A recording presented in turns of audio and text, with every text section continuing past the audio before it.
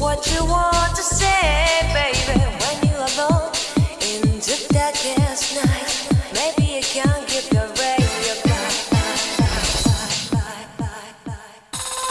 Open your heart and show your eyes that you can change your destiny. And throw your love, baby. The future is waiting for you. And show your eyes that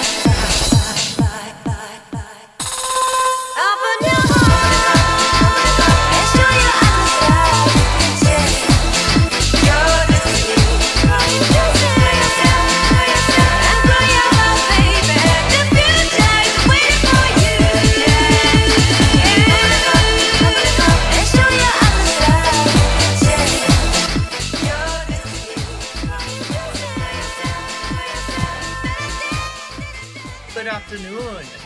It is afternoon. Yeah. I'm late. I usually mean to start streaming a lot earlier than this, but I was waylaid. Way late. I had a really interesting conversation. Welcome Raider. Welcome chatter. Welcome streamer.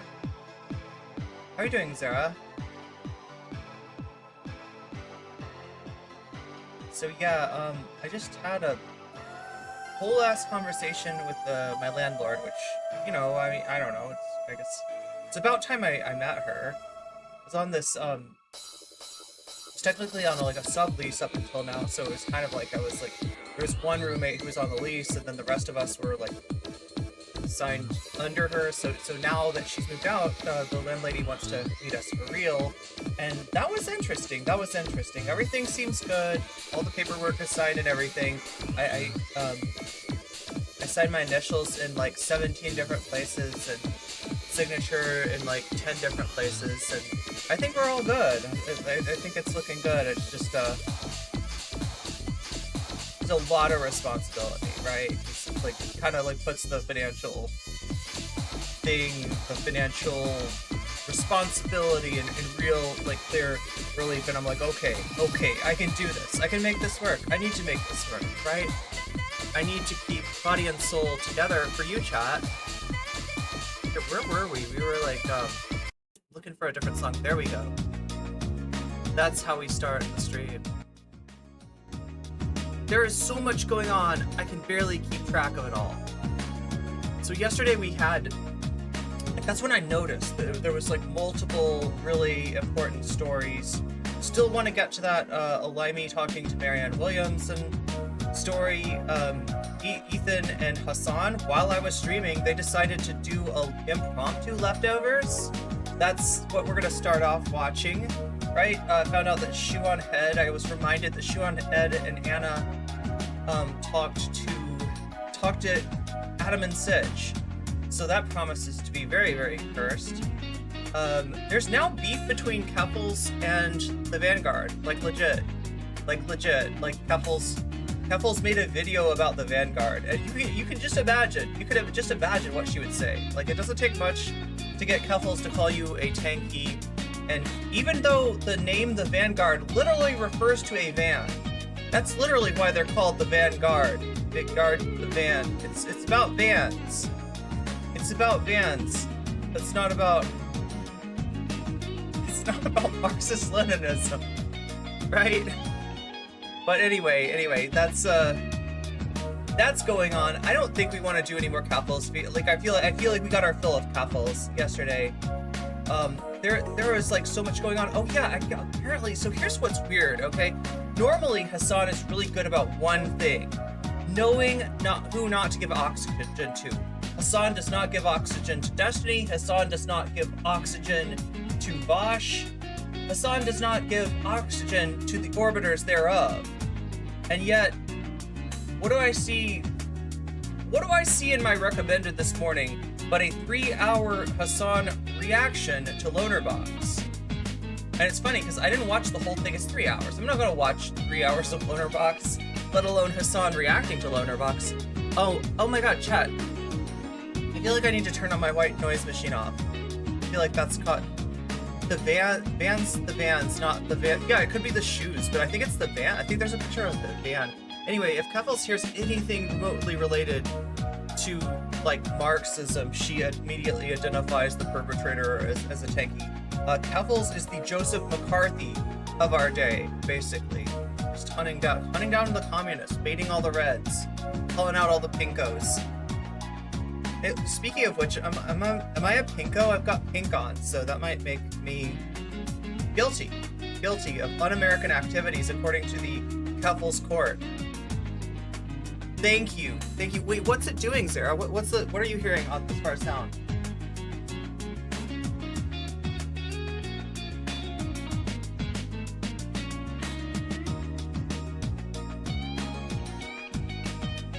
Okay, so what was that like? The music is definitely bumping, but what were you hearing? What was my audio like? Just then. I'm curious what that does to my voice. I heard music. If your machine is on, yeah, that's true. That's true. If my machine is on, I should turn it off. That's a very observant observance that you just made.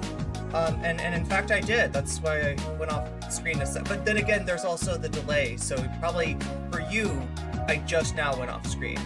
In reality, I went off screen like a few seconds ago. But that's okay. I'm just curious. I'm just curious what it did to my audio. That's what I really want to know. What did that sound like? And are people too intimidated by my eminence to tell me that my audio is complete garbage? Other than you, Zara. Other than you, Zara will tell me the truth. So I don't know if that's true. I just need confirmation.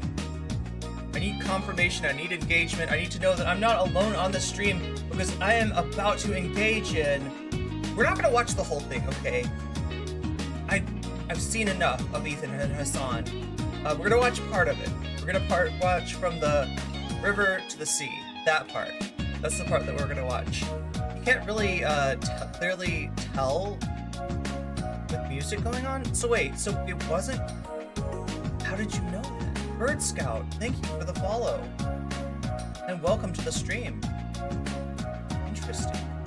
I'm just curious what it does to it, because yeah, I think I know, but I'm always surprised. You can't stand Ethan or Hasan. I sound normal. Yeah, I should probably sound normal now. I think maybe earlier it was just hard to tell what was wrong with it with the... So I don't even know how people knew. Time Traveler NCC, no idea, Irene. I hear nothing in particular, sounds good to me. Yeah, it is all good now. It's fixed. I just gotta know that if I ever post cringe like that, if I'm ever just like totally unhearable, that people, you have a right to complain, okay? This is your stream, this is your entertainment, I'm here because of you, and if I'm giving you garbage audio, you have every right to let me know. So just understand that. I will never be mad at anyone for giving me feedback on my audio, that I've got feedback on my audio. If I have feedback on my audio, I ought to know that the feedback is on the audio, because then I can fix the audio and then everybody will be happy. And one person who's really not happy right now is Ethan Klein. Ethan Klein called in impromptu, from what I understand. Now, I mean, we don't know this, right? I'm saying this, right? Some of this, there's an aspect of WWE here. There's an aspect of playing up the drama. We don't know if this really happened out of the blue, but it seems to have. It seems like unscheduled, Ethan Klein called up Hasan during his stream. And I think I know why. It's because what really pisses Ethan off more than the fact that Hasan doesn't agree with him, I think it's that Hasan's chat doesn't agree with him. Hasan's mods don't agree with him. Hasan's Discord does not agree with him, right? That's what really bothers him. Like, Ethan is like basically he needs that kind of, what would you call it? Acceptance and validation. That's the word I'm looking for. He needs validation. Because like, these are people that he feels like he should at least get along with. And he's not. He's getting called a Zionist. He's getting called all kinds of stuff. So I think that Ethan called into Hasan specifically because he wanted to talk not to their aggregate audience, which is what shows up for the leftovers, right? It's like Ethan's audience and Hasan's audience kind of in one, right? He wanted to talk specifically to Hasan's audience. And I mean, it's kind of like, Ethan, they disagree with you. They massively disagree with you. And the stuff that you are trying to parse out with them, even if you believe, even if you consider yourself an anti-Zionist and stuff like that, but the stuff that you want to parse out with them sounds so much like, what they're hearing, in terms of just, general propaganda justifying what's going on in Gaza. So even though Ethan's not trying to justify what's going on in Gaza, he's getting the reaction of somebody who does, right? And so he called in thinking that, like, I'm just a human to you. If I show my emotions, if I strip myself down, maybe they'll understand, oh, this is just Ethan. Like, fine, you're a good person. That's kind of like all he wants. And it's like, oh my God, you're not going to get that from them by repeating the stuff that they're hearing everywhere they go. And they're hearing it used to justify something that Ethan doesn't agree with, right? So that's a frustration there. And I mean, it's another, get ready, buckle up, Buttercup, grab the popcorn, put the kids in another room, because we're about to dive deep in at least some of this. Like, as I'm saying this, I want to make sure, and you hold me accountable for this. We're not going to watch the whole thing, all right? That's too much for me. That's too much for you. That you'll get bored. I'll go bonkers. I'll have trouble. I won't be able to handle it. I'll be too emotional. If we watch the whole thing, I'll get too frustrated, right? We're gonna skip around to other stuff. There is other stuff. We need to cover that other stuff. So I'm not gonna get stuck too deep in it, but I want to watch at least the first part. This is what everyone's talking about right now. And, is it the last leftovers? I don't know. I'm actually starting to think no. I'm actually starting to think that Ethan wants one show that's just drama. And in this case, it's like kind of not just drama. It's drama, but pertaining to a real world event that everyone's talking about. Girls be like, sorry, y'all. He misses his buddy. No idea Irene so instead of no comment chick, it's like no idea Irene. It's like when Irene has no idea. Do I have no idea? Am I missing the coughing elbows in chat again? I'm not sure. Where are we at? Okay, we're 30 minutes into the stream. So I just want to keep reminding you that if you're watching on Twitch, there's going to be 3 minutes of ads. I think that comes up in 30 minutes, but it wasn't behaving normally yesterday. The ad break, it was all over the place. I couldn't control it. It got out of its cage like the dinosaurs in Jurassic Park and started rampaging around and just sucking people out of chat and forcing their eyeballs open to watch. I've heard there's some interesting ads now. There's like Air Force ads, there's like military recruitment ads. Are some of you getting those on Twitch? If you don't want to see those, if you don't want to see any ads, right, you can stop seeing those ads with a Twitch Prime sub. If you have Prime, you've got a free sub to use on the streamer of your choice on Twitch. If that's me, you will no longer see ads in my chat. You can also get out of those ads by buying yourself a sub for $5, and you can also get out of those ads. Good luck. Roll the dice and maybe get out of those ads if somebody's generous enough to give you a sub. They're more likely to pick you if you're active in chat, because then they see that you don't have a sub, and they put 2 and 2 together and realize this is somebody I can save from the ad break, and you might get saved at the very last second from the ad break. That could happen, that does happen, that will happen. It's more likely to happen when you're active in chat. Okay, just so I got that out of the way. I keep getting military ads, really? On YouTube or on Twitch? Interesting. So yeah, we're gonna get to that. Something else I wanted to talk about really quick. So yesterday, I was so engaged in the content that I wasn't reading chat super religiously. I did see some things, and more than that, like, I heard some things, alright? So, spirited discussion, debate, what have you, that's just fine. That's to be expected, right?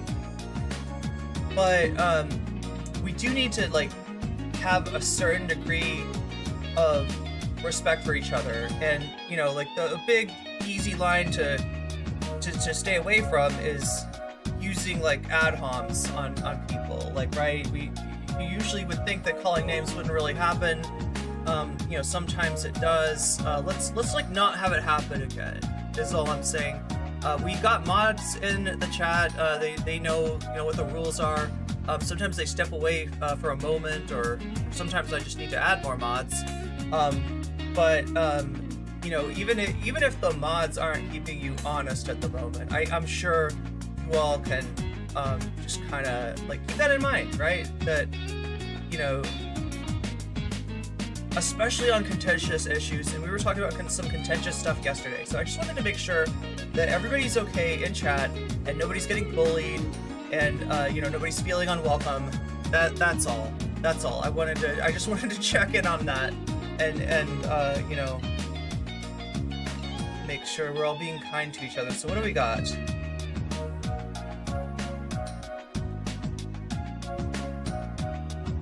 Yo, I kind of want to... Let's check in on something before we check in on the content, alright? Jingle spells. Okay, so this is the official trailer for Jingle Smells. Now look, that's another version of Jingle Smells, where somebody literally farts to the tune of Jingle Bells. But Jingle Smells is some kind of weird conservative comedy, and I want to know more about it. You know, it's very hard to find a place that even comes close to being worthy of your beauty. It's romantic. It's about you and me alone. Wow, look at the two of you. Merry Christmas, America. Hollywood has canceled Mason Stone. Stone will be digitally replaced by AI. Boycott Stone! We will no longer be manufacturing Mason Stone. Okay, so like a superhero, the guy that plays the superhero gets canceled. Characters. Get them all out of here by Christmas Eve. You gotta be kidding me. How'd you get it? Oh, fell off the truck. There was a truck involved. The mysterious gift giver has struck again. You get busted with That's Jim Brewer. We got Sean Hannity and Jim Brewer. Wait, he's the gift giver. Okay, so I'm trying to figure out, because in my mind, if you tell me there's a movie called Jingle Smells about a guy that gives out gifts, I'm going to assume that what those gifts are packages with nothing inside them except he farts in them. And he gives them out on Christmas. And people open up the package and they're like, why is there nothing in this package for the first second? And then the second, they're like, what is that smell? Right? That's what I think of when I think of Jingle Smells. those toys, you're done. And you made me an accessory. Well, you know what they say. Some accessories are required. Am I smiling? No. Jingle smells, stinking all the way. Okay, that's a pretty good song, though. Hey. They called me Jingle Smells. They call me Jingle Smells. Wait, is he...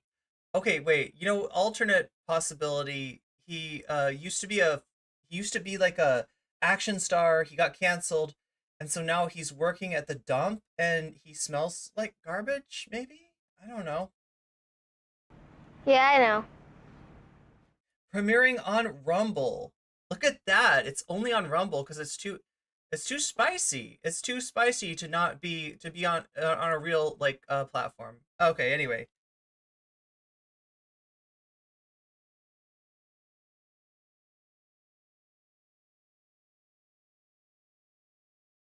If you got an impromptu call from Ethan Klein chat, one in chat if you would answer the phone, right?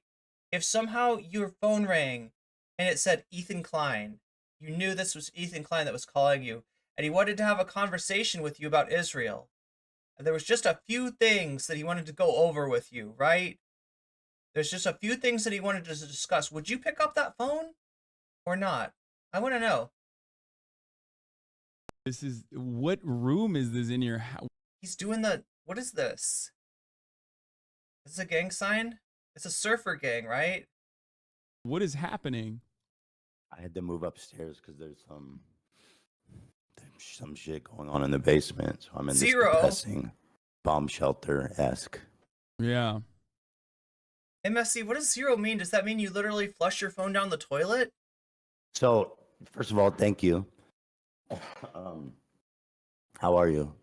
I'm all right. How about you? The problem with the ceasefire protesters is they're not consulting Ethan Klein to make sure that their posters and slogans are okay with him. Yeah. He's going to do something in this conversation. I don't know if we'll get to it or not, right?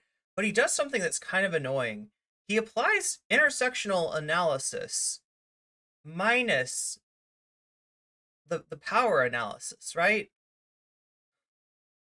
Right? Like if you were like, well, white people are at a very complex intersection of, oppression. I mean, not not exactly the same thing, and you know that's what he tries to do here. I mean, and not in a way like, right, we've seen this before where right wingers try to you know, use SJW logic against the lefties. You use, you know, their straw man version, their parody of what social justice is, their parody of what woke politics is. We've seen that before. It's a little different with Ethan though, because you know it's like I said, he wants to be cool with Hasan's crowd, and he's just saying stuff that's pissing people off. Also, look, I mean, you're gonna get here a very emotionally open Ethan Klein. All right? And that's, you know,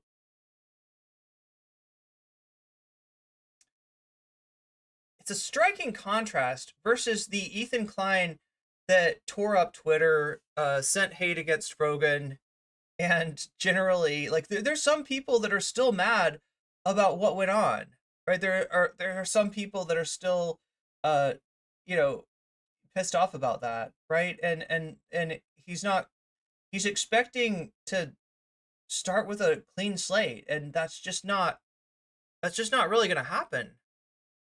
You donated to the Why are we so quiet Palestinian here? Let's turn this relief up. fund as well, and you know we got a notice from ANERA.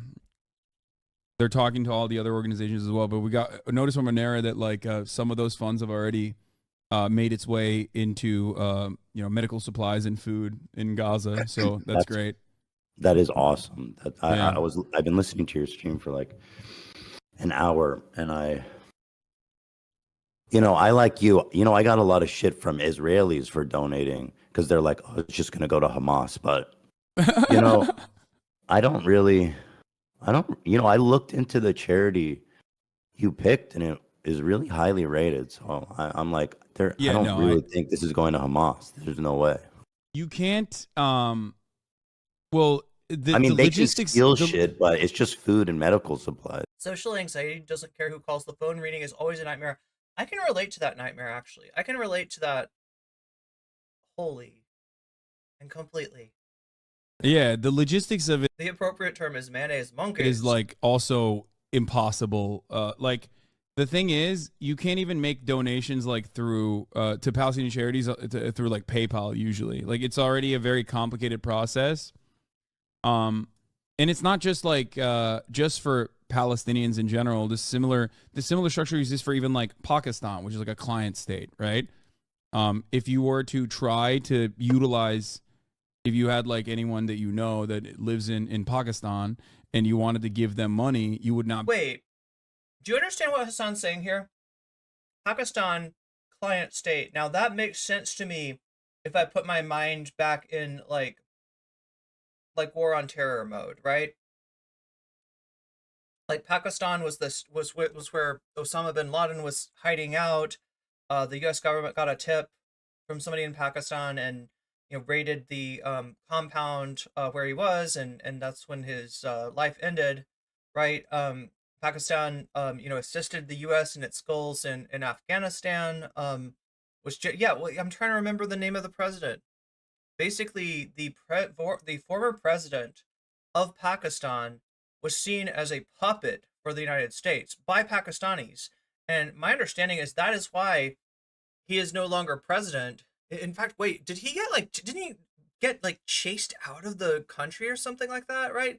Either way, like my understanding of Pakistan is that if you were to say that it's closer to like a great superpower, these days that superpower might be China rather. Yeah, Musharraf, right? I don't think that Pakistan is really a client state of the U.S. anymore. I mean, unless there's some kind of dynamic where the military is still on the American side, even if the president or prime minister is not. Be able to do so. Like it's very. We tricked Irene into doing racism, yeah, against white people. Really shitty. Yeah, and I mean, what choice do you have? They need help, so it's like you just pick the best option and hope that it gets there. But I'm glad it is getting there. Yeah. But yeah, these are I don't also know how to- authorized. These are also authorized charities by the Israeli government too. Like you can't fucking Oh, operate. that's great. There you go. Yeah. That's even better. You can't operate inside of Gaza without obviously Israel allowing you to operate inside of Gaza. Anyway, minor point. He's just bringing up Pakistan to mention that there's a lot of places in the Arab world that it is hard to get aid to in terms of PayPal or anything. By the way, dude, I got a fucking Air Force ad on your stream, like 3 She wanted to do it. of them. Yeah. She was they crazy. pump that shit pretty hard, which I feel like is so funny because She was feeling edgy today, chat. I think it's because it's like this is politics, so they think like, oh yeah, people will love this, but it's the least susceptible audience that you could possibly give Air Force ads to. Definitely. That is true. I just thought it was pretty outrageous, but you're right. I don't think they're converting anyone in your audience. Yeah. There's a Marine Corps too. So basically, I wanted to talk about specifically the one state versus two state solution. And my approach to What about Drone Corps? I feel like the some of the chat might be susceptible to piloting drones. this when talking about it is purely pragmatic, and I'm trying to be realistic. I think our goals are aligned in that we want peace, a lasting peace, a meaningful peace. I know it seems like impossibly far away, but I do think Chat, give me the gossip. What's going on? What have you heard? What have you seen with your elven eyes? What have you talked about? Like, right, what is going on? Because I can feel something in the air. I can feel something happening. I don't know. Maybe it's just like a Keffels versus the Vanguard drone. Yeah, drone. I feel like there'd be some portion of the chat that would they wouldn't join the army, they wouldn't join the Marines, they wouldn't join the Air Force. But if somehow you were like put them behind, let them play with drones, they would. think there are certain starting points that we need to come from and agree on before expanding out. Wait, isn't there also like a fetish called drone, where like somebody wants to be controlled by somebody else? Like somebody wants to be like literally like hacked and like manipulated and like controlled, right? Isn't that a thing? From there, and one of them is this issue. I understand that you Drone pilots do almost all the killings. Yeah, that's the part that's not funny about the joke. are a one state. You don't believe in a two-state solution. I'm I assuming used to because of be. I used to believe in a two-state solution. I was an advocate for a two-state solution, and I think like there are a lot of other people who also used to be two-state solutioners themselves that have changed their perspective dramatically over the course of the past couple of the decades. settlements? Yeah, due to the settlements and the rapid expansion of settlements. I think Avi Shlaim is like another person that I can immediately call. He is a Iraqi Jew, famous Israeli scholar, part of the new history. I worked with a guy that always talked about drum corps, but you thought he was talking about drug corps. Wait, is drum corps like a variant of like? Is drum corps? It's like drum and bass mixed with breakcore. Historians. He's talked about this before as well. By the way, when you talk to someone, I can't see you, and the stream is delayed. How do you usually do this if you're calling in? Oh. I mean, it's fine if I can't see you. It'd Yeah, be better though. Usually, I just don't. The reason why I don't show myself is usually because I screen share with whoever I'm on with stream. Because like we'll look at like Ben Shapiro videos or whatever. Oh, So okay. it doesn't really matter. That's cool. Yeah. So Wait, I don't understand what the problem is. Maybe they're not using Discord. So I guess I'll say this. When talking do you about think? the two-state solution, I'll agree that there cannot be a meaningful negotiation here without like basically fully dismantling the settlements. And I would even be in favor of offering some kind of, restitution to the Palestinians that were evicted. That's a big ask, obviously, but I do believe that is the right thing to do in this agreement. So we can start from there, right? Yeah. Yeah, no, reparations is like, well, reparations is not only like moral right in this situation. I think it also is like logical to do, specifically so that so that there is like less tension and it's a more viable solution. Troublemaker Michael, I thought I was your troublemaker, Chad. Am I not making enough trouble? Am I boring? And last but not least, reparations in this process is also a matter of international Like law. we talked about Dylan yesterday, and you could see how I studiously avoided any sort of drama. I guess the only thing if that Dylan himself had watched my stream from yesterday, he would have been bored to sleep. There's no way in the world that he would have made a clip of me out of context and tried to claim that I was saying something that I wasn't really saying. I'm so good at staying away from that drama. it is up for Chad is full of troublemakers. Well, I'm feeling like one too.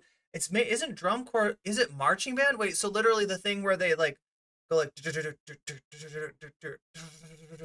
that thing? That's drum corps? contention is that I was immediately think of like some kind of EDM. The Israeli position on Definitely not boring. Okay, good. the matter is, Good. we'll just hold off on negotiations hungry, as best as though. possible while we I'm do tired, settlements. I'm hungry, I'm but also grumpy. simultaneously I could be making is trouble. the notion that like actually other Arab states should be giving reparations to the Palestinians as well. Like we shouldn't be bearing the burden of the reparations because it's their fault, because like their position is that the Nakba didn't happen and that there was no ethnic displacement and that Palestinians voluntarily left. This is the Israeli government's broad position. Obviously, there's varying degrees. Yeah, obviously we would need a completely different cabinet as well because the one right now is, I mean, I believe that Netanyahu and his cabinet are, one side of the same coin with Hamas. They're both obstructionists and violent fucking lunatics. Now, just to show you a little bit where Hasan is at right now, what Ethan just said, I think is equivalent to what Lonerbox was saying, right? If you don't know, Hasan watched an entire Lonerbox video, reacted to it for 3 hours, like he was NCC or something, like a 3-hour react. That's a really long react. That's like something that I would do. Like there's one person who gets stun locked more than Hank Pecker, and that is what would my chud name be, chat? Irene Geller. How do you turn that into a chud? Somebody chudify my name. Chud my name. But anyway, like the whole thing was he came into it like I think he's not seen any Lonerbox in a long time. He came into it thinking like, I've heard Lonerbox is really good. I've watched him before. He's been good. Like, I think I'm going to agree with him. I asked Lonerbox. I talked to Lonerbox. I said, is it okay if I react to your video? Right? He expected to watch the video for information. And at the end of the video, his sense was that Lonerbox was super naive in thinking that the state of Israel would be fine without Netanyahu. That's the only real impediment to peace. And obviously Hasan doesn't agree with that. And that's kind of what Ethan said, like not in so many words, but it'd be worth at least like probing about it. But nonetheless, regardless of the fact that Ethan said something that I think is objectionable to Hasan, watch his reaction here. So, starting Eileen Yeller. That's funny because that's what Jolene Gunner, hell yeah. with all that Jolene. established, my question to you is this, and again, approaching this from a fully realistic perspective. Vapid comment check. I mean, maybe if I vape, I'd be vapid. What do you think Wait, I can't say would vape. happen in the Not allowed to region say it. that would result in Israel conceding to a one-state solution? Oh, that's a great question. I think one of the greatest things that could happen in a one-state solution. Ice Cream Yeller? That's literally what my last name means. That's literally like Geller is like one who yells. Is that you Iron Irene? completely limit. Obviously, we're talking about like a hypothetical future that is like very. I beat you to it. I'll beat you to it with my. See, like I've got a few different Southern accents. Okay, I've got like a Southern Belle one, and then like one that like works at a not a Denny's, probably like a Waffle House, right? I've got a southern like sassy waitress kind of voice slash personality. Is it Hebrew? I think it's German and Yiddish, if I'm not mistaken. Far away, but you completely limit Iran's it's there's a German version and there's a anyway power and exertion of influence over militant factions that are being currently used as a destabilizing force against Israel. The other states are not all that important, with the only reason why I talk about Iran is because Iran is the only regional actor that is like genuinely anti-Israel. They see Israel as an expression of Western influence in the region, and of course they will use, like, they have Hezbollah, another Iranian-backed movement that became a political party as well. As a I think Hasan can lend more grace to Ethan because he knows him personally. It feels like he's not a bad actor. Yeah, I mean that's what's going on here. Is that essentially Hasan is well, I mean he says it himself, right? Later on, and we're probably not going to get there because it's like 3 hours and 31 minutes here. This is a long conversation that they have. Jesus Christ, making my job so hard. If I was to properly react to this whole thing, it would be over 9 hours. It would be a 9-hour VOD that you'd be looking at. Probably 10 hours, because I'd waste enough time that it would get to 10 hours. But towards the end of here, you know, since we're not going to watch it, I might as well tell you, Hasan is like, Ethan is like, what is wrong? Like, I can't budge you 1 inch. What is wrong with what I said? And Hasan says something like, okay, gloves off. And Ethan gets really mad. Really mad. Oh, so you were handling me with kid gloves the whole time. Oh, so I'm not even you don't take me seriously. Like, yeah, this conversation, takes Ethan from an insecure place to a very unhappy place. Consequence of like Israeli incursion in Lebanon as well, and the civil war, and these are all opportunities for Iran to push back. The West would reinstate the Shah. I mean, that's what that was the last thing they tried to do when they had control over that region. By way of Syria, by way of Iraq, by way of Lebanon, by way of the Houthis in Yemen, that they would not be able to utilize these militant factions if there was a permanent peace solution. So I guess I'll ask the question again because I'm. And that's what like nobody wants to hear, right? I mean, nobody wants to hear this. Nobody that's cheerleading for the U.S. and Israel wants to hear that there is no military solution. And although there might seem like it, and it might seem more realistic and practical and whatever, right? Because if it's immoral, then it's got to be practical. It's not going to solve anything. It's just going to make things worse. It's just going to kick shit down the road, right? Nobody wants to hear that the only real solution is a political solution. And like, I don't see how that solution is not one state. Now watch what Ethan says though, when Hasan hits him with the one state. Not sure if it was answered directly, but what do you think could happen Hasan is being a good big bro in the region that would result in a one-state solution? I think that the normalization agreements would continue with the Gulf nation states, and that Iran's influence over militant factions within Palestinian forces would wither away because there would be no necessity for their continued violent emancipatory efforts. And so you're saying that continued normalization of relationship between Israel and neighboring countries. Yeah, that was already, because a lot of the neighboring countries are already like, they're basically American client states to begin with. Egypt being a great example of this. Like, the Egyptian economy would not exist without America's like tremendous amount of help. Like, we give Israel a lot of money. We talk about that all the time, but we give Egypt even more money than that, right? Like, right. So Egypt is a great example of this. the UAE and Saudi Arabia, again, regional actors that have their own personal interests in the matter, but like they're not. Well, like, I mean, we mentioned, I almost said Irene. We mentioned Iran earlier, right?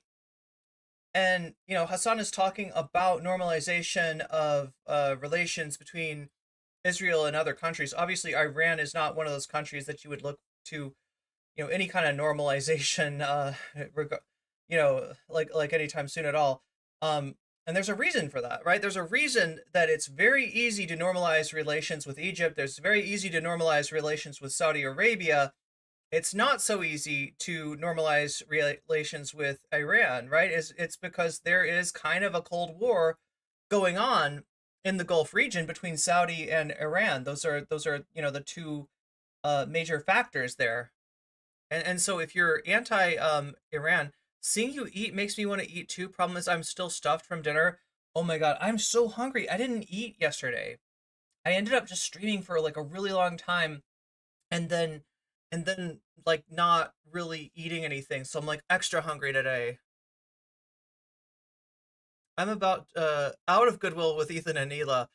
People like to ascribe good motives to them, but they never know for sure what they think. They are using considerable platform to crush empathetic voices. And to somebody earlier said, I think it was Chad Alpha, that they'd like to see Ethan have a conversation with somebody like Naomi Klein, somebody who is Jewish, but you know, staunchly anti-Zionist. And I don't know. Ethan and Naomi Klein are on such different wavelengths. Right. I love Naomi Klein. Her last book really like changed the way that I look at politics. And every single book, almost every book that I ever read of hers has that effect, right? It's world altering. I don't know. I don't know if she'd be able to get through to him, or if he would just it would just like go over his head. They're not interested in defending Palestinians by any means, regardless. They are absolutely America's solid allies in the region too. This content feels like a circle jerk content loop.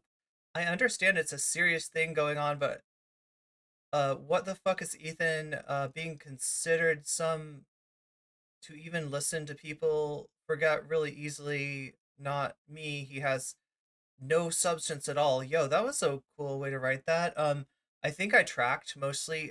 Yeah, no, like I was saying earlier, that Ethan's like Twitter tirade, right? Because right now he's being really open, really human, really, you know, just kind of like trying to come to the table, already compromising on things that he thinks are gonna change people's minds about them. This is all about Ethan trying to repair the bridge, not with Hasan, but with Hasan's audience. And that is a heavy lift. Maybe Ethan actually talk about something worthwhile and see people call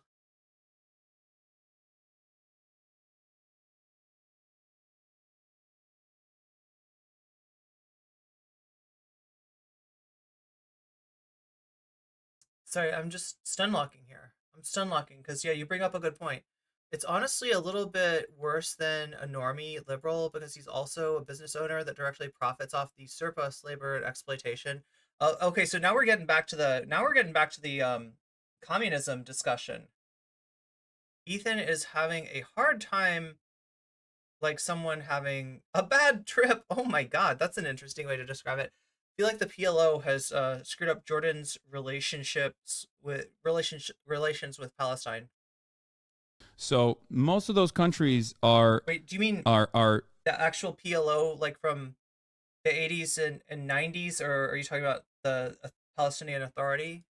pretty much designed in a way, like if we're talking about Jordan, directly designed with European influence. Again, another country that's like a holdover state, basically. These are all countries that will go along with whatever America's interests are, as long as America can reinforce its hegemonic power in the region, and genuinely is interested in developing a new relationship with other regional powers. So I do question the. What's your concern? Let me ask that, because I think Well, that would be better to I understand mean, that. with like Syria, Lebanon, Iran, I believe that this idea that there would be full acceptance of Arab countries of the existence of Israel is pretty idealistic. Do you know what I mean? Oh, you think you're saying that you're worried that Lebanon and Syria and other regional actors that are backed by Iran, Yemen being another one, the Houthis, Part of Yemen, yeah. would not accept an Israeli state if Palestinians were absorbed into it, and would be a singular state with Palestinians getting like democratic. But it's not that. It's there would need to be some meaningful and, I mean, something As much as I hate him, Hasan is making good points here. Yeah. we've never seen happen in that region ever before Israel would say, okay, we're going to dissolve our state. Because Welcome back, people on Twitch who just experienced an ad break. I'm curious, what ad was it? Because I've been hearing that like Air Force ad is apparently being pumped quite a bit into your eyeballs, regardless of the fact that about every hour, not exactly on the hour, but somewhere thereabouts, there's going to be 3 minutes of ads pumped into your eyeballs. If your eyeballs are getting a little full and you no longer want to see those ads, you can get out of that with a Twitch Prime sub.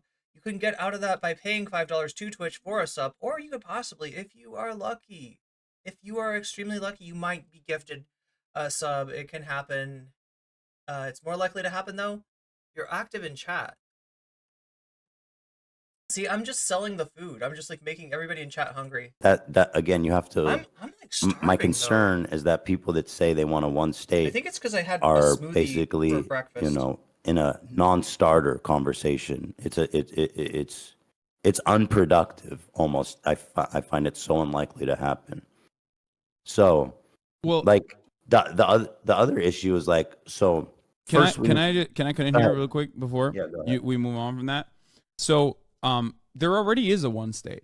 Like the way I see it, the actual legitimate reason as to why I don't believe in a two-state solution any longer is because there is a one state, right? And that one state is an apartheid state. It's a constant Israeli occupation in the West Bank and constant control over Gaza as well, which has been a demonstrable failure for Israeli Look up Black September. security, obviously.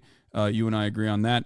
But my solution basically, when I say I want a one state, is it, first and foremost, a moral one, because I do want the end to the apartheid so that Palestinians can have, recognition. It can continue a life of dignity, have autonomy, and participate in a secular democratic process.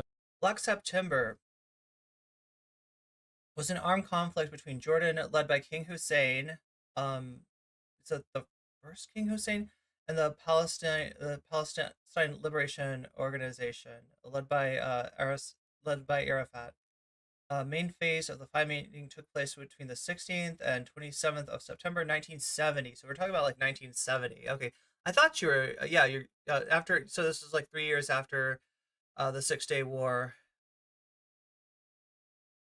and that is what that is what Bird Scout is referring to here. But did you see Destiny's reaction to this convo? He was malding so hard. I saw the thumbnail, and I felt manipulated by the thumbnail. I believe the thumbnail said something like the lefties are right, and it's just like I was like he's clickbaiting. Wait, no, is this the one? Your fans are calling me racist? Do you care? Ethan confronts Hasan in an emotional debate. Yeah, and then there was another one that was like Ethan's getting better at debate or something. But the alternative is, the way I see it is. Wait, why would the Candyman come for me? Oh, because Sam Hyde.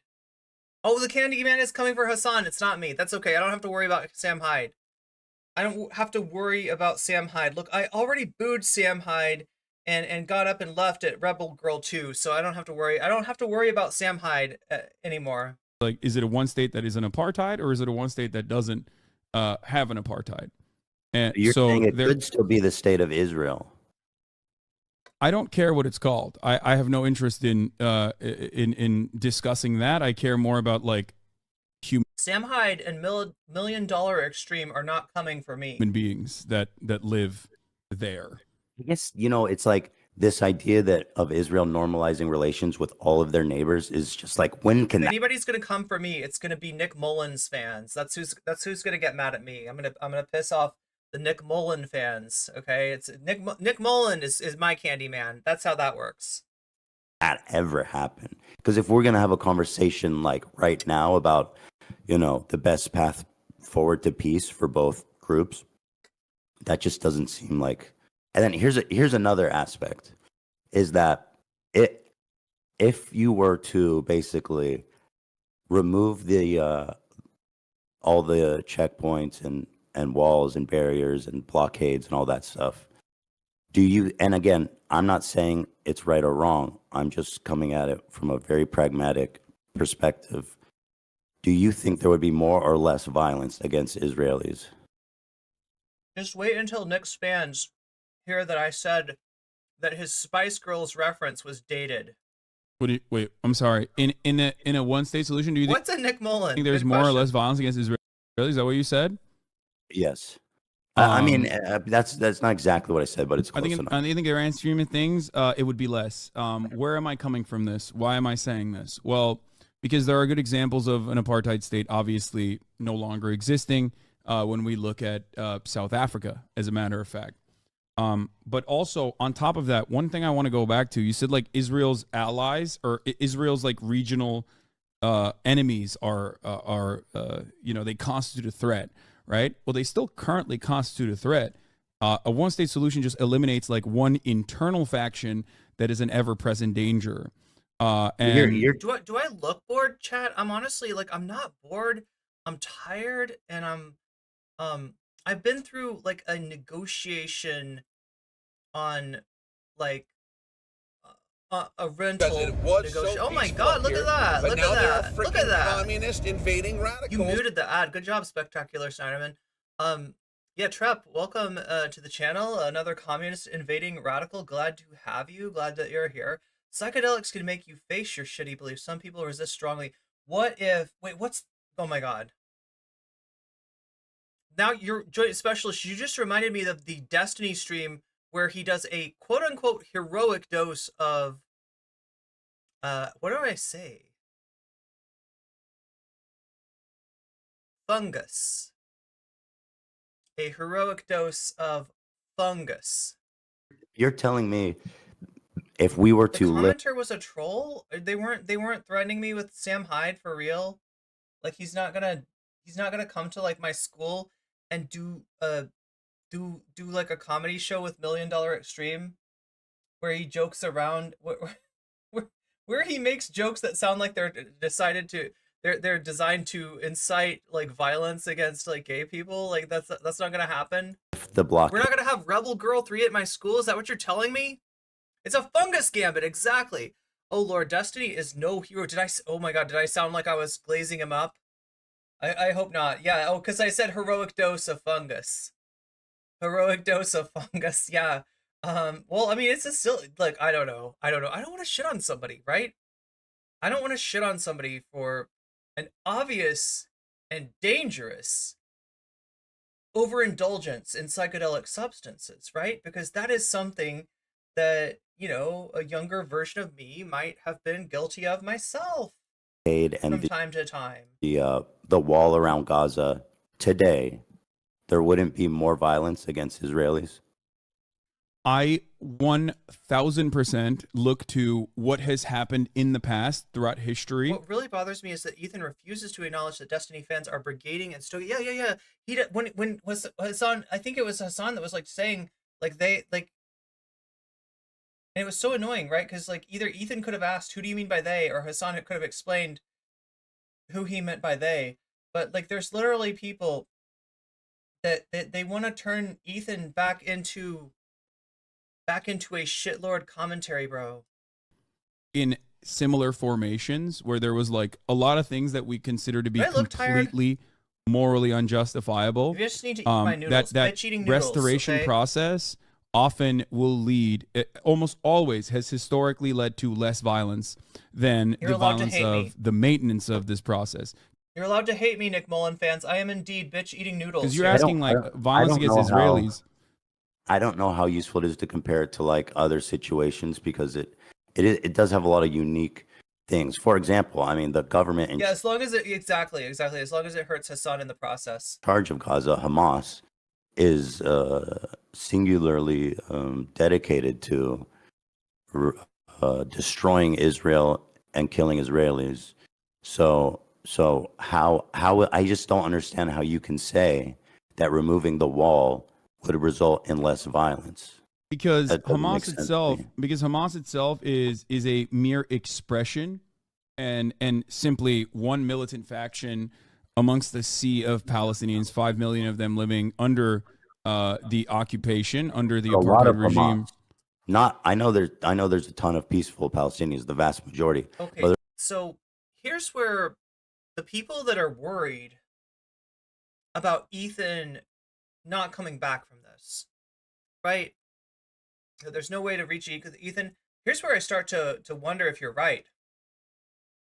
Right? Because you see what he's doing. Like, we can't possibly take down the wall. That would be incredibly dangerous, considering what happened when a hole was cut in the wall, in the fence, right? It would have to be just this bloodbath. And what you got yourself into with Israel is a situation in which the cruelty with which the Palestinians, particularly in Gaza, have been treated now calls to mind the in Israelis the just like a vision of revenge, a vision of what if they do to us what we did to them.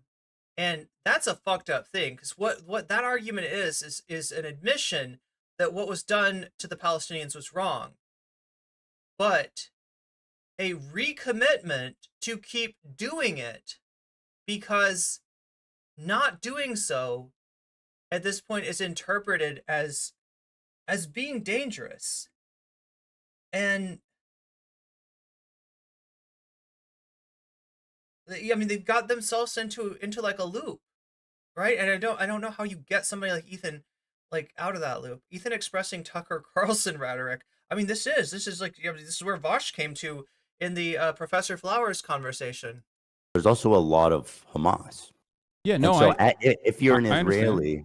Israeli, and you see someone so saying hungry. we need a These one vegetables state, are that's doing the it for only you, though. solution.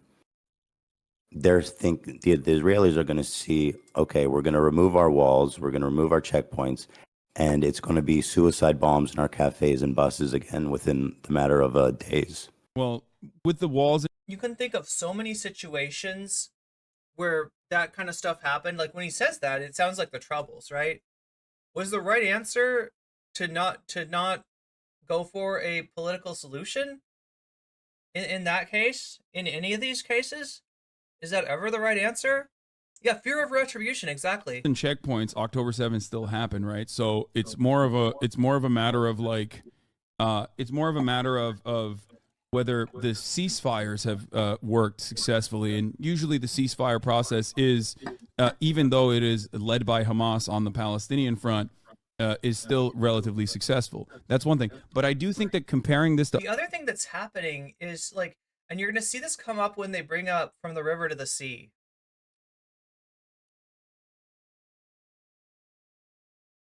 There's the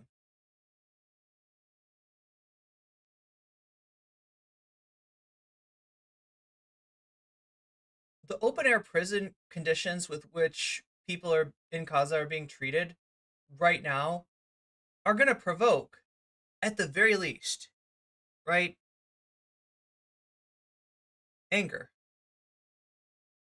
When that anger expresses itself and is heard by Israelis, it's interpreted as what, a harbinger of genocide, a sign that that there's a danger, an existential danger, to Israel. Meanwhile, the real existential danger is to the Palestinian people themselves. But it begins to justify, that treatment. It begins to. How do I? Oh my God, chat! I got a noodle in my hair. Like when you slurp a noodle up and it goes whoosh, and like spills delicious broth over all over your glasses, and you're just like, why is the broth on my glasses and not in my stomach? I don't know, chat. I'm just like, ugh. I'm a very strong lady to put up with this. I mean, this is kind of scary and frustrating, and I see how this is going. And Ethan is indeed describing, the way that a lot of people in Israel feel. But God damn, like I don't know, what the answer to that is. He's saying Palestinians are inherently violent and barbaric. Yeah, he's saying that, and he's also like, this is the viewpoint that this is the real impediment to any real peace process. This is the real impediment to any political solution, is that he is not the only one who feels this way, unfortunately, right? And it's really scary. Other historical events is important because, I mean, chattel slavery was truly The mindset is so dehumanizing towards the Palestinians. Yeah, no, and just like understand what I'm saying. This, like, I'm not justifying it at all. Like, right? In fact, I will say that this is the kind of mindset that has horrific consequences for all of humanity. And I mean, have people gotten past this? Is there a way past this? Is there a way to talk to somebody like this? Because I feel like Hasan's pretty good at talking people down from stuff, but a continued form of unimaginable, equality feels like oppression for the oppressors. untold amounts of genocidal. Yeah, and standing off of the like, releasing their stranglehold on the people that they're oppressing feels like themselves being endangered. And like, the only danger that's there is the danger that has been, created by them. Norm Finkelstein pointing to Nat Turner's Rebellion. I think, wait, that comes up, doesn't it? And I feel like I heard chat is too fragmented today. Lesbian dance theory is tearing us apart. Explain yourself if you care to. Norman Finkelstein pointing to Nat Turner's Rebellion has allowed me to open this discussion with people. Oh, okay, so Struggle, where African people were ripped away from their worth taking a look at it. I feel like I've heard of lesbian dance theory before. homes. The stories. I don't need to tell you about that. But then in the Reconstruction process, there was a similar fear that what Here, I'll if drink some caffeine and black see if people I that were remember now newly freed this. would turn around and treat white people in the same way that we had historically treated them. No So, such thing I know- actually occurred. Norm Finkelstein versus Ethan Klein would be so fucking funny. Please God, who I don't even believe in. Make this happen. Lesbian dance theory is a related to a meme. But yeah, like I remember that meme. It's been a while. There's been a lot of memes down the old like meme pipeline. In that process, and as a matter of fact, the real I violence feel like I mainline memes. that came after that was Bobert. Oh, Laura. It was like a Lauren Bobert thing. conducted by the KKK. A desperate attempt to restore the that's some racial good hierarchy, the caffeine. racial pecking order in the South was established by the militant factions. I know there were isolated incidents of Very strong. Very better. slave revolts where they Just like kind my of heart. took over the plantation and killed the master and stuff. But I mean, like Nat Turner. has there ever been a organized group of black terrorists that were, So wait, oh my God, this is so weird. Like, Ethan is painting Palestinians as some kind of unprecedented threat, right? Some kind of uniquely bad situation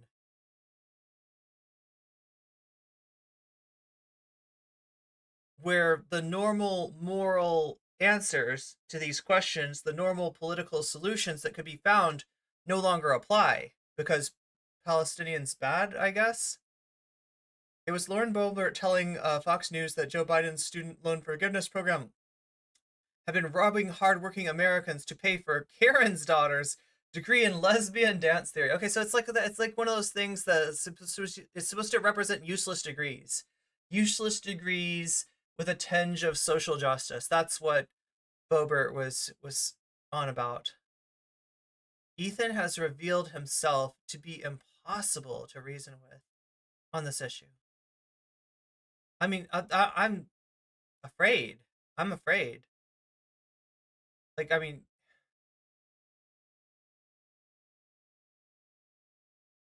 it was in my bio. That's where I recognize it from your bio then. I recognize it from your bio. Launching attacks on You got too many DM slides. Huh. basically, I mean, civilian, I guess, whatever. Yes. But I mean, whenever I do anything like that, I don't just get DM slides chat. I got U-Hauls pulling up to my house, okay? I got U-Hauls. I'm like, excuse me? not okay. Who? When? Well, I just Do we know each other?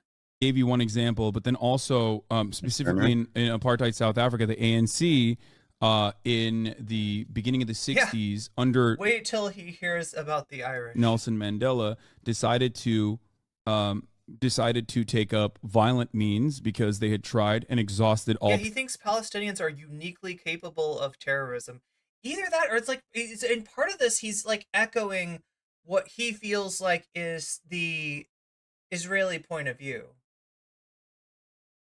And but here it sounds like these are his own thoughts. So I don't know how much he's echoing it and how much he's like bought into it. Peaceful options of civil disobedience. Originally, they chose to. Sorry, the right wing is really point of view. Originally, they chose to oppose the apartheid by engaging in mass actions and trying to get mass arrests to cripple and dismantle the carceral system in South Africa. So that didn't work. Thousands were arrested. Then there was another riot where police opened up live fire and killed 69 black protesters against the apartheid from the ANC. And then after that, there was a shift into more militant resistance against the apartheid. And the violence from the ANC, just like the violence from the IRA in the Troubles, was not only, it wasn't directly against I was asking about military American positions. slavery. But the truth is, I'm not super. I've been learning a lot about Israel Palestine, and I don't know as much about like South Africa apartheid. So let's just stay on, I guess, focused on the. Because I just, to be frank, I don't know what you're citing, so it's not helping me much. Well, the reason why I'm signing that is because you said, like, is there a way? And I'm giving you historic examples that aren't that far off, whether it be the Reconstruction period. Yeah, with Israel, we're looking at a situation that's just getting more and turning into more and more of a human rights disaster. Hasan is trying to give examples of instances where political solutions have taken hold and have brought have brought people back from the brink, because that would be the best outcome here. But that is too far off if you don't want to think about that. ANC's actions and activities that put Nelson Mandela on the terrorist watch list until all the typical Cedarites left you 2008 were the Cedarites left you against civilian populations as well. They engaged in. Okay, so listen, I'll concede that it's possible as a result of what happened in apartheid in South Africa, but in Israel, as it is now, I don't think you could convince a single Israeli that removing the blockade and borders checkpoints wouldn't. Okay, so this answers one of my questions. I was wondering like how much he is like bringing this up as this is intractable because of the typical Israeli, and how much he is stating his own opinion. and it does seem to stem from his own opinion. So like Chad is saying, he's at least somewhat bought in. Result in immediate violence against them. And that's why I believe it's a non-starter. I don't think you'll ever convince Israel to basically dissolve their state and remake it as one state. I just don't think Israel would ever do that, ever. I don't It would disagree it with would you. never happen.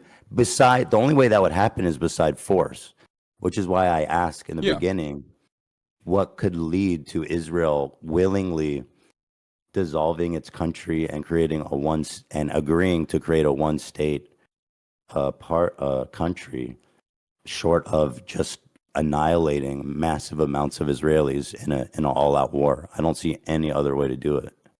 No, I think that no, the way to do that the enforcement mechanism would be international pressure, but I most think that's what importantly, Hasan's going to bring up. the Yeah. number one Yes. most important party at play here, the United States of America. Now, the reason why I talked about the ANC or South African apartheid is because Israel You got your haircut? Nice. and South Africa were allies I need to do that, in chat. that Look same at my time split frame. ends. And Not happy. and they relied on one another quite effectively during the Cold War as well.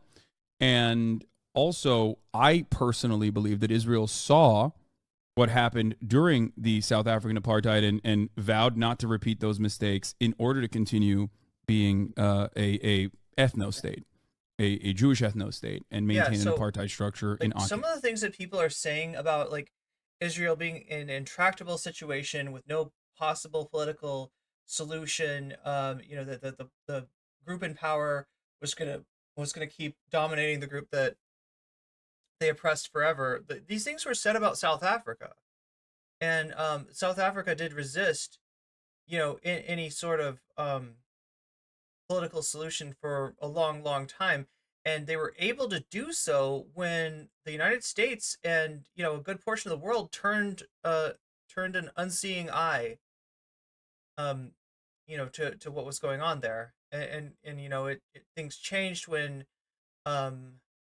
people couldn't look away. occupied territories. So that's the reason why I think it's important to draw this parallel, and it's also important because that's how international pressure worked in that situation. It's a very successful and very recent example of an apartheid regime. Wait, Autumn Leaves, I can't tell if that's a misspelling of justice is coming, or if you're actually like justice is something to do with wait, is it No Nut November?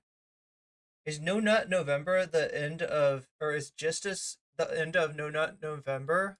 Ending with international pressure, specifically with American sanctions. What's up? You think with international pressure, Israel would dissolve their country and create a one state? With international pressure, Israel would do anything that, not even international pressure, but just American pressure, Israel would do anything that America I wants. think it's important for you to understand that will never happen. And I say this not from a right or wrong perspective. I'm just saying this from pragmatically. I know Israelis. I've lived in Israel. That will never, ever, ever happen, short of all-out war. They will never give up the country, ever. It will never. It's 0% chance. No, I understand that. I know that there isn't Is justice a month to raise awareness about food allergies? willingness. It like here's the counter. You just cut your own hair. Wait, you cut your own hair? Did it turn out good? Here's the counter from South Oh my God, chat! I don't think I could. I think I would do such a bad job cutting my own hair. Africa. You could say in South Africa, the white population was only 10%, right? And even then, the majority, after long and continued pressure campaigns from the international community. Yeah, so this is what would happen. Like, I bet that Naomi Klein would also bring up, if Naomi Klein talked to, wait, oh, is that why we were saying Naomi Klein should talk to Ethan because their last names are the same?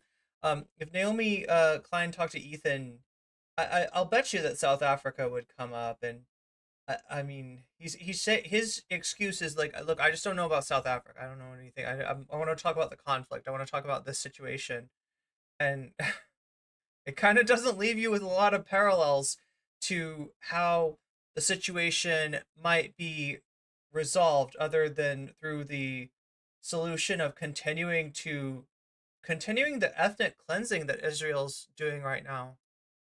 actually moved in the direction of ending the apartheid You themselves. can get allergies later in life. I developed an apple allergy. Oh my god, that's so scary.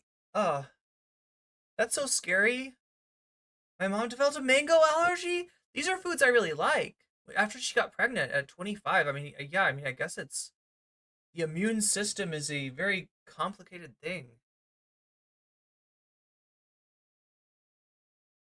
So that is actually a valid, that is actually a way to counter what I'm saying right now, right? You can just say, well, in South Africa, even the majority white population was on board with ending the apartheid for one reason or another, whereas in Israel, there's currently no appetite for this whatsoever. It is 73% Jews in Greater Israel. So there's a ton of Palestinians, you know, in West Bank and Gaza and neighboring countries. Yes. But it is largely a Jewish state by quite a margin, which makes it, in my opinion, uncomparable. It's not apples, you know, it's not apples to apples with apartheid South Africa. What do you mean by that? Well, as you said, the white population was 10%, right? Oh yeah, the white. Wait a minute. Oh my god. I mean, look. Wait. There's more that we're not bringing up about South Africa. That actually does kind of apply to Israel. You might have had, you know, it's like, so Hasan is talking about, like, in the entire country, what is the percentage of, you know, of white you know, Afrikaners to black South Africans, right? And the 20 or 10%, right, was the number of white South Africans. And Ethan's like, well, I mean, like, that's totally different than Israel. And Israel, you know, Israel proper is 70% Israelis, and you know, it's a very different situation, right? But I mean, that's only because you've got this weird state that the West Bank and the Gaza Strip exist in. This, you know, kind of you know,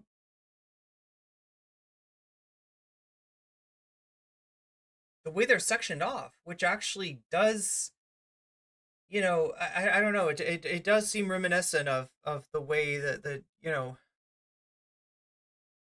the way that South Africa operated. So I don't know that Ethan's right about this. It turned out okay. It helps if that I don't care that much and have had punk mullets before. Oh, I see. Okay. Yeah, I'm just like, I don't think I'd be good as a hairdresser. I don't think that would be my skill. I think I would make a lot of people really upset. Population was much smaller, and this is what Noam Chomsky refers to as like Israel's labor problems being fixed in the aftermath of the first Intifada. Israel relied on obviously the Arab population to do the labor in many cases, like cheaper labor. And after the first Intifada was fought with strikes and, you know, stone throwing and the like, Israel moved in a different direction. That's why there's like a new population of a labor force that is often imported in, whether it's Sudanese refugees or whether it's you know, Thai workers that are able to work like a cheap labor force like that isn't. I feel like you're terrible. not understanding or not understanding. I don't mean to. It's important to acknowledge our weaknesses. Yeah. Like, for instance, like, I don't think I'd be able to grow apples the way that Sam Cedar does. He's kind of an expert. Say in a condescending way. I don't mean like that. I just mean like you're not engaging with this idea that Israel will never give up its state short of all-out war and violence. It's not about Israel giving up its state. It's about Israel dissolving the apartheid structure and allowing Palestinians to also be Good a call, part Buffy. of its He is a cedar after. It's in the name. It's right there in the name. democratic process. So then that's what and I go do back understand to. that there The Sam Appleseed of apple trees. is an appetite. I do understand. Sam will tell you like everything about apples, right? Because so a lot of people it's just like apples, right? And you know, maybe you know about a red delicious. You like the big apples, the red delicious, the weird ones, the Jonathan apple. You don't know much more than that. Sam will tell you about like literally every single possible strain. Sam is like he's like a stoner, but instead of strains of flower, Sam is interested in strains of apples And that there is no appetite in Israel and what trees to graft them onto. Wait, whatsoever does Sam do the grafting? from the 73rd. Grafting is wild. I've done this once, like in a school project, where I literally took like a I literally took like a one. It might have even been like a pear branch and grafted it onto like I think it was like an apple root or something like that. And yeah, it's like this wild thing that you can get. You're actually grafting a fruit that's really heavy onto a tree that's actually able to, carry it, that's able to hold it up. Jewish population, CBD. especially, in doing such a thing. I totally get that. Yeah, Sam's like an apple sommelier. Wait, would it be a sommelier? That's like for wine, right? A sommelier. Wait, what's it called? Am I pronouncing it right? What's up, Natalie? Good to see you. Good to see you. My safe word is pineapple. Pineapple juice is so good. Pineapple is good. There's two considerations here, or three actually. One is the moral one. I think you and I both agree that that is like that would be a good thing, right? Ending the apartheid would be a good thing. The second consideration is a matter of international law, and the last one is obviously what this would look like in practice. I love juice. So when I talk about the morality of the situation, I think you and I are both. So sommelier's got to be for some kind of a liquid, I think.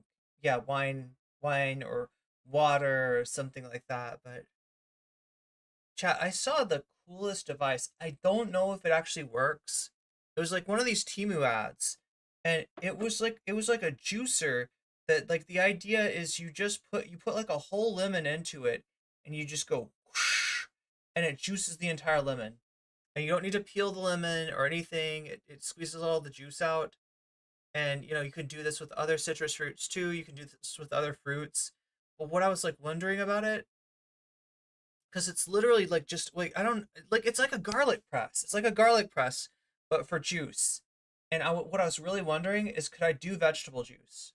Like I bet I could use it for celery. I bet I could use it to put a little ginger juice into stuff. But would I be able to put like, I don't know, bunch up a bunch of kale leaves or like, I don't know, what's a good juice, right? Because not all vegetables make good juice. For instance, broccoli juice, you probably want to stay away from. Sweet potato juice, that's an acquired taste, right? Beet juice is good. Carrot juice is good. These are simple. These are easy. Celery juice it is good in and of itself, and also probably a little bit more useful as an addition to other juices. Celery juice is so good. Oh my god. It's called a blender. A blender will, even grapefruit, probably not. Temu ads are wild, and I never know if the stuff actually works. And I feel like I shouldn't be susceptible to a Temu ad. Like I should recognize Temu as basically the next Shane. But somehow I get sucked into it. Tomato juice. Oh my god. Yeah, actually, you know what? I quite like V8. I know it's silly, and it's probably better to make your own vegetable juice than to buy but like I used to hate this stuff, but now I love it's way too salty though. That's the one thing about V8 is it like I know it can't be good for me because it's just so salty. I'm shopping like a billionaire. I'm shopping like a billionaire. I get it. You and I are both in agreement. But when we're talking about it in a practical application, you have concerns, but concerns that revolve around Israel not wanting to do this and fighting against it tooth and nail. V8 with vodka. Right?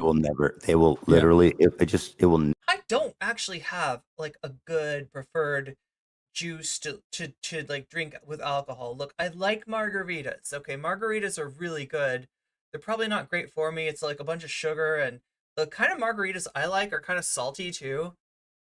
So martinis like seem like good in concept, but even like a dirty martini, which seems like it would be really good, like I just can't. Like gin is not my thing. Gin is not my strong suit. Okay, and then there's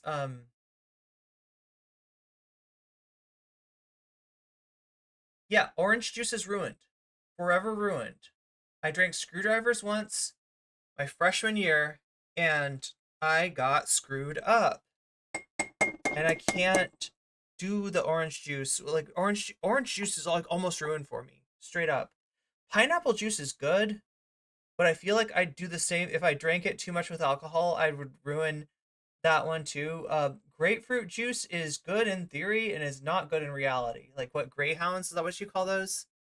Freshman year ruined most alcohol. Yeah, once you've thrown up on something, you can't really go back. You do love the Applebee's margarita. Yeah, I think an appletini. Actually, you know, I always look down on appletinis. No comment check. Do you like Bang Energy? Oh my god. Wait, have I tried it? I like energy drinks. I like energy drinks a lot. But there's some that are bad. There's some that are good. There's some that are bad. In general, my favorite energy drink is this one called Highball, where it's just seltzer. It's a little spritz of flavor, and it's just caffeine. Like they put caffeine into, and then they put a bunch of other stuff that I probably don't need. They're like, here's some ginseng, here's some vitamin B, here's like, you know, all this other stuff, right? And I'm like, do I need this? Do I really need this? I want the cheap spritz, the seltzer water, right? But I know not to get Soda Spring, because Soda Spring, speaking of Israel, right? Is Soda Spring still, is that still a way that you, there's some companies like Sabra that you buy that, their Sabra hummus, which is not good hummus, by the way, not a hummus that I like, but that it apparently supports the settlements. Never happened. Pineapple orange guava juice. Yeah. Completely understand what you're saying. You want sugar-free mixers for less hangovers. I mean, that's probably good too. I don't like the artificial sweeteners. I don't need the artificial sweeteners. I've gotten to a point in my life where I enjoy just seltzer. Just seltzer, right? It's fine for me, and I don't need it to be sweet. I'm past my water talk days. Agree that as it stands. Nasty Zionist hummus. Yes, it's bad. In general, like you know, hummus you make yourself is going to be better than hummus that you buy from a store. That being said, I have not had the time to make hummus for myself in quite some time. Currently, that the Israeli government would refuse to do this. The Israeli population would not be receptive. Everybody. Yeah, the Israeli population would not be receptive to it. 5D chess is legit. Ultimately, it still doesn't change the regular sparkling water or seltzer. And actually I do drink that. Yeah, Natalie Marie's right. That's probably the cheapest energy drink. If you want a bubbly energy drink that's not gonna like cost too much money, it's probably better to just get seltzer, like a 2-liter seltzer, and combine it with Mio. I have done that before, but honestly, I don't want the artificial sweetener that Mio has in it. Like I wish there was a Mio Raw. Can you imagine that? Mio Raw, no flavor, no no food coloring, and no sweetener. Just Mio. And somehow it's not pink. It might be pink. Apples have opiates. reality that this would Don't they also, do you condemn the hummus? Do you disavow? I disavow it. I disavow the hummus. Be an ethno state, and there's pressure campaigns that could work from the international community that could sway the Israeli. I don't think, dude. You can. It doesn't matter. Whatever sanctions you can dream of, you're not gonna convince Israel to dissolve their borders. See, I've got jokes here, but it doesn't feel like it's the time for jokes. You know, you have to like. And again, I'm not justifying. I'm not defending anyone. I'm only speaking pragmatically about where do we start talking about this conversation. Sisyphean task is bringing up the true fact that you've got to be careful with meds and grapefruit juice. There's something about grapefruit that does actually affect the way that a lot of different medications are metabolized in the liver. Of peace. Okay. You know, another thing you have to understand is that a ton of the Israeli population are people who escaped the Holocaust. And when they came down there, they bring generations of paranoia and, you know, persecution. And so there is, I believe, a widespread belief held by nearly every Israeli that if the borders would dissolve, if the borders would come down, there would be a massive... Wait, it affects a liver enzyme, or it contains a liver enzyme? ...genocide against Jews. And Alcohol breaks down into sugar too, so more sugar only dehydrates you more and messes with your blood sugar, making hangovers exponentially worse. that they believe that. Okay, so chat, just so you know, I'm not a doctor. Um, I don't know that anybody in chat is one either. None of this should be considered to be medical advice. Yeah, that's important. That's important to mention. And I don't I'm just reading chat here. I might be wrong. They might be wrong. We might all be wrong. We talk about the international community putting pressure on Israel, especially the U.S. I don't know necessarily to what extent that might. You remember that I'm a tahini fiend? Yeah, I got some more tahini. Okay, for the first, like, I was like, it's not financial or medical advice, right? Variant Sigma. So my whole deal was like, I gained like a lot of weight from just like, I started getting a tahini because I like to make hummus, and that means that you got like extra tahini left over, and so then you're eating something else and you're like, wouldn't this taste better with like a little bit of tahini in it? And you start putting tahini into everything, and you're putting like spoonful and spoonful and spoonful of tahini, and soon before you know it, you've got a tahini problem. Be true, Pink grapefruit juice. but Wait, pink grapefruit juice is different. I can tell you for sure that that's what they hear when they think one state is basically a bunch of Israelis being massacred. That's what they hear. That's what they see, and that's why it will never happen. Yo, Okay, tahini so- banana shakes, that's the one thing that's always gotten me in trouble, okay? Because I'm the kind of person that will come home from a hard workout and doesn't want to cook at all. And I see the bananas and I see the tahini. And not only, like you're saying tahini banana shakes, that's one step less lazy than I actually am. I will take the banana, I will dunk it in the tahini, and I will eat it like that. And that's really bad. You shouldn't do that. It's too many calories, Chad. It's too many calories. The only thing that my body can really tolerate is I do the same thing, but instead of tahini, I use flaxseed, ground flaxseed. And somehow, maybe because it's not all oiled up, it doesn't have the effect. The paranoia that people have, or Holocaust survivors have especially, is I guess important for the practical application of the matter. But I'll give you an example of like the government moving in a direction that the people actually don't want the government to move in at the behest of the United States. So, or even sometimes moving in the direction that people don't want it to move in, but then still engaging in it. Like the rapid settlement expansion is something that is often contentious and has been very contentious throughout time. Government doesn't really factor into considerations like what the broader liberal Israeli society thinks about the matter. They just keep building the fucking settlements and populating these areas, right? And the opposite has happened as well. In a time when, according to the Israeli Democratic Institute polling, What holiday is it today? I don't know. Gets dark way too early day. I believe like what 80% of the Israeli Jewish population believes that there's no need to consider Palestinian lives in the last siege in Gaza. The government has taken steps that some people would find. Oh yeah, Veterans Day. Wait, is that a holiday that I feel like most people don't get it off. To be inappropriate in opening up humanitarian corridors so that you can bring in supplies. Defense Minister Yoav Gallant was asked the question. Wait, alternate Veterans Day. Wait, what's the... Okay, so there's Labor Day in fall. There's Veterans Day, and there's another Veterans Day in you got the day off today. In the aftermath of the first day of the Rafah border opening so that they could bring in trucks and trucks of supplies into Gaza. They were asked, why are you doing this? To which Yoav Gallant responded with, what can I do? America told me I have to do this. In 2021, Joe Biden called up Netanyahu. What's up? Letting humanitarian... And no orange, which... Oh, I almost thought you said Wick sucks. Which I was going to be like, yes, he does.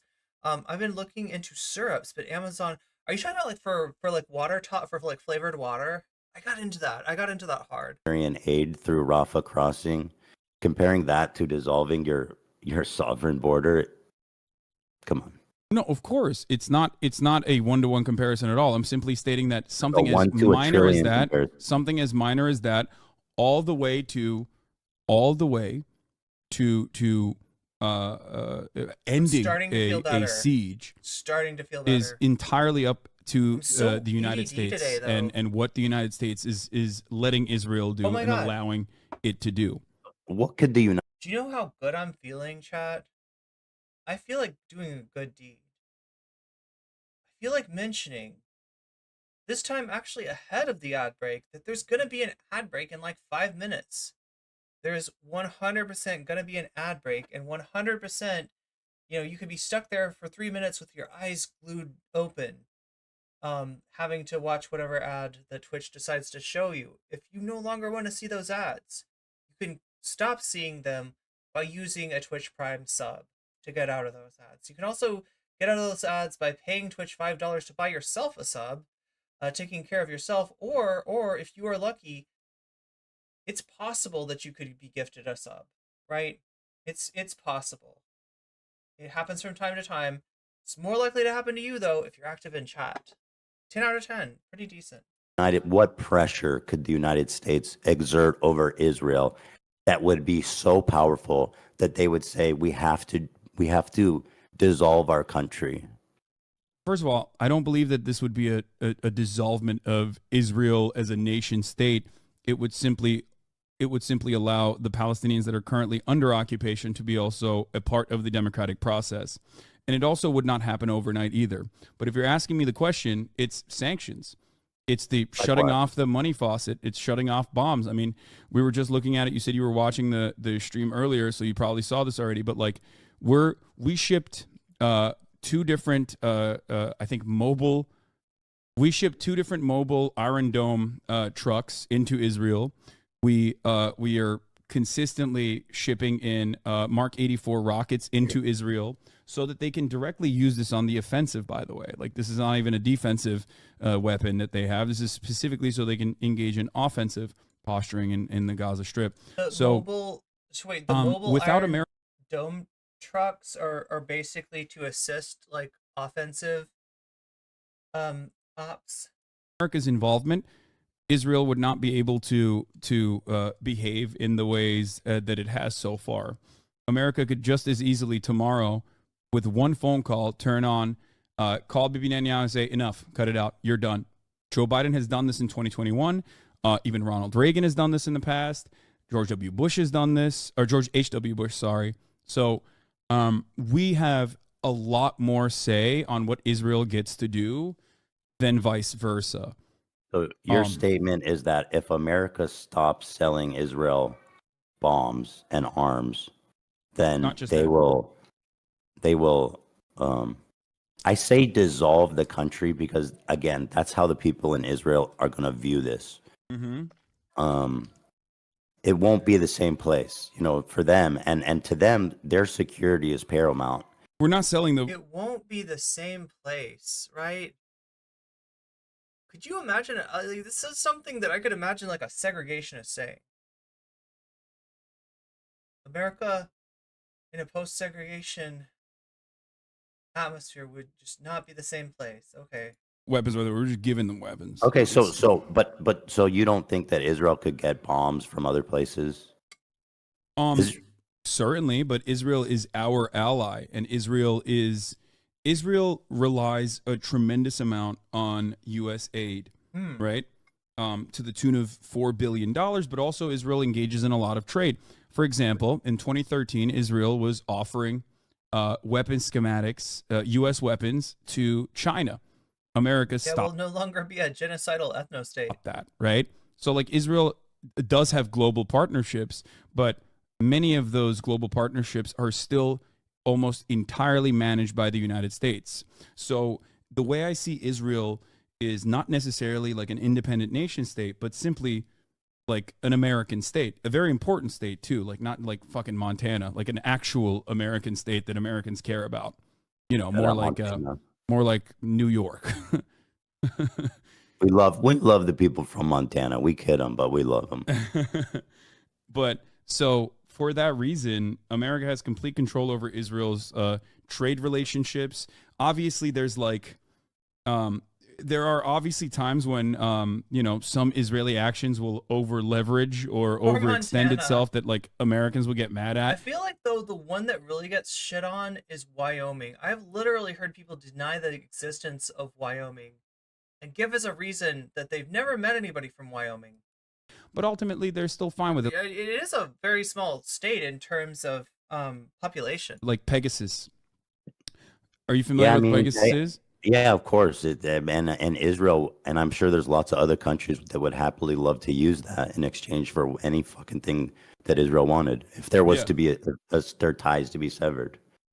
Yeah, so like America has been very critical of the Pegasus. Wyoming is real and real racist. Yeah, isn't Dick Cheney from there? The software, right? Like, because it's so invasive, the surveillance technology, and yet America also uses Pegasus. So like, it's more so, it's almost always this like, hey guys, don't do that, and like finger wagging publicly while simultaneously, helping Israel continue doing whatever it's doing because it's America's influence over Israel is great, but I think it's absolute. I mean, Israel was. Your friend from Wyoming said that Wilford Brimley, friend of the VOD chat, Wilford Brimley, famous diabetes sufferer, Wilford Brimley, yelled at your friend. Was fighting to defend itself. Jeffree Star is moving there. Oh my god. Before America gave a fuck about That's right. I forgot about that. Region. So I don't see. I genuinely think that it will never happen. Even if America was like, I'm cutting your aid, this relationship is over unless you open the borders. I feel like Wilford Brimley would come on Bird Brains. Okay. And create this new. Oh my god. Wanna be spicy girl. Welcome, streamer. Welcome, raiders. You have joined us in the midst of yet another conversation between Ethan Klein and Hasan. This one, an impromptu one, initiated by Ethan Klein. For some unknown reason. He wasn't planning on bringing back leftovers yet. I don't know if this is considered a leftovers. It happened on Thursday. That's the day of the leftovers. But notice that this is on Hasan's stream. And there's a reason for that, I think, right? My interpretation of what's going on here is that Ethan is looking for validation in the strangest of places from Hasan's chat. So, I mean, look, Hasan and Ethan, there are H3 fans in Hasan's chat. There are Hasan fans in H3's chat, right? They do mix and match. But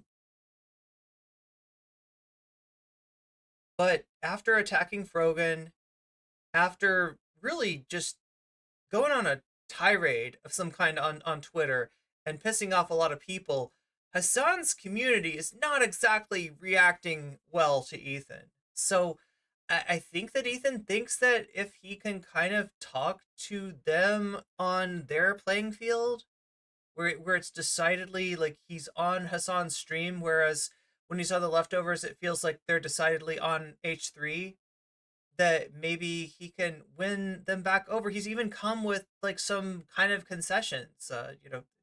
There some things that he said that he thought might change the chat's mind about him. But what he's not recognizing is that he's walking straight into what arguments that the chat has heard made as a justification of what's happening in Gaza right now. And that combined with, the sort of permanent nature of what Ethan was like on Twitter a few weeks ago, there's just not a lot of charitability left. Now there is with Hasan. Obviously Hasan is still trying to be friends with Ethan. Ethan is at least coming on here in a friendly way. It gets a little bit more contentious, at least on Ethan's side later on, but we're gonna watch maybe part of this, right? We've got a lot of things to get to today, and we'll be able to get to more of them if we hit our sub goals.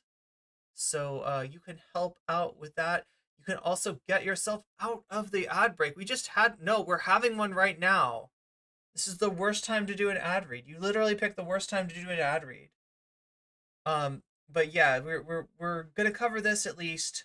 Maybe cover some more things if we hit one or more of the member goals, sub goals, right? And now I've opened it up so that it could either be like a member goal or a sub goal.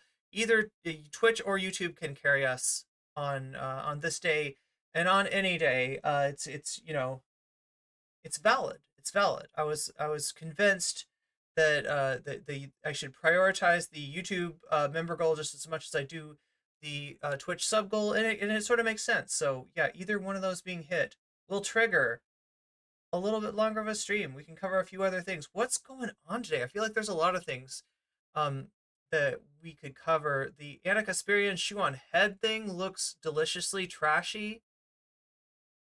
What else did we get into? Marianne Williams and Olaimi obviously want to cover that sometime. There was one other thing that we didn't quite do yesterday, and I'm trying to remember it now. Yeah, Olaya and Marianne. There's some stuff to cover, so we'll see if we get there. If not, no big deal. Should we take a break? A 40-second Wilford Brimley break? Natalie's got my back. Natalie, you've got my back. Just like Wilford Brimley's got my back.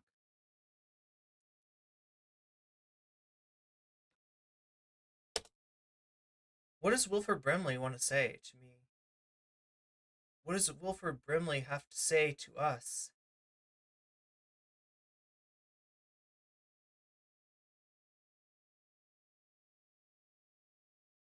Yeah, this looks like a Backrooms video.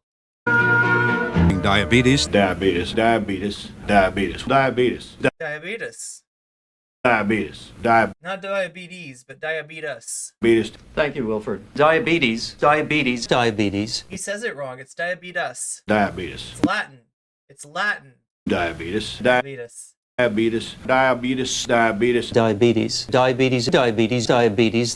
Who even is this guy? Why do we care? Diabetes. Diabetes. She says it right. She says it right. Diabetes. No. Diabetes. Yes. So, Diabetes. you got diabetes.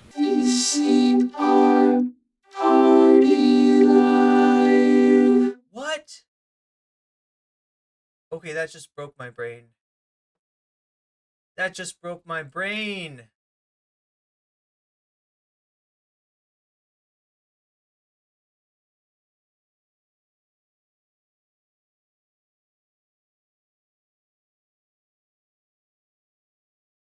Joe Manchin.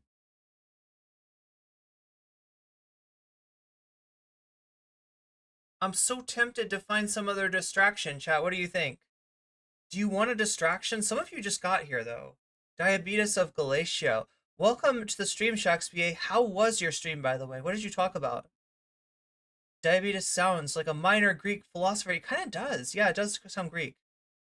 I mean, like, the way it's spelled, too, would be, yeah, like that.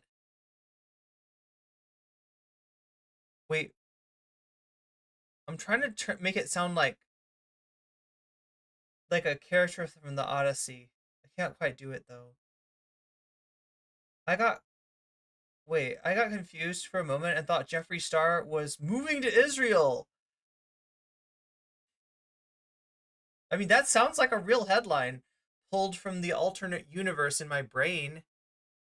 I bet he's not. Yeah, I mean, he thinks he's probably not alive. Is that right? Can we get a check on that? A racist asked Jeffree Star move to Wyoming. Okay, Raiders, remember to reload so your eyeballs get counted. That's important. Those eyeballs are important. You got to take care of those eyeballs because Twitch will be beaming ads straight to your eyeballs once an hour for 3 minutes at a time. If you no longer want to see those ads, you can get out of that with a Twitch Prime sub. You can get out of that by paying $5 for a sub for yourself, or you could possibly get out of it if you're lucky enough to get a gift sub. More likely to happen, of course, when you're active in chat, when you're active in chat. No, why does it have to be country? Why did you have to countrify it?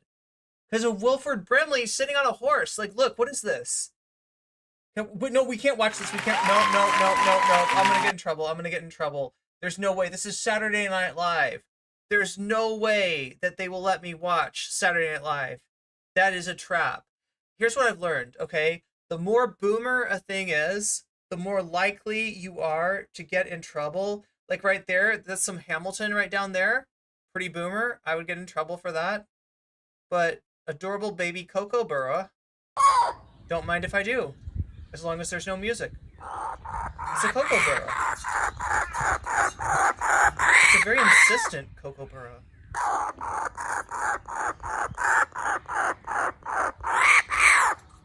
It's like, feed me, camera, mommy. Feed me. Barf in my mouth, moms. Yak down my throat, mom. Barf in my... Okay. Anyway. That's a Coco Burra. Who knew? We can't watch this guy, like, unless it's cut up. Oh my god, now I want to watch the Zaboomafoo theme song. No, there he is again. There he is again. He's trying to get me in trouble.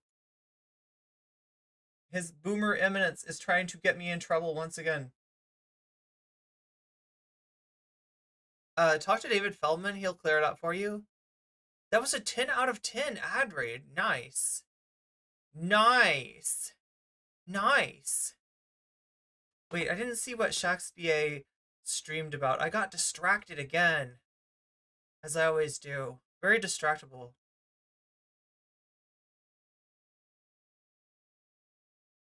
The other thing the Republican debate. Yeah, wait, am I safe on that? Am I safe on that? Like, I'm not gonna get in trouble? It was good. I talked about the esoteric hog who went off in the deep end and began to read Evola and is now standing Wagner. Wait, are you talking about the hog that you showed? Are you talking about the same hog that had the weird stream about, like,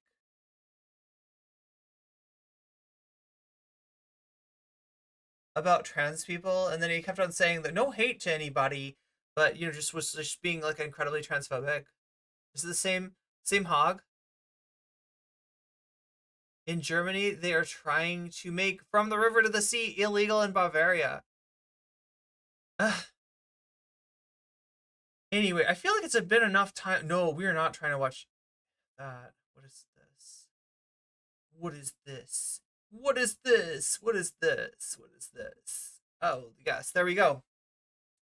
Let us return. Let us return to task. Let me get my game back in the head.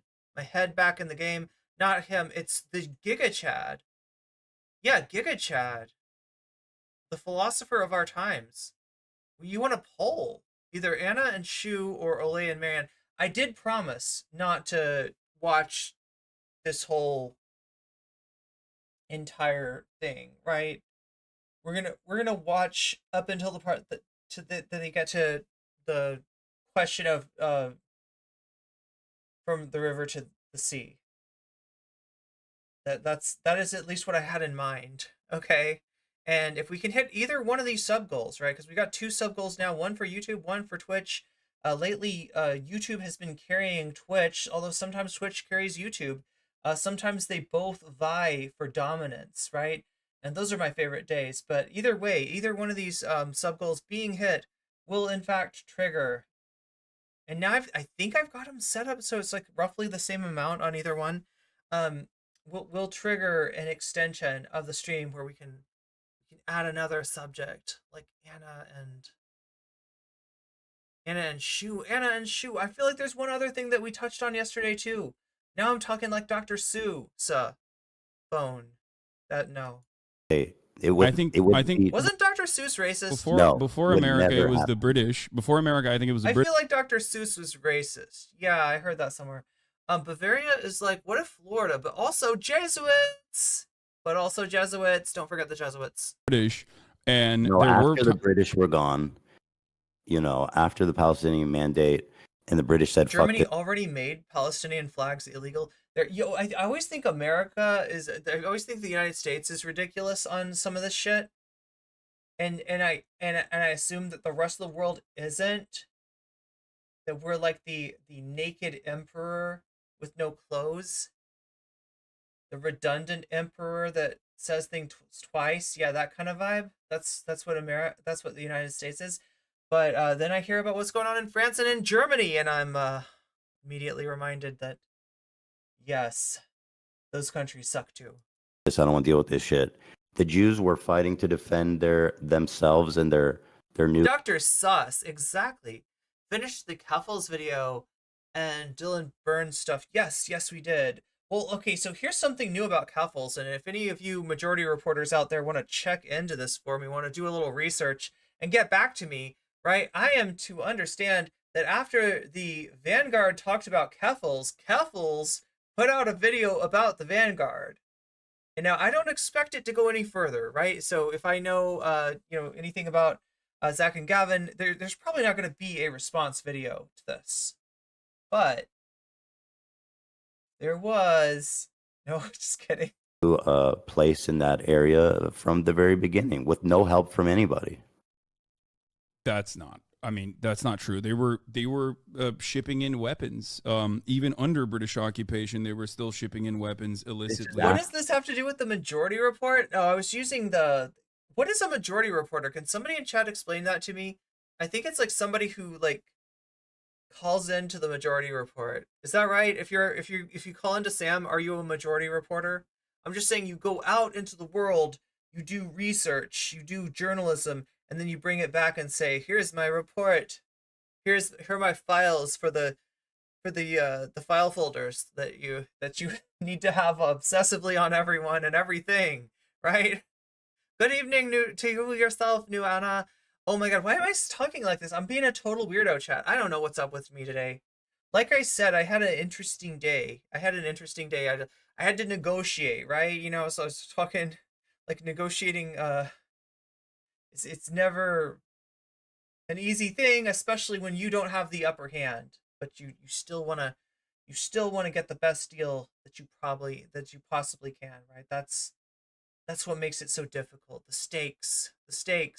It's never a good point to negotiate from when you're the one who needs the deal to happen. For British occupation, I'm talking about like. But also, why am I talking about negotiation though? 1940. Diabetes, indeed, diabetes. Yeah, who was supporting Israel in 1948?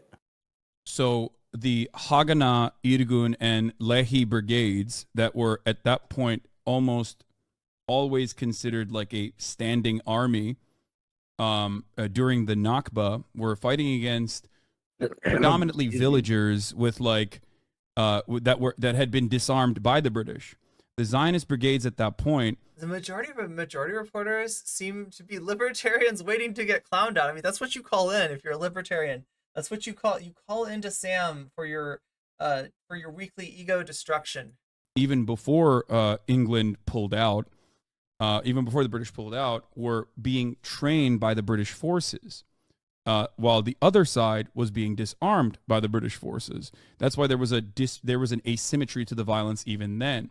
Over the course, also, Irgun was considered a terrorist organization by the British. So over the course of the years, but specifically during the Nakba as well, 6,000 Israelis died, whereas 15. Oh my god! My friend called into Sam, Michael, and Jamie, and freaked out around 2017. Threw the phone at me when we got on, and then so like as soon as they answer, they like throw the phone at you.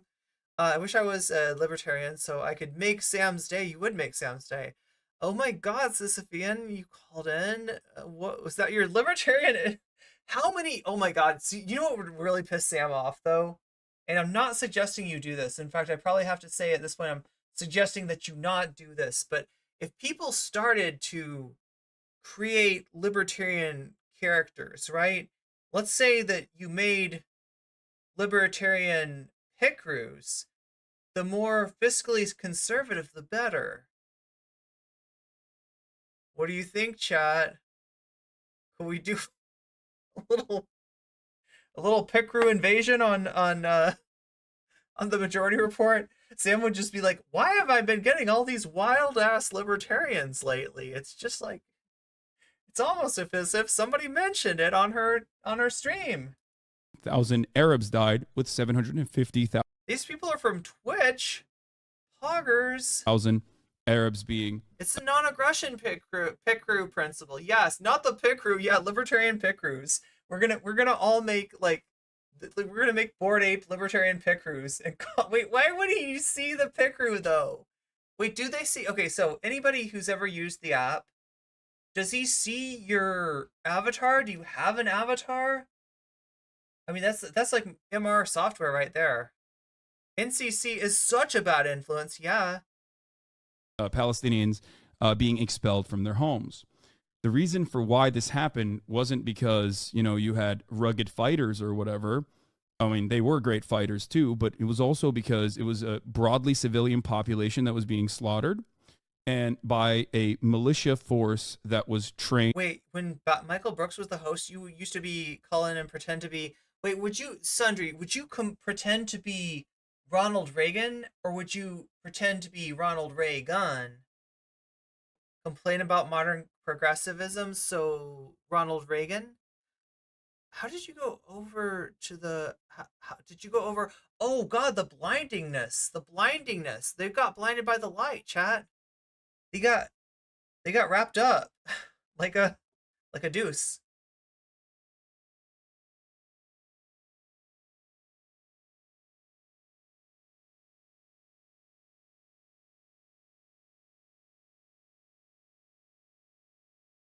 Oh my God. Just like a deuce. Had weapons, had even a plane, had armored personnel carrier. Although I gotta admit, I used to think it was like wrapped up as something else, but we won't talk about that. Whatever it looked like back then. And that doesn't even make sense. And had much better weapons as well. So I mean, that's a good song though. That's like I enjoy that song. Like every time I hear the song Blinded by the Light, every time I hear that song, it's a magical experience. It's a journey of awakening. It's like some kind of weird psychedelic thing that happens, this process. And I'm always so happy. I need to talk about the Bored Ape Club. Listen, this How stuff they blinded their own apes. is just not comparable. I mean, if you look at the United... One thing to put a slurp juice on an ape, chat. It's one thing to put a slurp juice. But to blind your apes with bright UV lights shine directly into their eyes, that's just not right. United States during 1948, there was an arms embargo during the time. Yeah, and they sent in illicit weapons into Israel regardless. That's what I was talking about. They got it from France, and they got it from many other areas. Can you provide a source on that? Because that's not how I understand it went down. Okay. I understand that they got Take it some on help and task. Am I weapons on from like task, chat, or am I Czechoslovakia off was selling task? them rifles and shit, selling it to them. You know what I mean? There wasn't a lot of countries that were willing to sell them anything, but Czechoslovakia. But you, was one. yeah, there was an arms embargo, which meant that they were acquiring illicit weapons. Yes, this is true.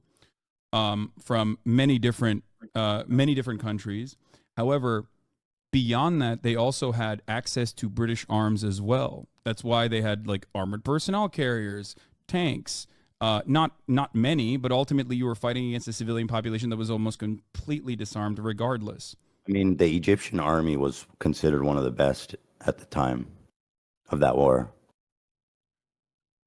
I'm not necessarily. I'm not sure what war he's talking about now. Why? Because they lost? But they were. I mean, they were considered one of the best armies in the world, which is why the war was so thought to be like, oh, this is going to be an easy dub for the Arab countries. I don't think that they were. I do not think that they were a like a really good standing army at all. I think that the overarching. I don't know if you're talking about 1948 or if you're talking about. It's like weird though, because like, okay, like I don't know. Does it feel like football or something where somebody's like, but the Colts have got a great starting lineup this year. their quarterbacks throwing for over 3,000 yards. I don't know if that's a lot. It sounds like a lot to me.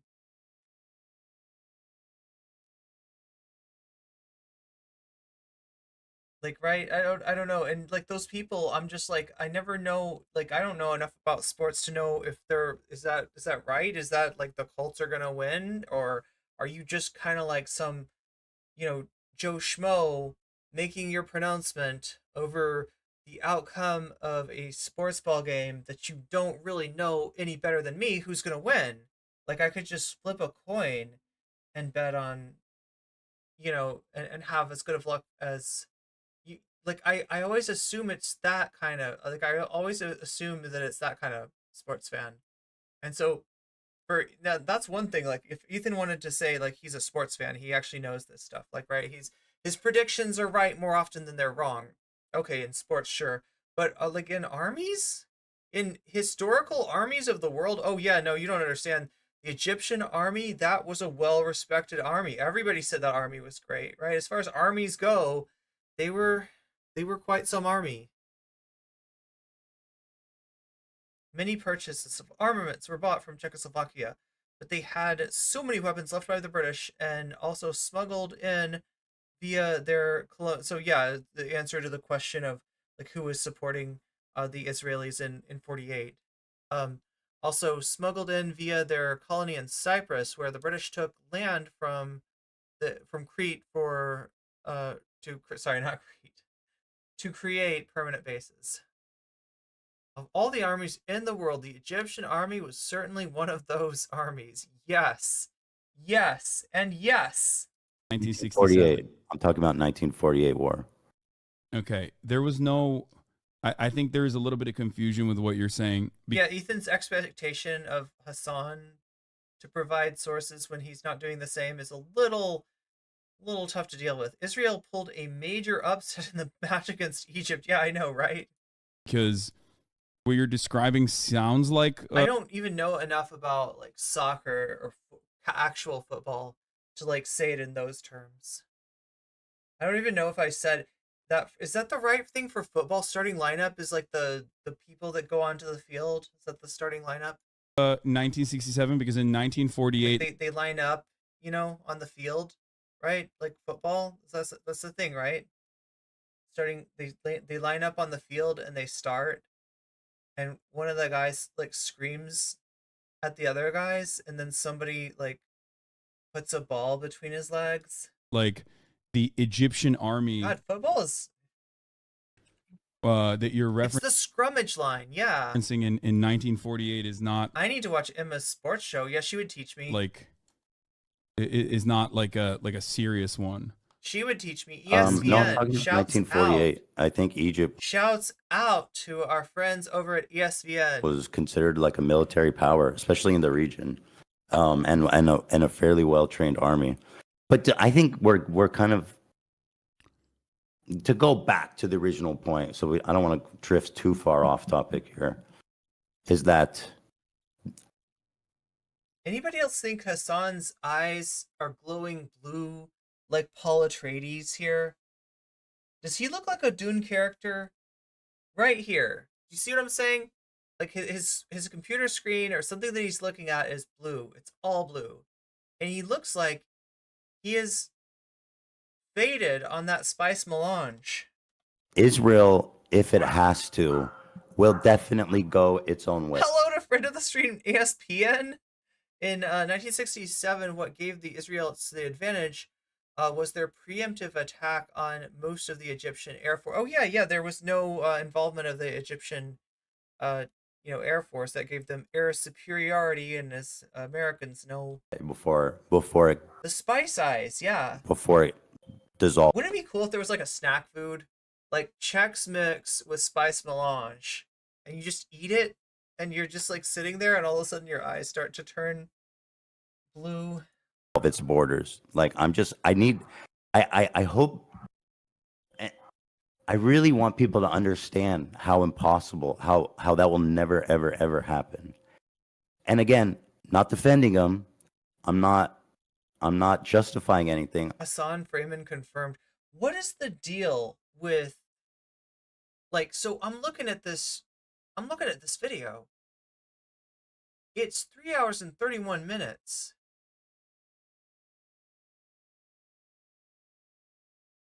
Like,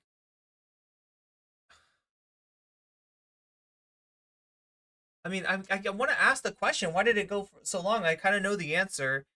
The way that these things work is if somebody is like, I gotta get out of here, I gotta go, then it ends. Right? If one of the parties or both of the parties decide to call it a day, that's when it ends. And what was happening here is that I guess neither one of them wants to end this conversation, despite the fact that, like, right, so far, not very productive. I'm just speaking pragmatically. You have a people. Hasan, it's the Quetzalcoatl. Etha's source is Ila's mom. Wait, what? We got it, Ethan. We got it. Genociders never stop, so you just have to accept that. I mean, and like, it's weird because he started off with an argument that seemed like his opinion, like, right, and then he pivots to an argument of just like, well, you're never gonna get past this, like, right? Israelis will never accept this, and there's nothing that the rest of the world can do to change that. Who are coming from this systemic genocide, coming and getting their own borders here, right or wrong. Again, just being pragmatic. They have Oh my God. a massive, well-trained standing army. Chat, my matcha settled. Of the whole country. They have nuclear bombs. They're Clumped up again. fucking crazy, dude. They will, and they do believe that dissolving the borders would be a second genocide. They believe that, all of them, almost all of them, I'd say. And so you have to reckon with this reality that with the one state, it's impossible. I understand it, and that's why I said it's not going to happen overnight. It's not like, all right, everybody, like, it's a one state now. Like, that's not how this works, right?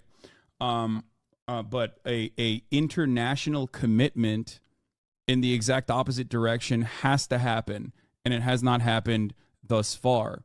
Well, then a good question even then is like, do you ever even think that's possible before we can even get to the idea that, we need to exert pressure on Israel from foreign forces? I think that there's a reason why there is a steady flow of propaganda into the Western world that the Israel Foreign Ministry cares about a lot, because they want to maintain a posture. Chat, I'm not sure if this could actually happen, but I'm so tempted right now to get my laptop, to get my phone, and to continue the stream in bed with the phone as my camera and the laptop like playing the video. But it would not be as good. Right? It would not be as good. The audio would suck ass. That is broad. And if you know me, I'm all about the audio.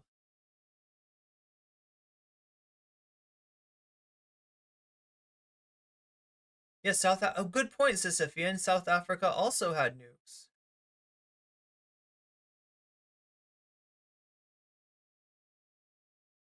Reminds me of Bad Empanada v Loner Box, with less personal attacks. Yeah, I mean, for the most part, they are really, like, Ethan does get mad later on in this.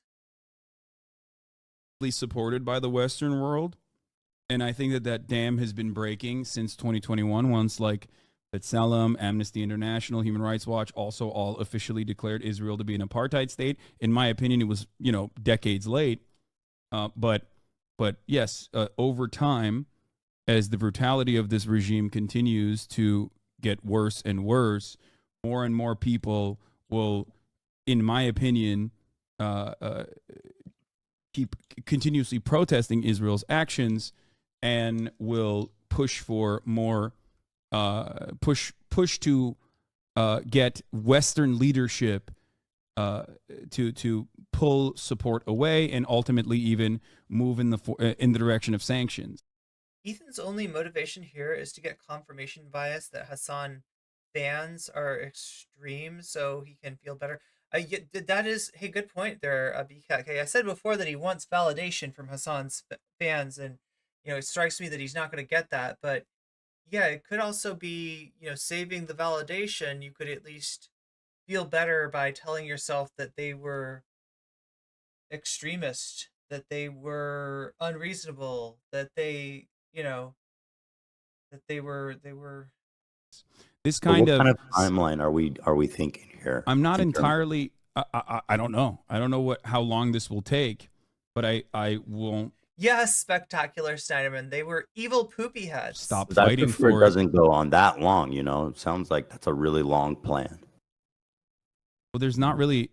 I mean, the inverse of this is also a really long plan, and the really long plan revolves around Israel continuing to like slowly but surely engage in pogroms in the West Bank, turn a blind eye to it, or directly arm the settlers like Itamar Ben-Gvir has been doing, and continue to push Palestinians in the West Bank further and further away, with the ultimate goal of maintaining an ethnic cleansing and ethnic displacement campaign in parts of Gaza, maybe even annex further and further, because everybody fully understands that there's no way to eradicate not just Hamas, but just a means of violent resistance against an apartheid, right?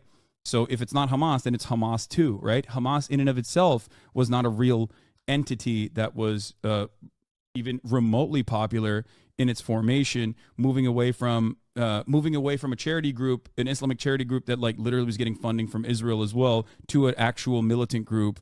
Wait, is chat bringing up the prospect of Sam Cedar, Ethan Klein? Is that what we're talking about here? I thought another wildly heated short debate we could watch. Jink went on Piers Morgan, this time to destroy Rabbi Shmuley. Okay, chat, do you want to watch that? That sounds kind of interesting. One in chat, if that sounds interesting to you. You want to see Jink Euger versus Rabbi Shmuley? Two larger than life characters going at each other. Rabbi Shmuley's literally always running defense for the worst far right people. Good night, Dame Al. Have a good night's sleep. 1988 to one that switched over to start using suicide bombs on civilian targets in the aftermath of 1994. The one thing I learned about Hamas, because it's easy to look at Israel and look at all the obstructionists to peace. I mean, Rabin, I think it was Rabin that was executed, right? By a fucking psychotic. And they were so close. They were so close to peace. But Hamas actually rose to prominence in opposition to the PLO peace talks. That is why they came out, is literally to derail the peace talks. So and they went out. You're right. You're absolutely right about that. Hold on. They went out and they started suicide bombing cafes and buses on a weekly basis, a daily. Hasan does the same movements that I do when my back hurts, but it never works for me. Basis. Usually I don't have usually my back doesn't hurt though. I'm not a big back pain person. And they were successful, frankly. So Hamas, Luckily, from their inception, has their singular goal is to not have peace, but to basically, there's no compromise for them. It's only kill everybody there, remove them all. You know what I mean? So let me explain this to you. This is actually, we are very close to having the exact same understanding of the situation. So the reason why I brought up Hamas and its founding charter in 1988, which is expel all the Jews, kill all the Jews, or whatever the fuck they said, the radical violent shit that they said in their founding charter, is because Hamas, out of all of the militant factions that some were violently resisting against the Israeli occupation, some of which were actually interested in a peaceful solution, like the one that you just mentioned with Yitzhak Rabin, the PLO, Yasser Arafat, the official recognition that that there was peace negotiations that would finally feature Palestinian voices at the table, changed a lot of Palestinians' minds on the issue. So Oslo in and of itself was Is it a burrito with guacamole by any chance? Because those are my favorite burritos. already a non-starter agreement, in my opinion. A lot of Palestinians felt like that was fucked up.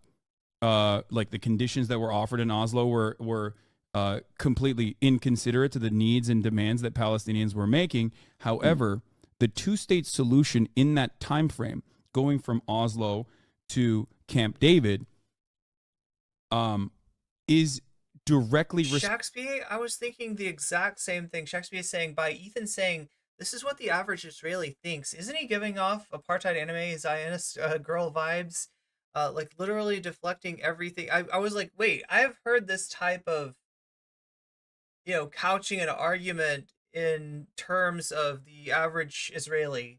I've heard this somewhere before, and yeah, it's her. It's her.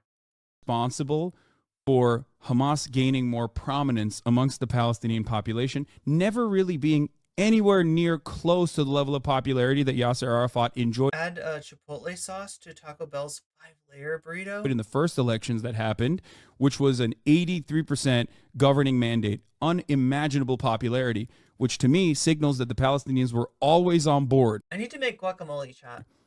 with believing that Israel would offer them a favorable negotiation. What do you And need? You need avocado, garlic, onion, tomato? Or no, you don't really need. You need some kind of pepper, like a bell pepper in there, right? Like a diced bell pepper of some kind in the guacamole. Oh yeah, lemon. You put lemon in there, and a little bit of salt. yet, time and time again, every single Israeli government, every single negotiations committee Panda Express now sells apple pie egg rolls. Damn. utilized the two-state solution, dangling it like a carrot, simultaneously offering very little to the Palestinians, having red lines that were considered non-starters for Israel, like Israel's own demographic concerns, while maintaining while simultaneously expanding rapidly and partitioning off different parts of the West Bank, which was occupied territory. So, from the eyes of the Palestinians, they saw this as yet another instance where, okay, well, we're trying to negotiate with Israel. Yasser Arafat is trying to negotiate with Israel, and yet they're not giving us anything. They keep pushing us. They keep blocking and pushing, and using this as a means to continuously build settlements and continue pushing out Palestinians in the West Bank. And that's precisely what happened over this decade, multiple decades long process. So I do not fault Palestinians for looking at the situation and thinking, well, what the fuck are we supposed to do? Another turning point. It does feel like most of the negotiation process just ends up pushing real peace down the road further. Was obviously the Israel pulling out of Lebanon. This was another pivotal moment where a lot of Palestinians were like, okay, well, Hezbollah violently resisted Israeli occupation, and that occupation became too costly for Israel, so they had to pull out. Meanwhile, on the other hand, we are still occupied, and our leaders are trying to work with Israel, and the leaders that are trying to work with Israel have been given weapons, have been given training, and then they use those weapons and that training to maintain some semblance of civil governance, but that's I wasn't like completely off the screen. Civil governance isn't actually real civil governance. It's simply being used against. I tried to sneak away to drink the last of my soup. Against Palestinians. My noodle So soup. that is the reason why Yasser Arafat's influence waned over the course of this multiple decades long process, where everyone saw him as an incredibly corrupt figure by the end of it, and were looking for any other option that would possibly offer them real emancipation, real results. The goal. So you ask yourself, why isn't there a secular peace partner for Israel to negotiate with? There's your reason right there, right? The Arafat's credibility was undermined through his participation in this corrupt, peace process that was neither peace nor process. and you know, in the absence, the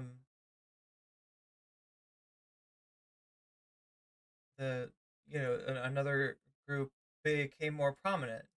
For both Hamas and any other violent movement has never been to like, you know, wipe out every Jewish person around the world or whatever. And it's always to make this occupation as costly as possible. This does not mean that they're good guys. I would not say that. I do not agree with Hamas. I think that their actions were very brutal, especially on October 7th. Okay. But having said all of that, the goal always is for them to make. Somebody gave me this to watch.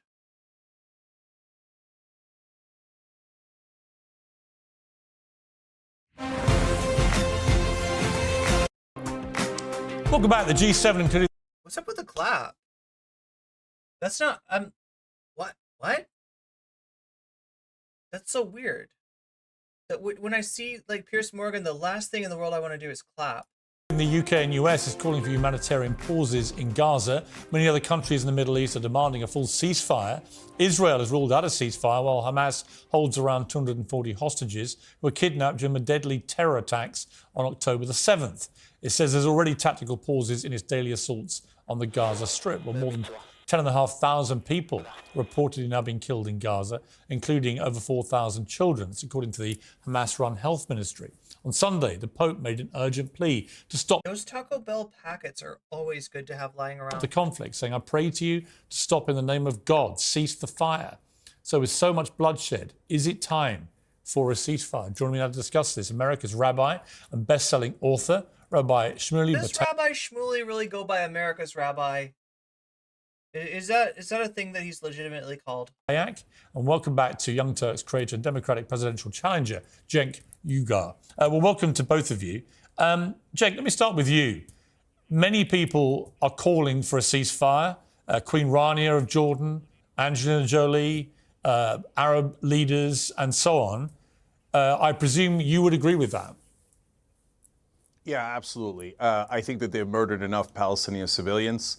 And even Netanyahu, in an interview with ABC News, said, now that we're on the ground, we're finally pressuring Hamas on hostages. Oh, so the 7,000 bombs you dropped were totally useless and collective punishment, and your attempt to murder civilians on purpose as some sort of sick vengeance. So please stop the murders, ceasefire right now. Rabbi Dollar General sells Taco Bell packets now. Yeah, but like I feel like the way to get them is that like you got to go through the drive-through and be like, could I get like 2 burritos and hey, if you could, like how many sauce packets can you give me? Like honestly, like could I get just like a handful of those? Could I get like 2 handfuls of those? Could you just load me up with sauce packets? Shmuley, your response. Cenk is polling in the Democratic presidential primaries at 0%, nothing. Yo.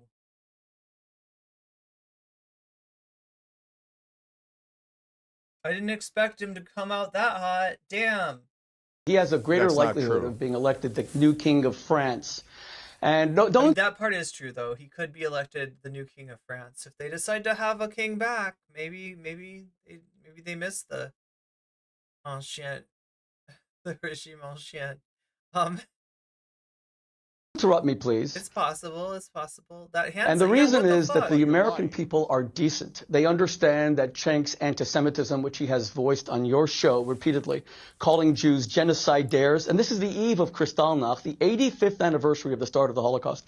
He would deny the Jewish genocidaires. Is that like the French word for it? People the only dignity yeah, Jink got shmoolied. left to us that we were victims of genocide, and he would say that we are the Nazis, we are the Gestapo, for simply wanting to defend ourselves against the brutality and the savagery of Hamas. I feel like these two have a pre-existing relationship. Do these two know each other? Cenk. Cenk, you'll have your turn. Just show some decency. If you're not going to show it to my people, show it to me and show it to the viewers of the show. Stop. But who is lying. surprised Everything that a you said man? is a lie. Who is surprised that a man These two were college roommates or something. Like these two know each other. whose name the name These two have argued before. of whose podcast is Young Turks, who perpetrated the Armenian genocide? The Young Turks is like calling Also your been- podcast the Young Nazi. Okay, no, that's like literally, you know, I hate to give it to him, but The Young Gestapo. They killed 1.5 to 2 million Armenians between 1915 and 1918. it's a bad name for a show. Okay, certainly we can. The Armenian community has begged Cenk to change the name of his show. For the first half of his life, he was a complete Are you Armenian gonna genocide discuss denier. the Then he issue? changed. Are you gonna discuss the issue? Now he is a Holocaust He doesn't need to discuss the issue. denier because he is saying that the He's Jews going to talk about your poll numbers, and he's going to talk about the origin of the name of your show. are Nonsense. engaged Total, in utter a genocide lie. of the Yeah, the young Nazis doesn't really doesn't like alight off of the tongue. Please Palestinians. stop Now, this liar. which nation? All How right. can there be No, no. 1.8 Rabbi million Shmuley, you've made- Muslim you- Arab citizens? Rabbi Shroomy, Okay. I'm going It's to not Shroomy. This is not Rabbi Shroomy. go. Well, I'm going to go to if we Cenk. want You to said engage you said some very strong. Thank you for the community gift sub. DK Art? I don't know if I'm pronouncing your name right, but you just got a gift sub from Nabil. Thank you for the gift sub. Rabbi Shroomy? That could be a thing. That could be a character, but it's not this character. This is Rabbi Shmuley. Strong things about Cenk. You can now respond, Cenk. Who needs their Shrushy 8? The Shrushy.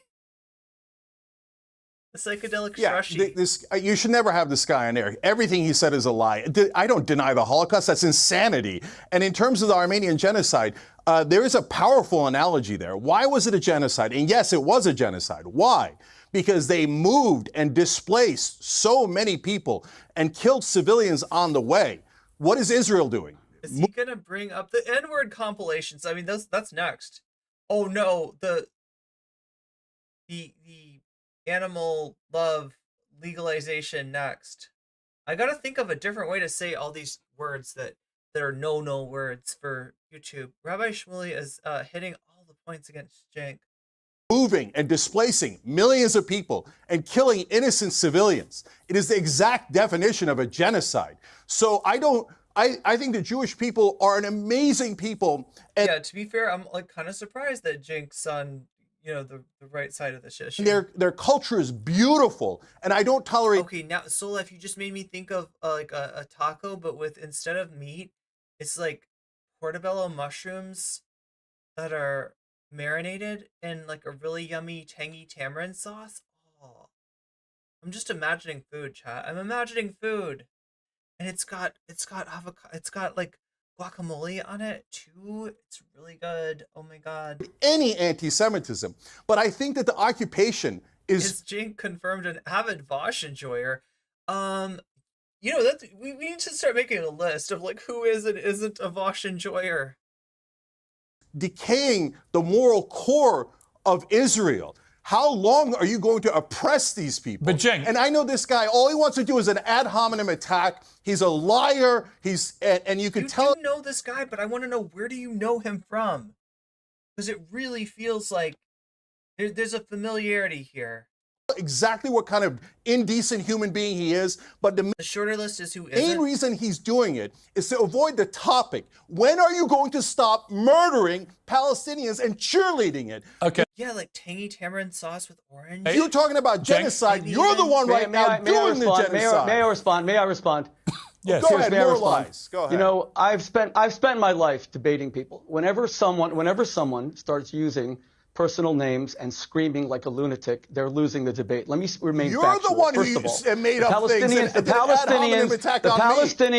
The Palestinians were offered. I think he's got him in that, like, he didn't say like ad homs against Cenk. He said that Cenk was polling at 0 and that he had a genocidal name for his show. The state in 1936 in the Peel Commission, they rejected it. They were offered a state in 1947, the UN partition plan, they rejected it. They were offered a state in 1967 after Israel conquered Judea and Samaria and the West Bank, they rejected it. Here's this the Jerry Springer, geopolitical stories. They were offered a state in 2000, Yasser Arafat, Ehud Barak, they rejected it. They were offered a state. He should be on Twitch poll, yes. With Ehud Olmert, 2000. Get him on a WIC panel. 2008, they rejected it. Israel unilaterally withdrew from Gaza in 2005. Somebody call Prime Kai. And they did not create a state. In fact, where were you, Cenk, when you say that you care about Palestinian children? When Hamas stole the highest rate of per capita international foreign aid, larger than the Marshall Plan, from Palestinian children, did not build schools for them, did not build hospitals, took all the money to buy bombs and to build. He was never on topic, I don't think, Nabil. He's just like, he's coming in hot. He's coming in really hot. And unfortunately for Jink, he's kind of a target-rich environment, right? It's like a network of tunnels, which is larger than the New York subway system. Where were you then? Why did you only come up now? In fact, when Bashar al-Assad killed 600,000 children, Arab children. Wait, did he just ask him, where were you on October 7th? Is that what? He gassed them with mustard gas. My organization took out full-page New York Times ads to protect them from sarin gas. Where were you then? You don't care about Arab children. You are a Jew hater, defined as someone who only wants to lie and say that the Jews are genocidaires. And don't try to cancel me and say that I shouldn't be on. You're not a producer of this show. Because you are ignorant of the facts and ignorant of the history does not mean that you can cancel me. Even the United States said that Hamas never stole or accessed my voice. Cenk, your response. Okay, so first of all, also, what is that pin on Piers? Is that like an apple? Is it seasonal? Because it kind of looks like butt cheeks to me. I don't know. Maybe everything looks like butt cheeks to me. 100% untrue. I was vicious in my criticism of Bashar al-Assad. Okay. I've criticized Hamas over and over again, and I think what they did in the attack against Israel was reprehensible. But for God's sake, It is a red poppy for Armistice Day. how long are you going to occupy these people? For me, the idea of... Like in that one weird movie where he's like a pinball wizard. Israelis and Palestinians or Muslims or Jews being different is absurd. Those are just stupid labels that we put on people. They're all human beings. I value the Israeli life. Do you like how I went straight to a 70s movie though for my reference? Just as much as I value the Palestinian life. We're all human. Stop using these nonsense labels Cenk, let me ask you a kill question. each other. Cenk, and all this guy wants to do is more murder of Palestinians. Cenk, let me ask when you... are you going to let them go? I'm sorry. New_Anna super chatted $10. Yo quiero sabanero poodle hot pepper. What? Oh, those are like emotes. Okay, I'm like trying to be like that. This means something, chat. This is significant. This is like, there's a meaning here. There's a code. We have to decode the message. That's important to us. Oh wait, there is Yo quiero sabanero. Wait, sabanero? Wait, what is sabanero? Why do I not know this? I feel so silly. But thank you for this, for the $10 super chat, Nuana. I feel so silly for not knowing this. Pop out, chat. Yes, pop out. Oh, Cenk, let me ask you a question. You mentioned genocide there. What Hamas... These two should fight in WrestleMania. They're entirely possible. Is actually in its charter dedicated to doing is the purest personification of genocide. Well, it is. They want to see the eradication of Israel, and they proved on October the 7th they will kill as many Jews as they can possibly get their hands on. So that is pure genocide. What Israel is doing in return, I don't think meets the category of genocide. Right, because they don't want to get rid of every Palestinian. They don't want to kill every Palestinian. No, they want to kill every Hamas terrorist. Now, there are legitimate question marks about how they're going about this and about the civilian casualties. Can he not add a little bit more nuance than that? That's ridiculous what Pierce just said. But there is a moral distinction between what there Hamas isn't. is dedicated to doing and what Israel is dedicated to doing, isn't there? No. First of all, Hamas is a bunch of idiots. They should take that stuff out of their charter. All it does is hurt the Palestinian cause. I agree. There's no call for it. It's dumb and it's immoral. But Hamas claims that they would like to do these things, and from time to time they do these attacks that are horrible and they should never do. But Israel actually kills Palestinians, actually occupies Palestine, actually denies the Palestinians a state. So there's this I don't think Jink's doing a great job arguing his point here.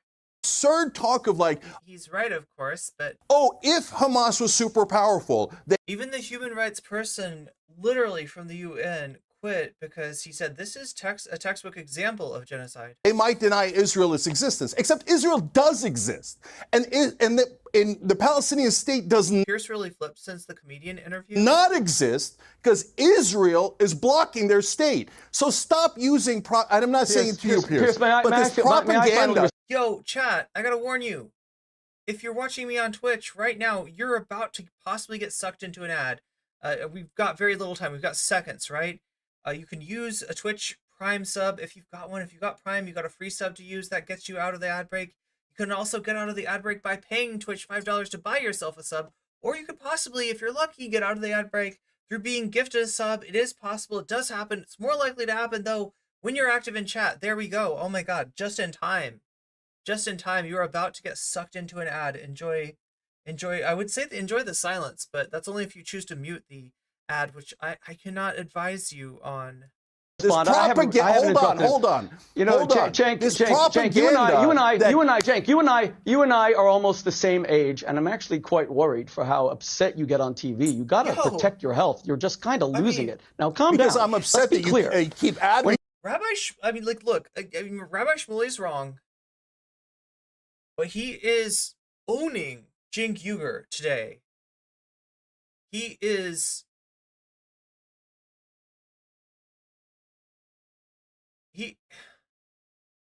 He's running this show. Like, I don't know. It just feels like it feels like Cenk is walking into all of his traps and. When you keep on saying, Cenk, you have to stop yelling, you have to stop screaming, and you need to know the facts.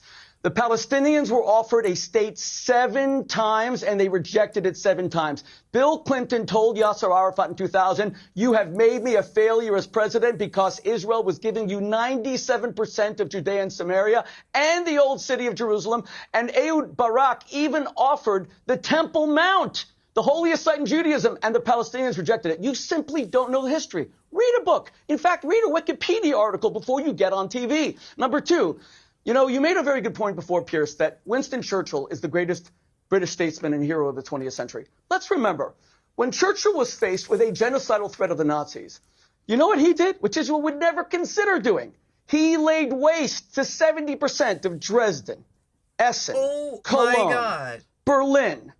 He eviscerated Germany and turned it into a parking lot, murdering about 6 million German civilians. Israel has never even considered doing 1,000th of that.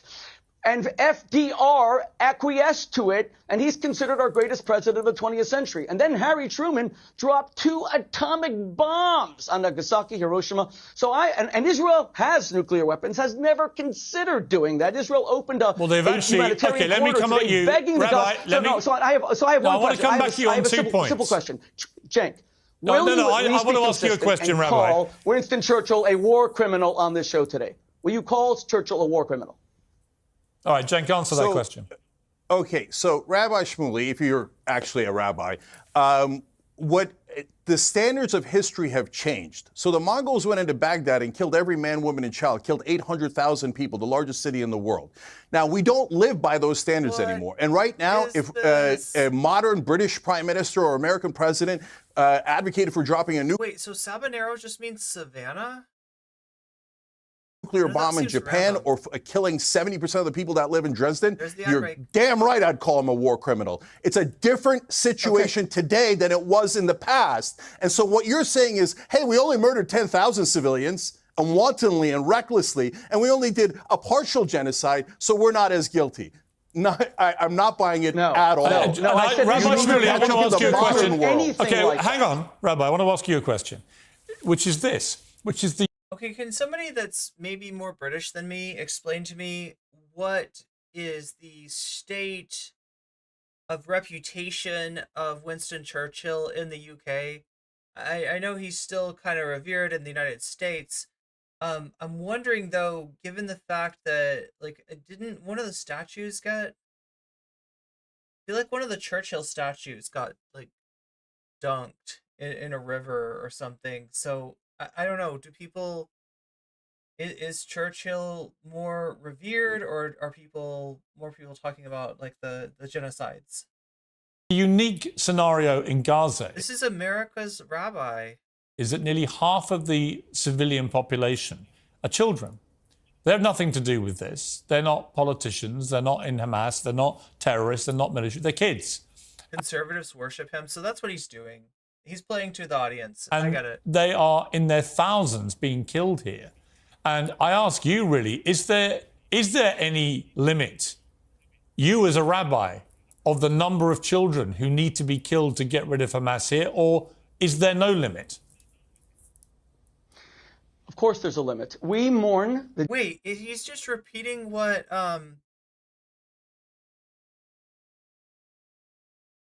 he's just repeating what Bassem Youssef said to him. Like what number would be enough? At what point? At what point is it enough?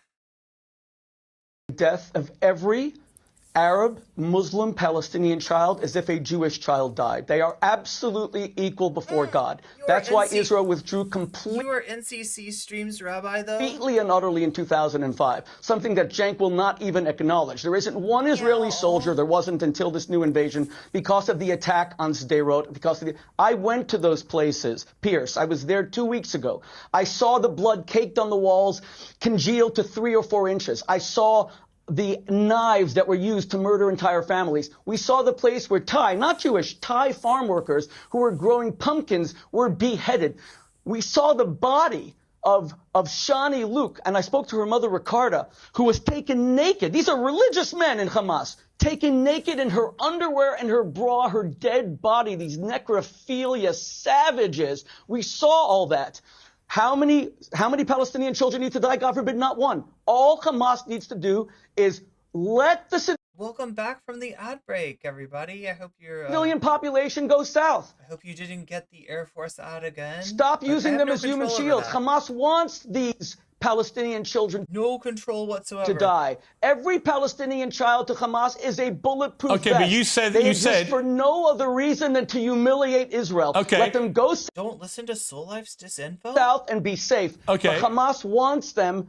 But Rabbi It's Hamas's fault. It's Hamas's fault. It's Hamas's fault. Rabbi Shmuley, you did say there is a limit. What is that limit?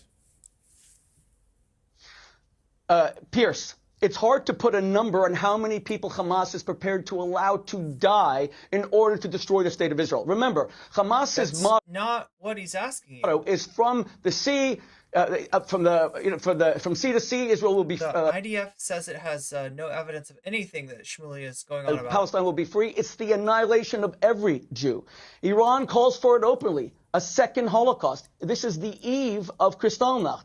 I don't want to put a number on how many Palestinian children. I want a ceasefire right now. Hamas must surrender unconditionally, just like FDR and just like Churchill demanded of the Nazis. Unconditional. The way he moves his hands is like he's handcuffed. Surrender. Yeah, release the hostages. We get a ceasefire right now. Cenk, let me ask you to call for a ceasefire by having Hamas, who you think actually cares about the Palestinian population, announce their surrender. Call for their surrender right now. They launched this attack unprovoked against Israel. They slaughtered 1,400 people.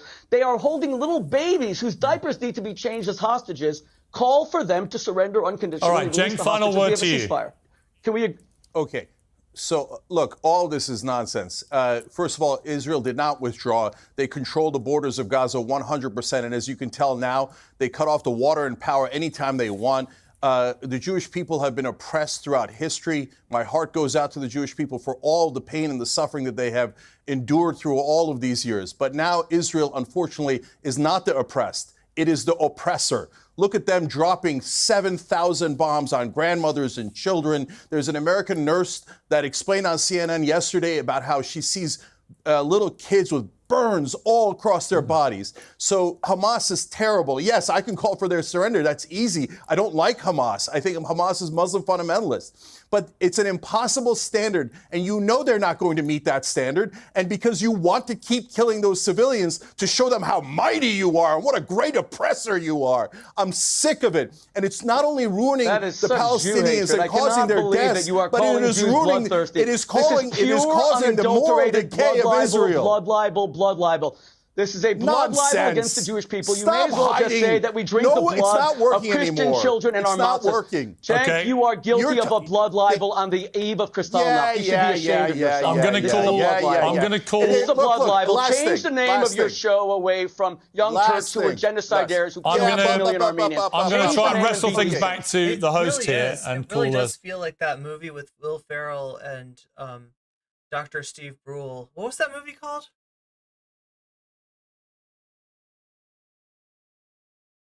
Make this occupation as costly as possible so that Israel cannot maintain it. Right. But again, I'm not, without drawing that was wild. Conclusions about who's right. That was fairly and who's wild. wrong. Broadly, I agree with the Palestinians. I think it's worth saying in terms of them being fucked over, obviously the hardest. Step Brothers, yes. That's it. And being the most entitled to peace and Step Brothers starring Dr. Steve Brule. reparations and lands and stuff. But again, I just okay. Let's go back. So Hamas was created in opposition. You say the peace talks back then wasn't even realistic.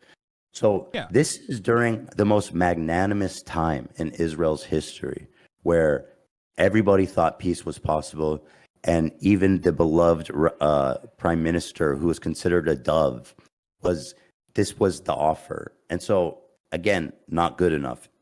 However, the dove himself was like he was okay. However, looking at now, I'm just being real. Like, you have to see how the most magnanimous moment in Israel's history. Is that what he said? This is why Norman Finkelstein is such an important scholar when it comes to the weaponization of anti-Semitism to justify Zionist violence. how impossible it is. It's just a non-starter. It's just a non-starter with Israel. It will just never, ever, ever happen. And another question I have to ask you, I guess, going along is like, do you think a lasting peace is possible while Hamas is in power? I think that in order for Hamas to actually be dealt with appropriately and for it to no longer exist, the major goal of Hamas needs to be eviscerated, which is a secular. I wish Hasan would handle Ethan the way that Ethan handles Secular democratic republic would completely destroy any kind of legitimate need for violent emancipation. It's over at that point. There's no, without the apartheid, there's no reason for any of this to exist. You're saying if they lift the blockade, Hamas will just dissolve. Hamas in and of itself is already not a very popular entity, both in Gaza, but I guess ironically a little bit more popular in the West Bank as years have passed by. The only group that is less popular than Hamas in the eyes of Palestinians, however, is the Palestinian Authority. To me, this is Israel's arrogance. The way that the Israeli governments under Netanyahu and under even more peaceful, supposedly more dovish leadership like even Ehud Barak, the Palestinian Authority has always been used as a part of the Israeli security apparatus. The Palestinian Authority collaborates with the Israeli government. They actually give up resistance members. They literally give up random Palestinians to the Israeli government so they can be unlawfully detained. This, of course, has created in the minds of Palestinians a anger towards the one group that is supposed to be collaborating with Israel. Israel had every opportunity throughout this time frame to show that the secular Fatah party was actually not simply a cutout that is simply there to oppress Palestinians, but with a Palestinian face, but instead offered genuine security assurances, genuine security commitments, and a good faith interest in like not continuously expanding in the West Bank. But they didn't do that. They did the exact opposite, dangling the two-state solution as a carrot while simultaneously continuing on with their expansive policies in the West Bank. I don't believe you answered the question. Do you think a lasting peace is possible while Hamas is in power? These are Hamas will not be in power if there is. I got these the other day, and I was like, I should take a picture of these and thank you. But I thought I would thank you on stream instead. Thank you, Shakespeare. These are awesome butterflies. Lasting peace. That's my point. So you're saying, well, no. The lasting peace doesn't come first. First, you have to deal with Hamas.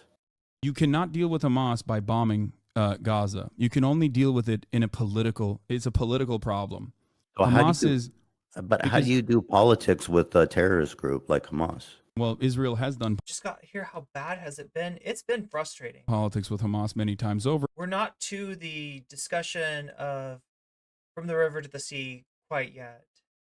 There has been ceasefires. Right now, we're talking about the origins of Hamas and the failure of the peace process and all the things that led up to this in point. between time and time again. So that's not even a like even if we're having this conversation, Israel itself has been able to. First of all, agreeing to a humanitarian ceasefire. No, not even I'm not talking about like a humanitarian pause. I'm talking like ceasefires in between different sieges that have occurred into Gaza. Okay, a ceasefire is different from having a peace partner. Right. A ceasefire is different than having a peace partner, but that is one form of negotiations, is what I mean. And so also, not only that, it's such a big difference. You can't. I don't think it's fair to say that Hamas. I mean, would be there's a good more. partner There's in more. peace with Israel. You think Hamas would be a good partner in peace with Israel? No, I do not. And I mean, Okay. Hasan takes a while to get to this, right? But like, is Israel a good peace partner? I believe that Hamas would be a good peace partner with Israel. I also do not believe Israel is a good peace partner for Palestinians in There we general. go. I think that Sure, is the we most agree. important We part. agree. We agree. So But here's again, the my thing. But here's the thesis- thing. Hamas My in and of itself. thesis, just again to draw it back to that, is that the one-state solution will never happen, and starting from there is a non-starter. That's my thesis. So we But started with go ahead the about discussion Hamas. of one state So- solution and how Ethan thinks it's just like not even possible. Here is what is important to understand, and this is not just my assessment. This is the assessment of the likes of Norm Finkelstein as well, and it's backed by actual sentiment expressed by Likud party members, but of course Benjamin Netanyahu too.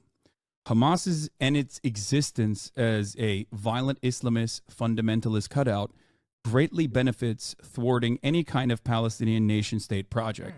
This is not my design. This is the design of the Israeli government. This is something that Benjamin Netanyahu has openly mentioned time and time again as well. Last time around in 2019, where he said, if you want to thwart a Palestinian nation statehood, what you must do is only govern against Hamas, because everyone sees them as terrorists. Everyone sees them as violent Islamist fundamentalist terrorists.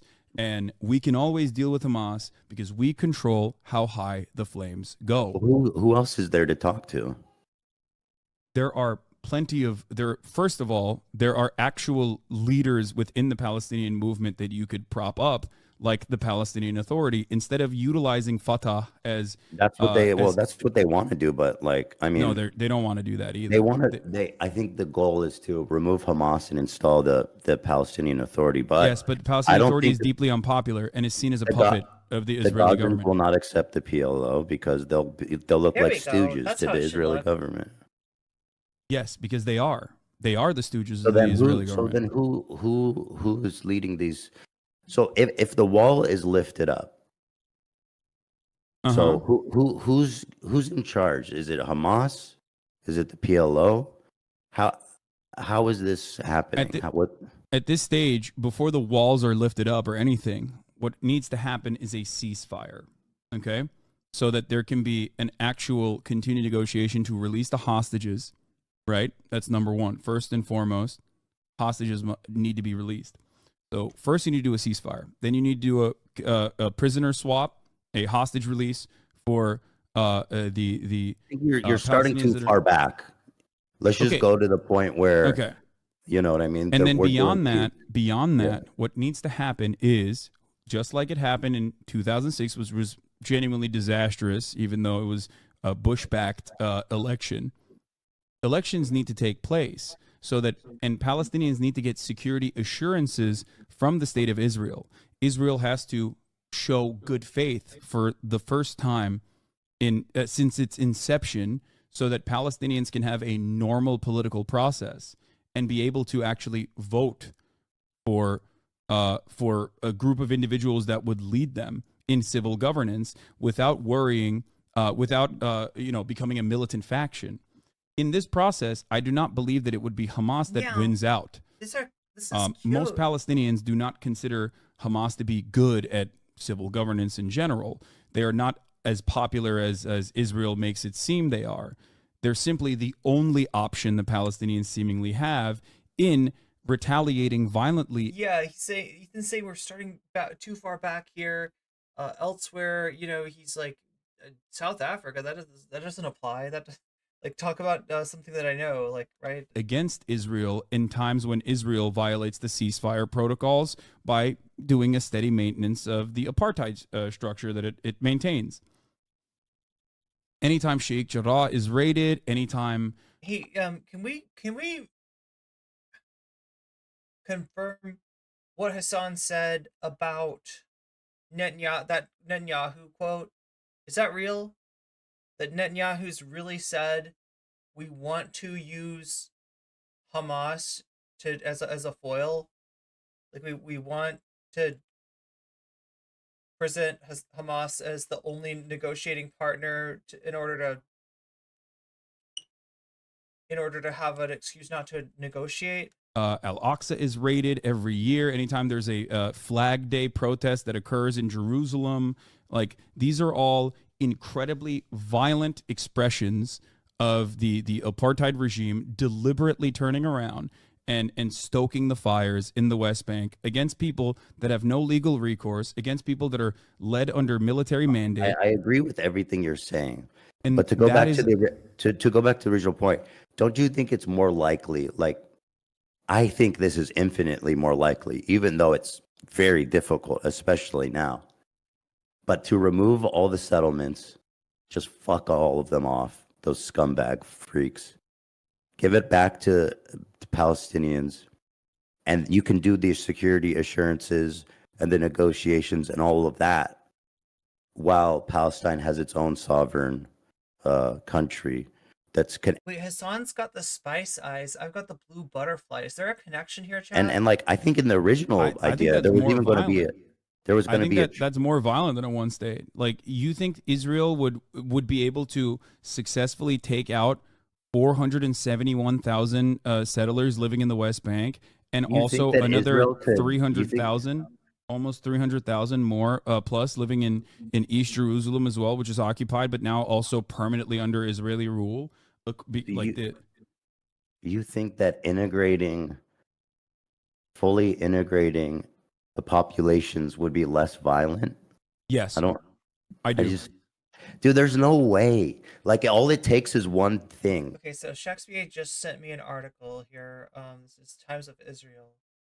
For years, the various governments led by Benjamin Netanyahu took an approach that divided power between the Gaza Strip and the West Bank, bringing Palestinian Authority President Mahmoud Abbas to his knees while making moves that propped up the Hamas terror group. The idea was to prevent Abbas or anyone else in Palestine, in the Palestinian Authority's West Bank government, from advancing towards the establishment of a Palestinian state. Thus, amid this bid to impair Abbas, Hamas was upgraded from a mere terror group to an organization with which Israel held indirect negotiations via Egypt, and one that was allowed to receive infusions of cash from abroad. Hamas was also included in discussions about the increasing number of work permits Israel granted Gazan laborers, which kept money flowing into Gaza, meaning the food for families and the ability to purchase basic products. Israeli officials said these permits, which allow Gazan laborers to earn higher salaries than they would in the enclave, were a powerful tool to preserve calm. Towards the end, Netanyahu's fifth government in 2021, approximately 2,000 to 3,000 work permits were issued to Gazans. The number climbed to 5,000 during the Bennett Lapid government and rose sharply to number climbed to 5,000 under Netanyahu, uh, rose to rose sharply to 10,000 during the Bennett Lapid government. Since Netanyahu returned to power in January of 2023, the number of work permits has soared to nearly 20,000. Additionally, since 2014, Netanyahu-led governments have practically turned a blind eye to the incendiary balloons and rocket fire from Gaza.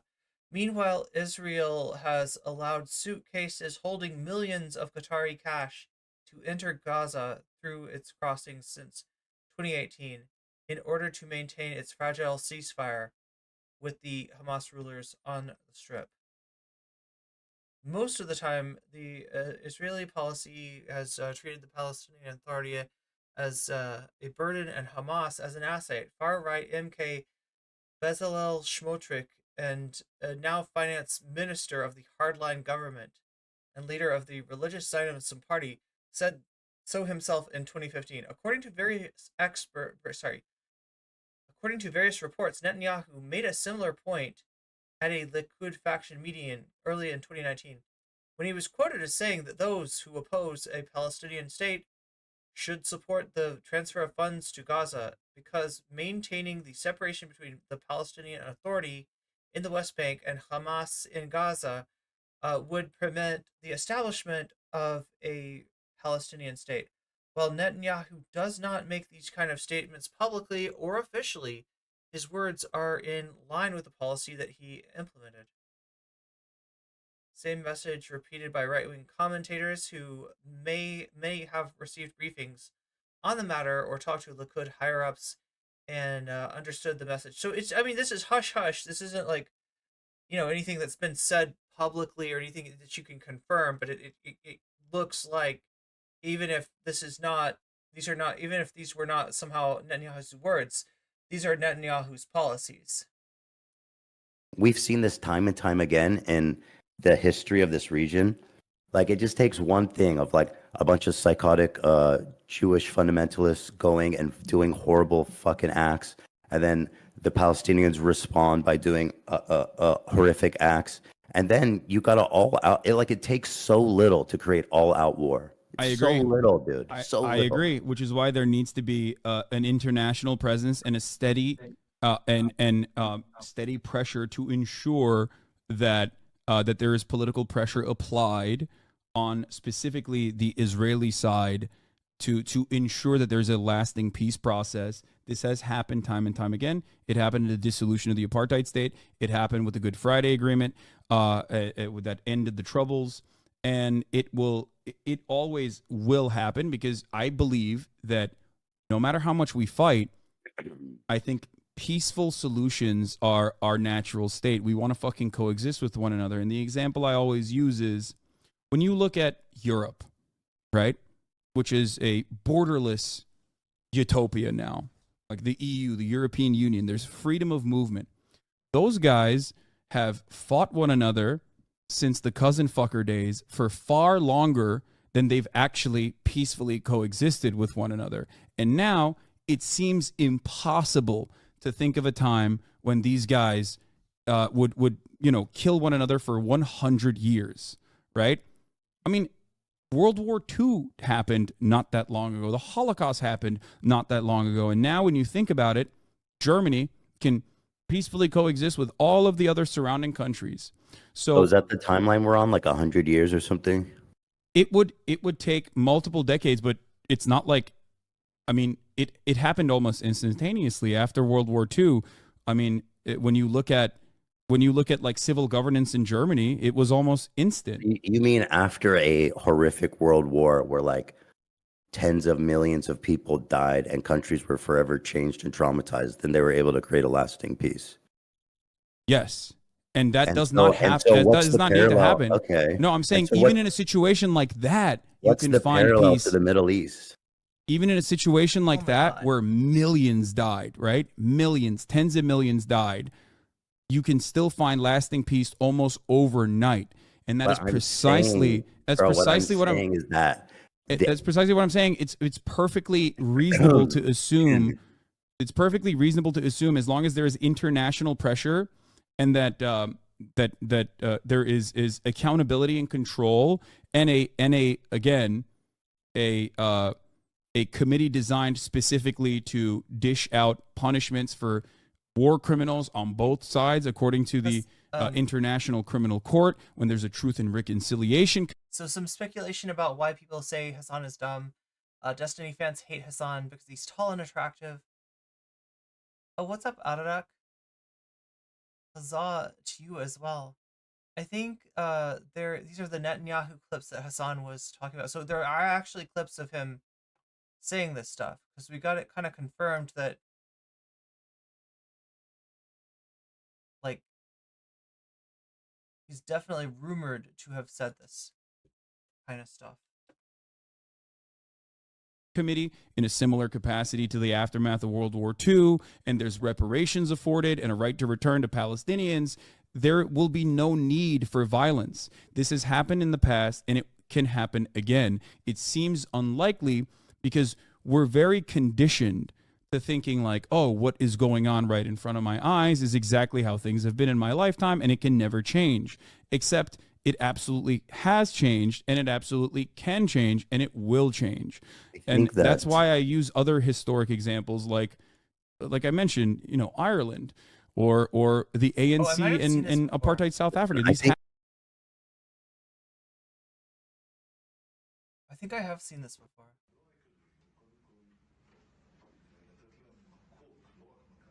Oh, there's no sound, but yeah, I guess we can see what he's saying.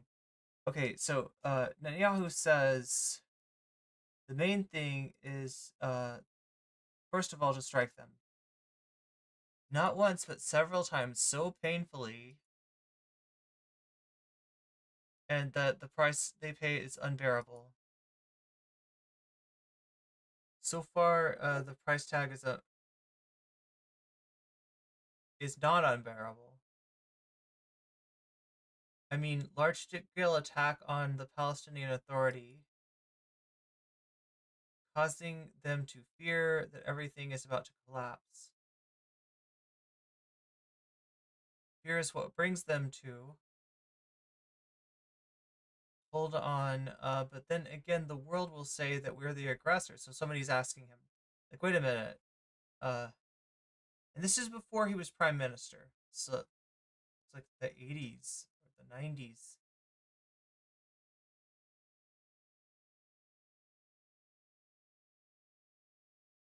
They can say whatever they want. Aren't you afraid of what they'll say, BB?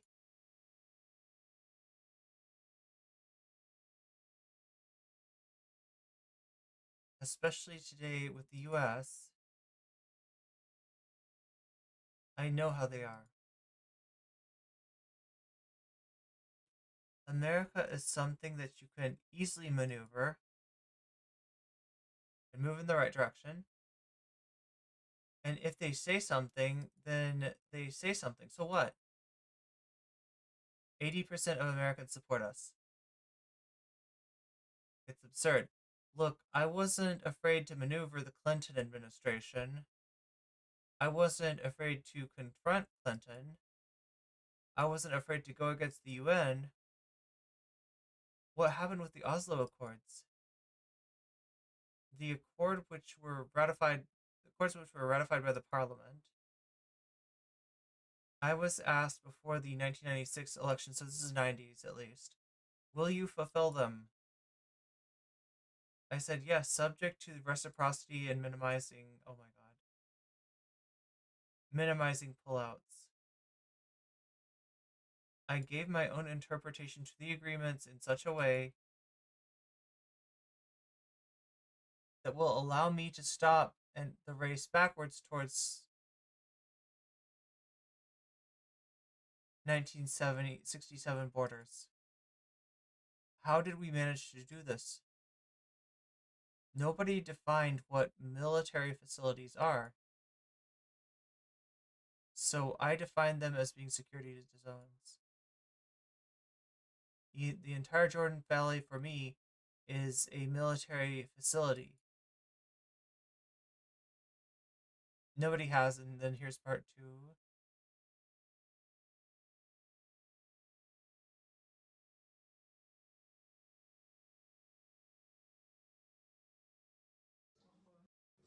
Nobody has, yeah, like the Biet Shen Valley. You see, go figure. But then there was the question of, wait, I'm like,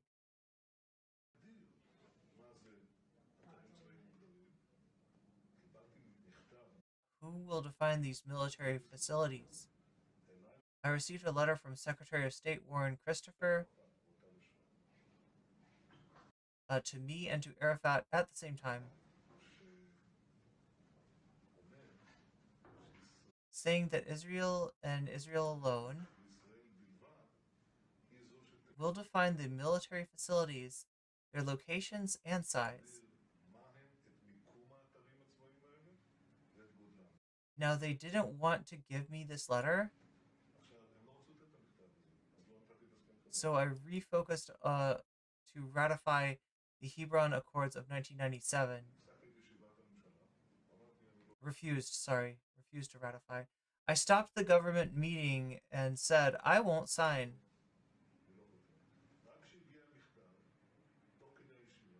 And only then when the letter has arrived during the meeting, to me and to Arafat, I signed the Hebron Accords. It's better to give 2% than 100%. And this is the choice we faced.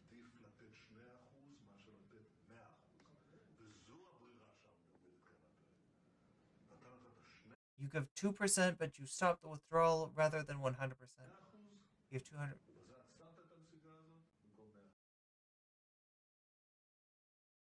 I mean, it doesn't really speak directly to Hamas, but yeah, this is some insight on Netanyahu.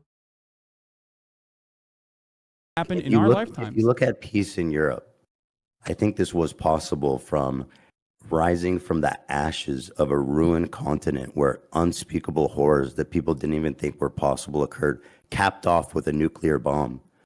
And by the way, Europe, the characterization of Europe as a utopia is interesting.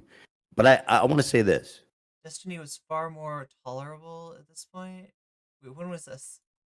You saying sanctions against America or sanctions against Israel, you think would influence Israel to drop their borders? How have sanctions against Russia been going? That's thank you for saying that. Russia is a foreign adversary that has always positioned itself with. I think the first time I ever saw Destiny, it must have been like I don't know, like 2018 or something like that. Maybe 2017, but I never knew him as anything other than it was when he was doing all the debates with the Chuds, when he was doing all the like Lauren Southern debates. No, there it is. With the full knowledge that support from America. I remember when he was in college while he was doing these debates, the Bloodsport debates. He would debate Nazis instead of going to lunch with them. Oh, instead of why couldn't he just stick to what he was good at? Same with David Pakman. Just stick to making fun of the pillow guy. Russia is not dependent on the handouts from the U.S. and political protection from them. The nuclear bomb was used against the Japanese, not any European country, though. Support or a trade relationship with America is always on. He did. I don't think he finished, but I think he was like He was like a music major. I just don't know when he would have. I assumed this was before. Assumed that it was before he streamed. An uneven footing, right? So Russia, as an economic power, has never had to rely on America being able to meddle in their affairs in any meaningful capacity. Sanctions against our enemies, our foreign adversaries, oftentimes do not work. As a matter of fact, it's a means to galvanize the existing regime and its brutality. It doesn't work against Iran. It doesn't work against Israel Russia. can forge the same alliances. No, you it think can't. China and Russia and North Korea and whoever the fuck else gives a fuck? You know what I mean? No, it can't. I don't think so. It can and it would. I don't think so. So prior to 2010, yeah, there's no way he was doing debates back then, right? Maybe he was doing StarCraft. Okay, Especially because like the quality, look at the quality of life in like a North Korea, for example. If you're permanently isolated from the rest of the Western world, right? It's not something that Israelis that are used to like a relatively comfortable existence, especially like one that with such close association to the Western world, would ever be on board with. Dude, Israel is extremely resourceful. They've proven that from their inception. There's no way they will ever drop the border of their sovereignty. It will never ever happen. I understand everything you're saying, and I think what you're saying is interesting about, like, you know, potentially over a long span of time strengthening diplomatic ties with the neighboring countries and stuff. I guess it's possible, you know, in like 50 or 60 years that the landscape could be so vastly different than it is now that maybe if I were to be there and see it then, I could be like, okay, maybe this can work. But as of right now, looking at the situation, I can tell you, as someone who's lived in Israel, as someone who knows tons of Israelis, it will never happen. The Jews, they said, they came out of Europe and they said never again. I know a lot of people Why find is it. Ethan speaking with the confidence of like a historical, political, military strategy expert? That's what I was saying earlier.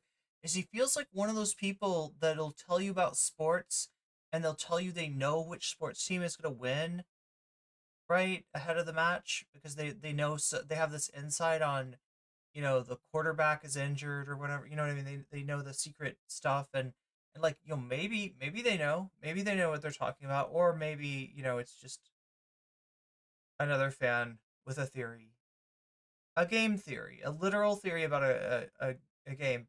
As a Jewish person, he isn't wrong when he says older Jewish people are scared. Yeah, he's characterizing the kind of coming from it from the point of the for the average Israeli.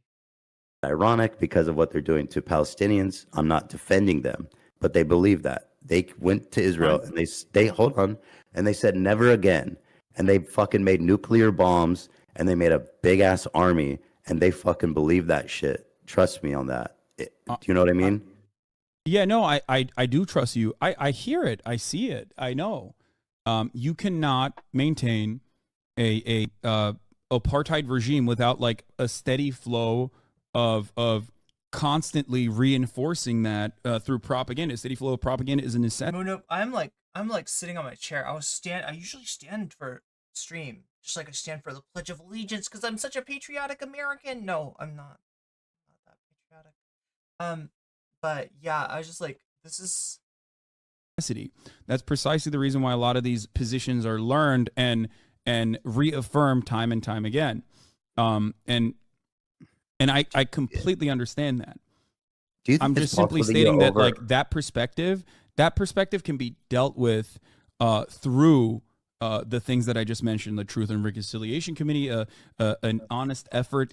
Like Ethan's point is supposed to be that, like, he comes in with two statements that he believes in reparations for Palestinians that were dispossessed, and he wants to know more. He believes in a two-state solution, but he wants to know more about Hasan's like opinion of a one-state solution. So that's where we start off, is with Ethan arguing that it's quote unquote a non-starter, never gonna happen, completely, impossible. Hasan tries to discuss other peace processes that have worked to a greater or lesser extent, and Ethan's just kind of resistant, and he just keeps on coming back to, but you don't understand. You don't understand, bro. The average Israeli is never gonna, accept this. And Hassan's like, well, South Africa didn't want to accept the end of apartheid either, and what caused them to do so was the boycotts, right? And then Ethan's like, there's no way that a boycott is gonna possibly work, and so we're kind of going around in circles already at this point. We're not even right, because like the second discussion topic, I hope, I need this to be true, is the to the river, from the river to the sea slogan, and I think that's like, that's what this stream is supposed to be about. But I was thinking it started earlier. Instead, we watched the entirety of this discussion about one state versus two state. In international pressure and international support, where it's an absolute necessity, because the other side of this process will be assuming that the Palestinians will be quietly ethnically cleansed without like the international community refusing to see that, in the same way that like Western leadership thinks that they can just suppress it as best as they can. This spells a lot of trouble and destabilization for Israel more than anything else. Like every single time Israel increases the pressure, every single time Israel has increased the pressure, it has led to more commotion, more chaos, and more devastation for Israel. October 7th is a direct consequence of that. You can never maintain an apartheid state forever. It just doesn't happen. I want to emphasize, I'm not moralizing anything I'm talking about. I'm just from pragmatics, because, like, I don't know if you in 1981, America was giving Israel almost 10% of its economy. Mm-hmm. Okay, in 2020, the current aid they're getting is about $4 billion. Is that right? It's more than that, but I mean, just the military aid alone is $4 billion. Yes. Okay, that's. I have no idea. Velveteen Rabbit? I don't know about this. Yow! Oh, but I do know that how to hit my elbow on. Ow! Chat, I got the funny bone. Do you ever get the funny bone? I came up and I got the funny bone. How come when I elbow somebody it never hurts? Right? When I come across with the elbow, like, right, I'm never like, the funny bone. Right? It's fine. It feels great. It feels great elbowing people, but like I try to elbow a pot and it just like all of a sudden this like pain shoots down my nerve. Not the funny bone.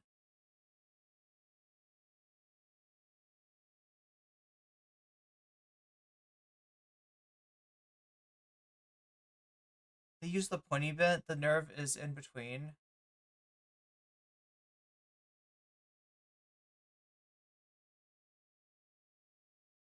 Wait, on the inside of your arm? Like, the medial part? Lateral, medial. Wait, I'm trying to remember. Yeah, this is where the flexors attach, and that's where the extenders, the wrist extenders extend the wrist, and they attach to the lateral. It's 1% of their economy.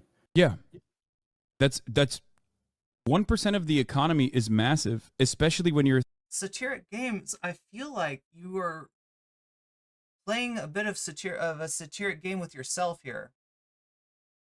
Like, I'm not sure who you're responding to. I'm not sure what has provoked you. I'm just here injuring my arm, okay? I'm not attack.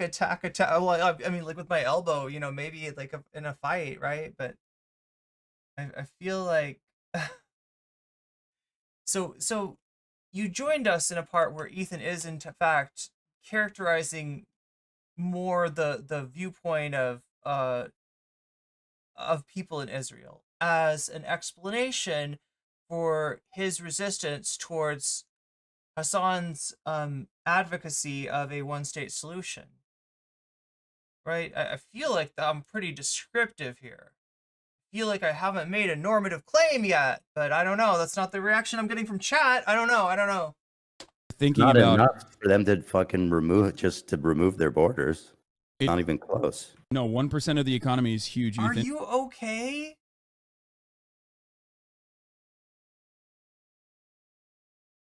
Are you okay? Because So 1% think about it this is way. enough. Think about it this way. Okay. The UAW strike was supposed to the UAW strike on the big three. not me, the left. Okay, I'm sorry. I was responding to something that was directed at.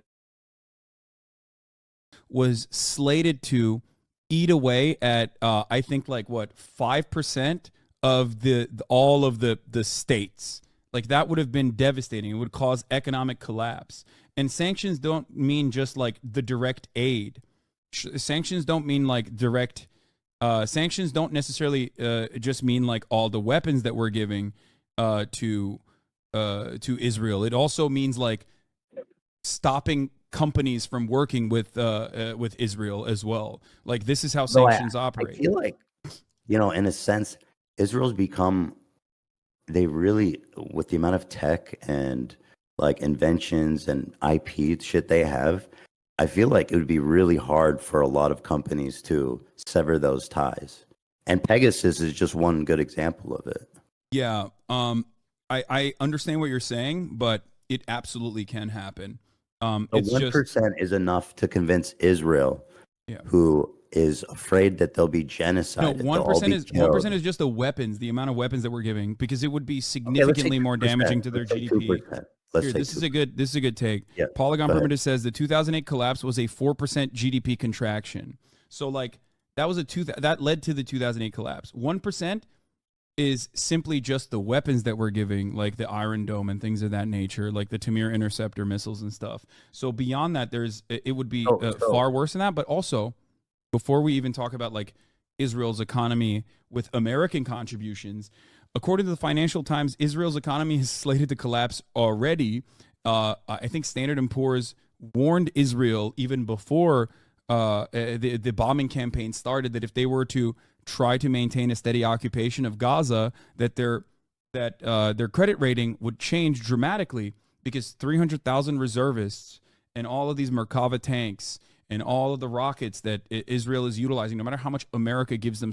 Seriously, I did not realize that this segment of the debate, it's like an hour and a half or something. Support is obviously not is obviously going to have a long-lasting. Have you seen the memes on Twitter, right? It's like Hasan with his hand like that.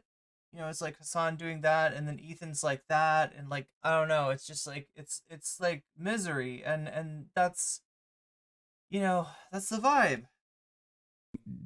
And damaging impact on the Israeli economy. So it doesn't feel like if these were grapplers and I was a referee, I would separate them, because nobody's making headway. But instead, they are rolling on the ground for the entire round, like rehashing the same disagreement. Even without like Israel's economy at this moment is already in a troublesome situation, even without boycotts and even without sanctions, just simply on its own. So I don't think that it's as I don't think that the situation is as. Again, you have to acknowledge that to Israelis, the dissolution of its border is literally the genocide of them. They will all die. That's how they feel. So whatever percentage you think matters, if it's 1, 2, 3, 4, 5, I cannot emphasize how fucking little it will matter to Israel ultimately if the question is dissolve your borders. It will never happen, ever. They think if they do that, they will all die. That's the I know. perception in Israel. That's what they think, and you cannot convince them otherwise. You can't. No, you can, and you can. I think. According to the Times of Israel, the war is costing Israel $600 a week. At least the Bank of Israel. That's the Bank of Israel's current estimate. Hasan coddling him is only fueling the cyclical nightmare this convo between them has been. I'd love to see someone who's not so concerned about hurting his friend, even though Ethan doesn't extend like the same courtesy. Yeah, I mean, maybe it's like the only way. Maybe just Hasan is not going to be the person to get to, to.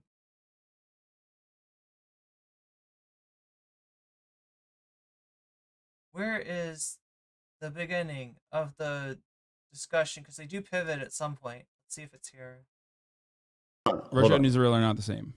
Of course, they're different countries. Western leaders, they all predicted there would be a total collapse of Russia's economy, but all that happened was it made them Okay, so Ethan's arguing against the susceptibility of Israel to international pressure. more nationalistic. It made them more resolved. It made them basically search out new partnerships. And I don't think that there's any evidence that Israel would be unable to do the same things. It would. Because It would. the only It times would. where a sanctions It doesn't regime, need America. the only time the sanctions regime has ever worked is if it's threatening our allies. That's it. We can work. We can actually sanction our allies. We cannot sanction our enemies in a way that like stops them from finding a way to continue surviving You with the think same doing quality of sanctions- life. Israel Matt, is a democracy for Israeli Jews, right? It's not a democracy for the How Palestinian sanctions citizens work, of Israel. I don't know, man. What's up?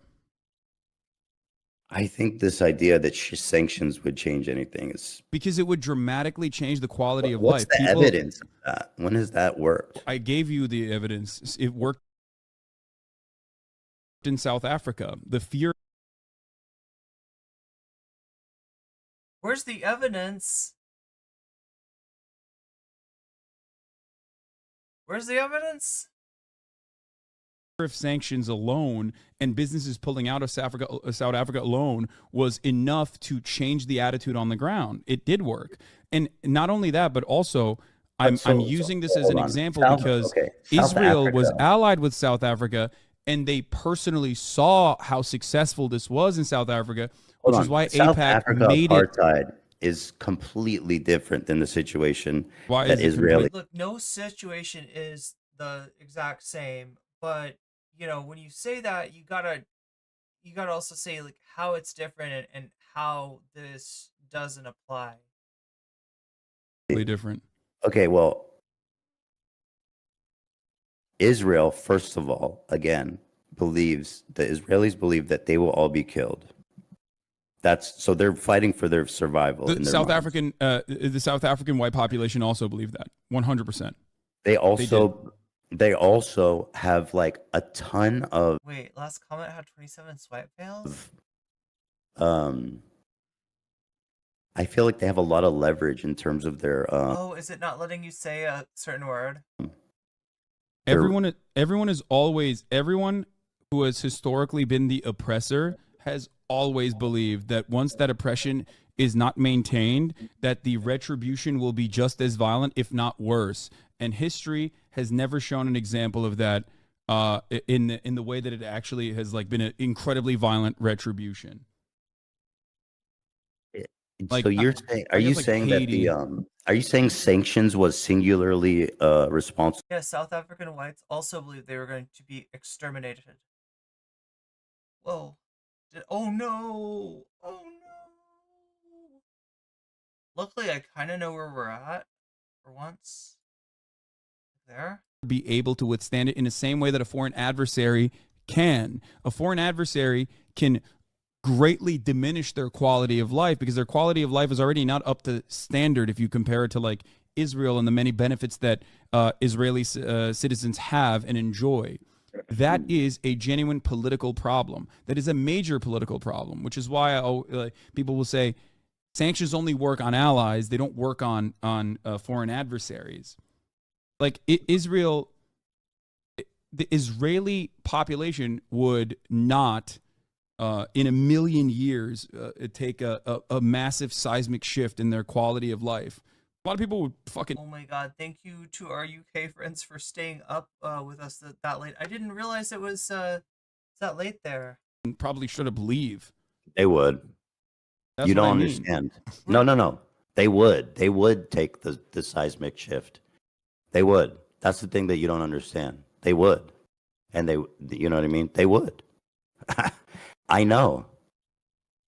People underestimate what the fuck Israel means to the people that live there. My point is always this: if BDS wasn't a genuine threat that Israel noticed and thought was like a legitimate threat, they would have not. What does BDS. South Korea have to do with the conflict? No, boycott, divestments, and sanctions on the state of Israel. Oh, okay. Just BTS is, I do stand them. BTS. Yes, we stand. BTS. You thought Hasan was talking about BTS. And BTS. Don't get mad at us, please.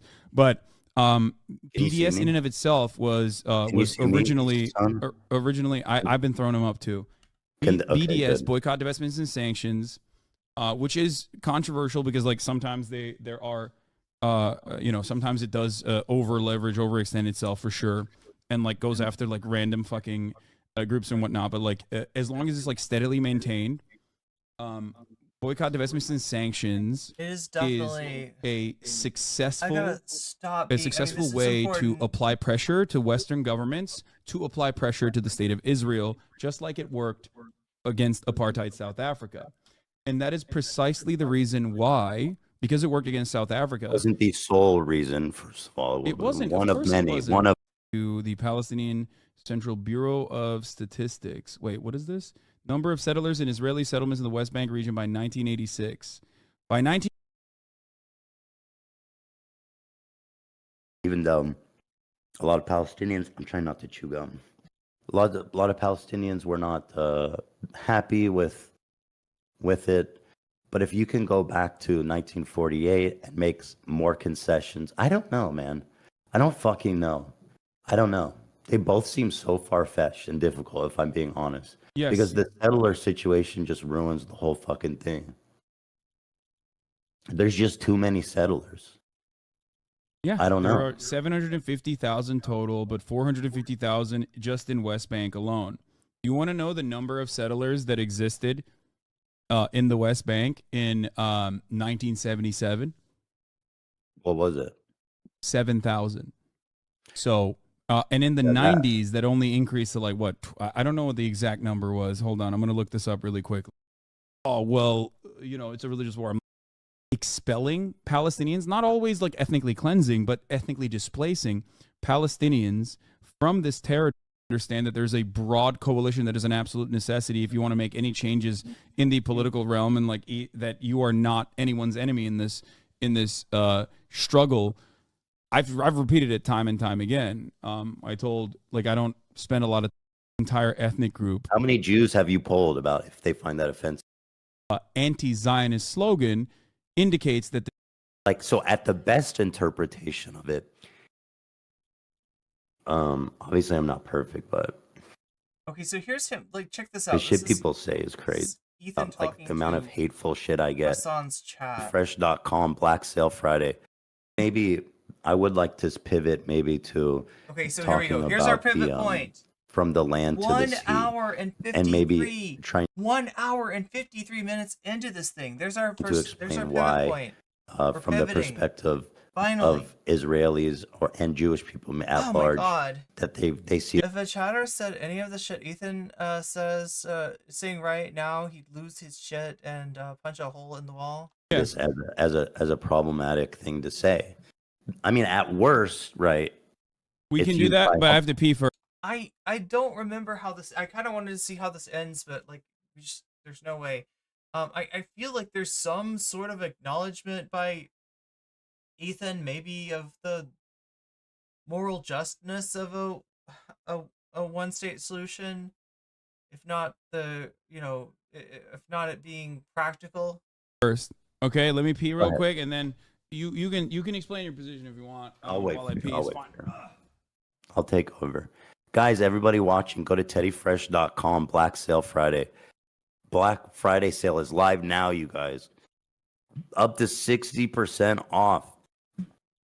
Get over there. teddyfresh.com. Now is your chance more than ever.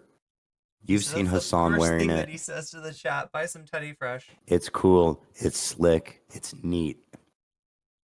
Teddyfresh.com. Yeah, forced displacement is violent. Black Friday sale is live now. Now.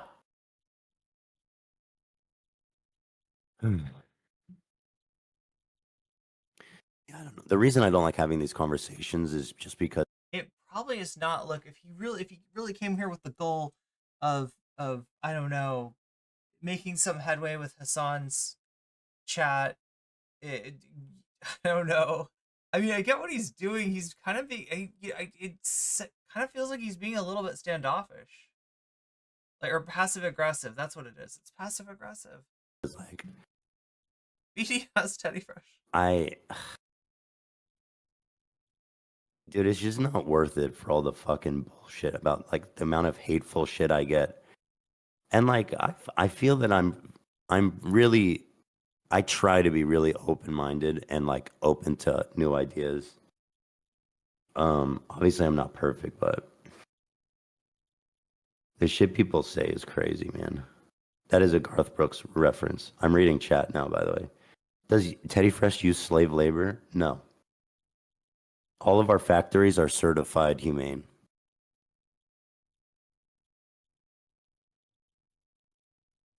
There's organizations that certify factories as having good conditions, work conditions, living conditions, pay conditions, age conditions, stuff like that. So they check all this shit off. All right, I'm back. Okay. All right. Yeah. You were talking about. So here we go. We're starting off. We're starting off on issue 2. From the river to the sea. Is this an okay slogan? Eleanor.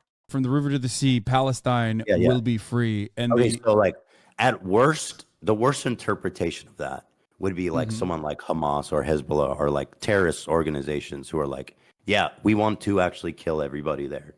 That's the worst Wrong interpretation of it. I know that there's a lot of people, obviously, most vast majority of people who do say that don't want to kill all the Jews there, right? But like, so at the best interpretation of it, it That's what you get from me, chat. McLaughlin group. basically means, as I've said, this one state dissolution of the state of Israel. And a lot of people also see that. Also, I would say what you get from me is an hour, not an hour, but like 3 minutes of ads every hour at the top of the hour, which you might have just experienced. I was supposed to warn you before that even happened, but I was not paying attention, and I gotta admit, I didn't notice the time was getting as late as it was. If you don't want to see that again, you can get out of it with a Twitch Prime sub. You can get out of it by paying $5 for your own to buy yourself a sub, or if you're lucky, you might possibly get out of it through a gift or community sub, although that sort of thing is more likely to happen if you're active in chat. the vast majority of people in Israel Best interpretation of that is that Israel starts persecuting and oppressing the Arabs. see that as a genocide. So that it's if it's viewed in that scope. There's another interesting thing that I've The shit you say, Ethan, you have a fucking button for it? So why are you hyper focusing on it then? noticed about this. I mean, Are you talking about Ethan's button where he like erases part of the show? Yes, 10 out of 10. the thing is like that phrase does have a long history of being used by terrorists. And Yeah. so, you know, you But- wouldn't hold on. Wait, can I Let say me something make though? my- Because like the hold on. terrorism Let me make my designation full here. point. Okay, Let me go make ahead. my- You make your full Yeah, point. let me make my full point here, and then you can respond. There's an interesting phenomenon going on here where, you know, When minorities tell you they're I offended by didn't think of that, Crystal. That the ad break might be more interesting than Ethan whining. something, usually, especially liberals and leftists, they'll listen because it's not their place, right? They'll say it's not my place. If you say it, then that's what it is. I mean, Jews make up 60% of all hate crimes in America right now. Mm-hmm. So when Jewish people look at that and they say, "Listen, it makes me uncomfortable the way that that's used." I find it interesting that people see that as an opportunity to argue instead of listen. Especially to me, it's like, So here's what I teased to you earlier, right? This is Ethan taking just kind of a concept from social justice and applying it as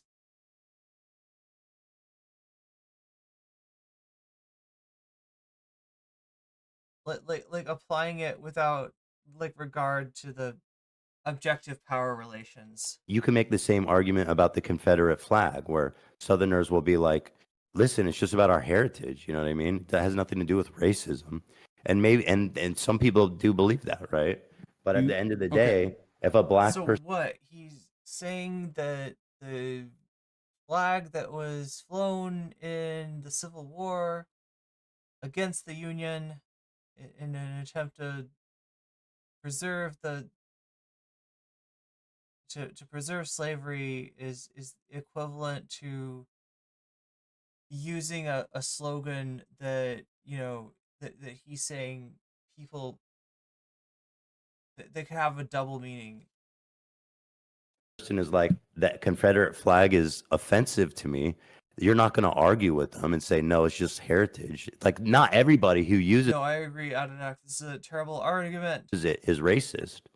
So then, you know what The heritage not hate thing, Lindsay. I'm saying? Like, it just doesn't seem fair. I know, but okay. All right, where do I begin here? So, one, from the river to the sea, Palestine will be free its origination, its inception comes from the PFLP, the Popular Front for the Liberation of Palestine, which you're right was considered a terrorist. Existed before Nazis. Okay. You know, Hold on. Just saying. I understand. I'm going to describe it. Okay. Go ahead. In its inception and in its broader context, historically, since the 60s, it has always been utilized as a slogan for emancipation and never for anti-Semitism. The reason why Hamas adopted it, the reason why Hamas co-opted it when they had 3% support as opposed to the PLO, which had 83% support, right? Alongside the PLO, was because it was the slogan that was the slogan for Palestinian emancipation. This does not mean that that slogan changed at any given point to mean killing all the Jewish people just because it was co-opted by so Ethan's argument is going to be something along the lines of it. I think what he's trying to imply is like it's the impact, it's not the intent, right? You might not mean like wipe out every, you might not mean, that phrase in the same way as, Hamas means it, but it's the impact on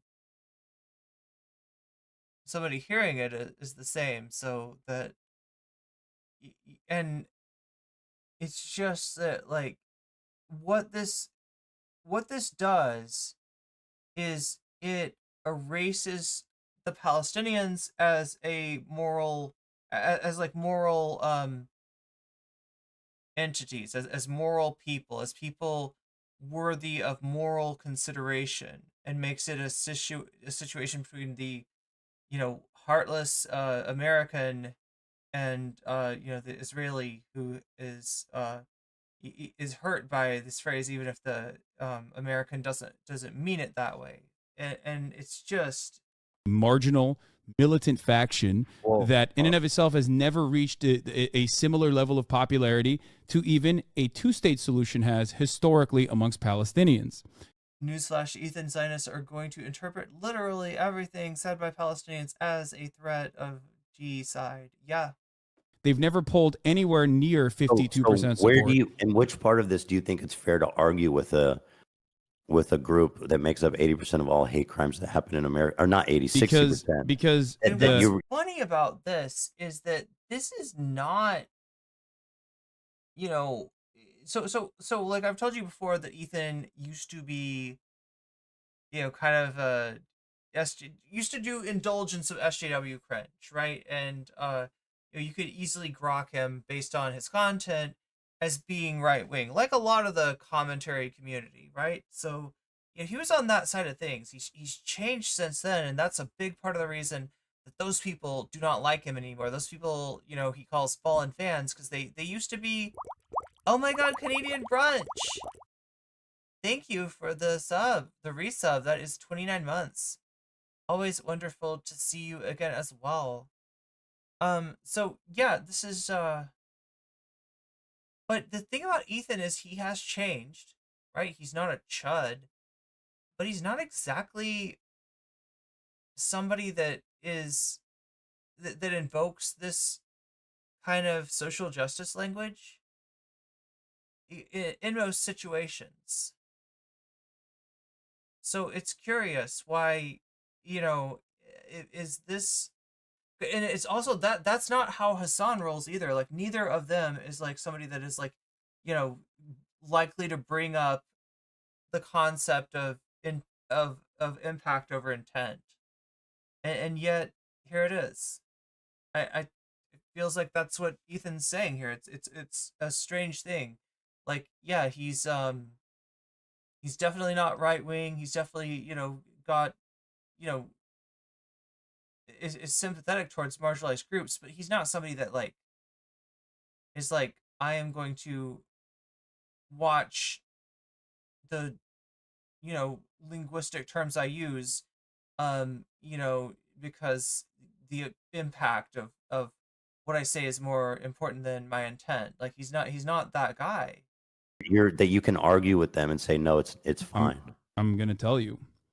Because, well, two reasons. One, because he invokes it because it's convenient, and maybe also because on some level he thinks that's Hasan's, like these are Hasan's moral rules, and they're not. That's not how Hasan is. I checked the quote by Christopher Wray, and he doesn't provide a source or evidence, but he says 60% of religiously motivated hate crimes, not 60% of hate crimes. Ethan is mistaken here. Thank you for checking up on that, Zara. What do hate crimes in America have to do with the asymmetric power dynamics in Israel-Palestine? Palestinians are the oppressed party in the structure against the state of Israel, not Jews, the state of Israel, which does not, I think you and I both agree, does not represent the interests of Jews at all. And yeah, doing the right wing, haha, SJW, I'm using your own logic against you, except he hasn't like really. And look, oh my god, actually I can relate to this. I can relate to this. Like, look, chat, anybody that I did content with, anybody who's like stream I went on, there's going to be a better chance than not that I am not super familiar with their content. That, you know, we might even stream at the same time usually, and I might never get a chance to watch their stream. So I guess I understand, but it does show that Ethan really does not, like Ethan engages with Hasan on leftovers, but maybe not so much in terms of Hasan's live stream.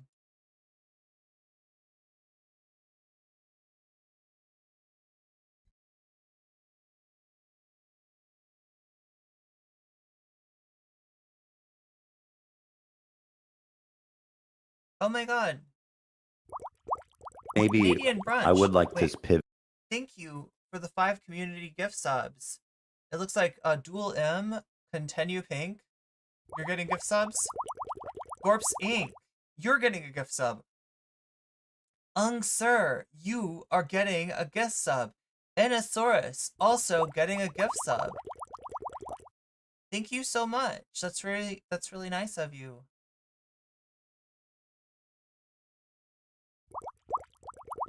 Gorpsing, look at that. Everyone is symbolized by a jellyfish, even Gorpsing. Not that you wouldn't be so. Gorpsing, there's no reason that you wouldn't be symbol. Why not? Why not? It makes sense. You too can be a jellyfish if you so choose. But nobody's forcing anybody to be a jellyfish here.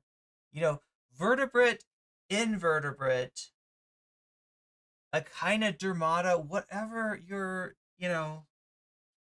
classification is, right? We're here to support you. It maybe to talking about the Glad to see so many fellow Southerners in chat. from the We've got land to the South sea, representing. and maybe trying to explain why, from the perspective of Israelis and Jewish people at large, that they see this as a problematic thing to say. I mean, at worst, right? Which is more goblin mode, okay? Which is more feral of me to do? If I take the 2-liter and just drink straight from the bottle, is that grosser, or is it grosser if I pour the water into the cup that I just drank like green tea out of, and so that it looks like I'm drinking sewer water? Which is grosser? I don't know. We can do that, but I have to pee first. Okay, let me pee real quick, and then this guy pees. You can explain your position if you want. I'll wait. While I pee. Wait, did I rewind him? I'll take over. Teddy Guys, Fresh? everybody watching, go to Teddy. Go to Teddy Fresh. I somehow rewind. Did. I rewind dead. I rewound. Like, so at the best interpretation of it, Drink it out of the bottle? it basically means, That seems so goblin mode, though. as I've said, this one state dissolution of the state of Israel. And a lot of people also see that. I would say the vast majority of people in Israel see that as a genocide. So that it's if it's viewed in that scope. How unladylike, though, is it to drink from, like, literally drink? Look, I gotta do it out of a mug. That's the only choice. That's the only choice left to me. You gotta use a mug. It's gonna be too gross. It's gonna be too gross if I drink out of a 2-liter. Only pirates drink rum. Yeah, or pirates probably also drink out of 2-liters. Like, I wouldn't put it past them, right? There's another interesting thing that When you're on the Grand Line, you're searching for the One Piece. What, you're gonna wait to pour your sody pop into a cup? Probably not. Probably just gonna drink it straight out of the 2-liter. I've noticed about this. I mean, the thing is, like, that phrase does have a long history of being used by terrorists. And so, you wouldn't. Hold on. Wait, can I say something though? Because like the terrorism designation here. Point. Okay, go ahead. Make your full Yeah, point. let me make my full point here, and then you can respond. There we go. There's an interesting phenomenon going on here where, when minorities tell you they're offended by something, usually, especially So, liberals he's making it more explicit. This is he's like, this is what I'm talking about. and leftists, they'll You've got this rule, leftist. I know your secret code. And I'm gonna use it against you. So now you gotta listen because it's not their place, right? They'll say it's not my place. If you say it, then that's what it is. real land people drinking vodka after landing. I mean, guess it's better than drinking it while you're. Isn't there something where if you do that on a plane, you get more inebriated than you like normally would? There's some kind of function of alcohol that increases. I mean, Jews make up 60% of all hate crimes in America Meow. right now. Mm-hmm. So when Jewish people look at that and they say, "Listen, it makes me uncomfortable the way that that's used," I find it interesting that people see that as an opportunity to argue instead of listen. Especially to me, it's like you can make the same argument about the Confederate flag, where Southerners will be like, "Listen, it's just about our heritage." You know what I mean? That has nothing to do with racism. And maybe and some people do believe that, right? But at the end of the Okay. day, if a black person is like that Confederate Ethan, flag sorry, is somebody's offensive. saying something. Ethan put out a video a few hours ago, in which he implied that the hospital bombing had been proving to be. Wait, I feel like this is like deja vu. I feel like I've heard this. Like, you sure this is a new video? I mean, it could be. It could be. He could still be on about this particular. Unless I'm mistaken, this still needs investigating. Yeah, that was the last I checked on it. It's not. Um, there's a bunch of theories, and then there are like there was like a New York Times investigation that debunked some of the theories, but that doesn't mean that it's not, you know what I mean? It's still in the fog of war. It's still a foggy war type deal. Ethan is on an endless loop. Yeah. When my Zionist boss said they're uncomfortable about me describing military checkpoints throughout the West Bank as an occupation, I was hoping this was over. I watched this yesterday and it is so uncomfortable. I don't know if I can get through it again. Yeah, we're trying to get through the. Oh, look at that. That's the perfect right there. That's the thumbnail. Look, let me show you. That's it. That pain. That is the TLDR of this engagement. That's what we got. We got pain.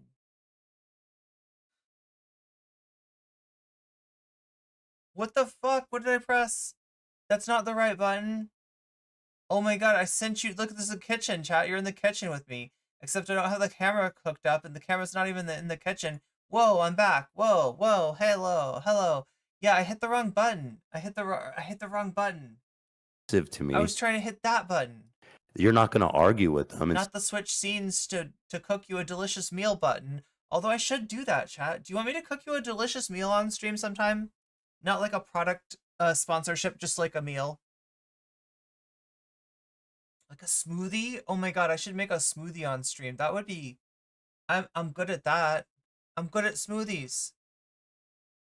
Do we have any smoothies fans in chat? Anyone like smoothies? It was all dark and hello freshy. I thought I'd offended God. Wait, pasta? You want me to make pasta? People like smoothies?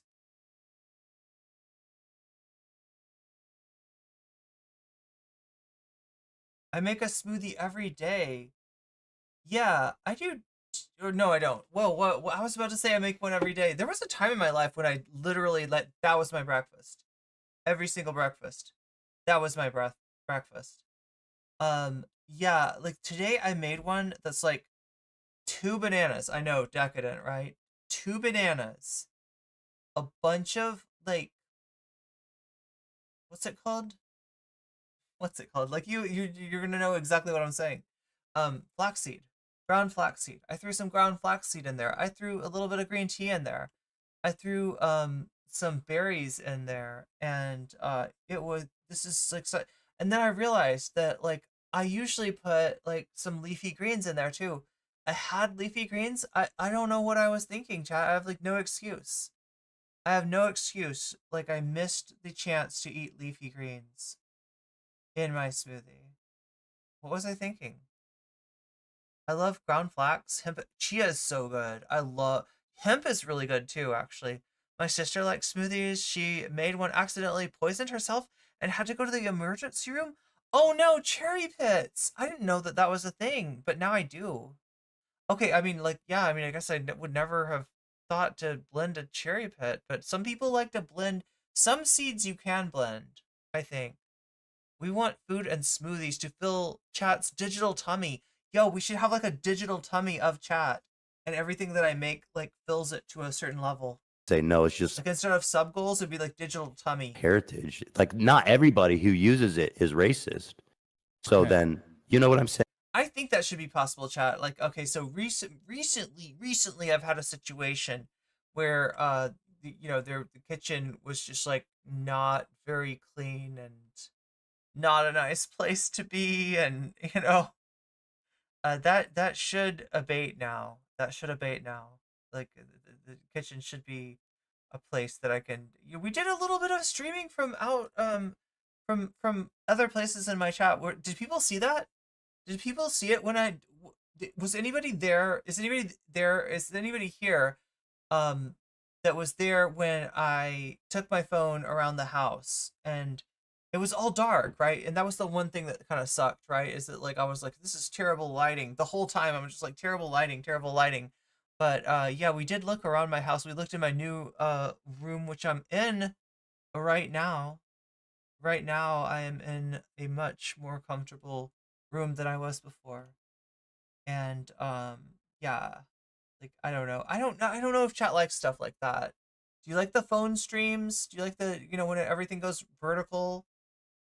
Because I'm on my phone. Like it just doesn't seem fair. I know, but okay. Am I in my new room now? Yes. Wait, did Ethan just say that not everyone who uses the Confederate flag is racist? I hope he was being sarcastic. Like if he did, I hope he meant like, you know, like he was being like that. That's what like a Southern simp would say. That not every that like it's heritage, not whatever, you know, garbage they say. All right. You like the house tour? Where do I begin here? So, one, from the river to the sea, Palestine will be free is its origination, its inception comes from the PFLP, the Popular Front for the Liberation of Palestine, which you're right was considered a terror. He didn't sound sarcastic. Damn. Existed before Nazis. Okay. You know, Hold on. just saying. I understand. I'm going to describe it. Okay. Go ahead. In its inception and in its broader context, historically, since the 60s, it has always been utilized as a slogan for emancipation and never for anti-Semitism. The reason why Hamas adopted Enjoy your Confederate flag phone case. That is sad. it. The reason why Hamas co-opted it when they had 3% support as opposed to the PLO, which had 83% support, right? Alongside the PLO was yeah, he's using the Confederate flag as an example of something that can be interpreted differently by different people, and that's probably why he said that. Ethan really just pretending not to moralize stuff while invoking Nazis. You misspoke? Yeah, kids literally drove a truck to school with flags on their truck. Yo, that is, wow.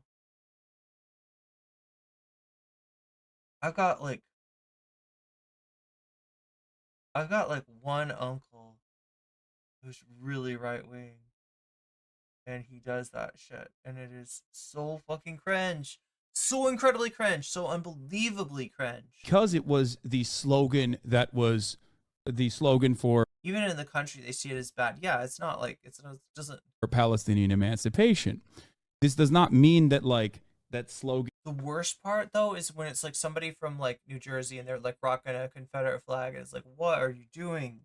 Changed at any given What are you even point doing? to mean killing all the Jewish people just because it was co-opted by a marginal militant faction that in and of itself has never reached a similar level of popularity to even a two-state I've definitely seen that shit in the Midwest. solution has. But the Midwest is weird. Not a lot of people know this, but there were some Midwestern states that had Klan members like in high office, like as the governor and stuff like that, right? There were, you know, the states that fought on the side of the Union, like, I don't know, 50 years before. Historically amongst Palestinians. They've never polled anywhere near 52% support. Where do you, in which part of this do you think it's fair? Your friend showed up, your friend went on a blind date with a guy that showed up with a Confederate flag on his truck. Oh my God. I didn't realize that, like, right, my volume could be better. That's how I should sound. That's how I should sound always and forever. Testing. Yeah, we're good. We are very, very good. To argue with a. That's very clear. Yeah, I don't know what I was thinking. I brought my desk down. I brought the camera down. I did not bring the microphone down. I don't know what I was thinking. with a group that makes up 80% of all hate crimes that happen in America, or not 80, Because 60%. because That you can argue with them and say no, it's fine. I'm gonna tell you. Oregon has a distinctly racist history to its inception. Yeah, not a lot of people realize that. Like when you think of racist states, you think about the deep South, and there's other examples, and definitely racism, flourishes even in places that you don't associate with it. Because, well, two reasons. One, Portland was a KKK hotspot. Damn. because Palestinians are the oppressed party in the structure against the state of Israel. There was like one Civil War battle, I believe, fought in Oregon, if I'm not mistaken. Jews, the state of Israel, which does not, I think you and I both agree, does not represent the interests of Jews at all, and will falsely conflate the interests of Jews with the interests of the state of Israel, specifically so they can continue to. It was a white flight state. Whoa, even before the white flight of the 50s, huh? Continue to engage in this argument, sometimes from a disingenuous framing, a disingenuous conflation. Jewish people themselves say from the river to the sea, Palestine will be free. Jewish people are at the forefront of the anti-apartheid, anti-Zionist activism, Jewish Voice for Peace, Jews for Economic. And the existence of Jewish people doesn't, I don't, that point is not very persuasive. I mean, of course there is. What do you, of course it's, I think it's very important. Because if there's it was Israelis that say it. No. Therefore, a minority. Northwest was a safe haven for ex-Confederate soldiers? Or Jewish people shouldn't be offended by it because some people say it. I mean. No, I think because Jewish people, I'm not going to talk about this as like Jewish people in general. The reason why I brought up Jews for Jewish Voice for Peace and other groups using this as well, like Jews themselves in America using this anti-Zionist slogan, indicates that this slogan isn't one that is about the evisceration of Jews. If that was the case, then they wouldn't use it. There was Jewish collaborators with fucking Nazis. Ethan, don't do that, please. Don't say that the Jews' Voice for Peace are akin to capos. Like that's. I'm telling you that the mere existence of Jewish voices is not a leg to stand on. I don't understand that. But of course, there's going to be failing. Israeli But the most important. Grunt Corpse, you just missed getting a free gift sub. You just barely missed it. It's getting frustrated with this. This is about where Ethan starts getting more and more defensive. And component here, it's the like most you're important component tokenizing here a is few that Israelis. It seems silly. What, Ethan? You're like, here, check out my Israeli. He says it. That's okay. So this is like he's like saying that Hasan's doing the well, my black friend says not. Then I don't find it a good point. Well, I will explain to you why it's not a comparison, because I think you agree with me on this as well, that it's Palestinian emancipation is just, right? It's just. Whereas the Confederacy is not. The Confederacy was there to preserve, they said states' rights, but it was there to preserve the maintenance of slavery. Palestinian emancipation is not or has not ever been. So now the parallel that I'm drawing right here is the debate between Vosh and non-compete. The comparison between self-determination of a country like Vietnam and the literal Nazis. Broadly defined at any moment throughout its history, the evisceration of all Jews living in Israel, or the forcible expulsion of all Jews living in Israel. Other militant factors that were never, ever as popular as the broader Palestinian emancipatory movement have taken on this slogan alongside slogans like Free Palestine in general. There's the nothing the wrong same with exact being argument to Alex. say Calling Jewish Voice for Peace again to Nazi collaborators is so. I hope he wasn't trying to do that. from Free Palestine from the river to the sea can also be applied to Free Palestine as well. It's just a matter of where the motivations lie. You have to look at how Israelis view it. Is that you're saying that but I Israel don't care as a about how country Israelis view it. I will admit that I and don't. Jews at large? I think No. there's a This is called willful ignorance. Oh my God! What did I do it again? I am converting so. anyone in your audience. People themselves say from the river to the sea, Palestine will be free. Jewish people are at the forefront of the anti-apartheid, anti-Zionist Sure. activism. Jewish Voice for Peace, Jews for Economic, and the existence of Jewish people doesn't. I don't. That point is not. Zara says he was using collaborators to discredit the group, so he was trying to. It's weird because I didn't think that Ethan had a problem with Jewish Voice for Peace. I mean, they use the slogan, so I guess then, if he says he does have a, it's so weird though, because where he ends this is he's like, yeah, just if you want to say from the river to the sea, go ahead and say it. I'm not stopping you. He just like ends up with this. Wait, did you, is do you think like it's like he's doing the thing where he surrenders, but with the implication being that he's doing it because Hasan's so ridiculous. It's the bigger person for being like, all right, you're gonna say the thing that you want to say. You don't have to care what Jewish people think. You can just say that. Say the phrase, Hasan. Say the phrase. I know you want to. Very persuasive. I mean, of course there is. So weird.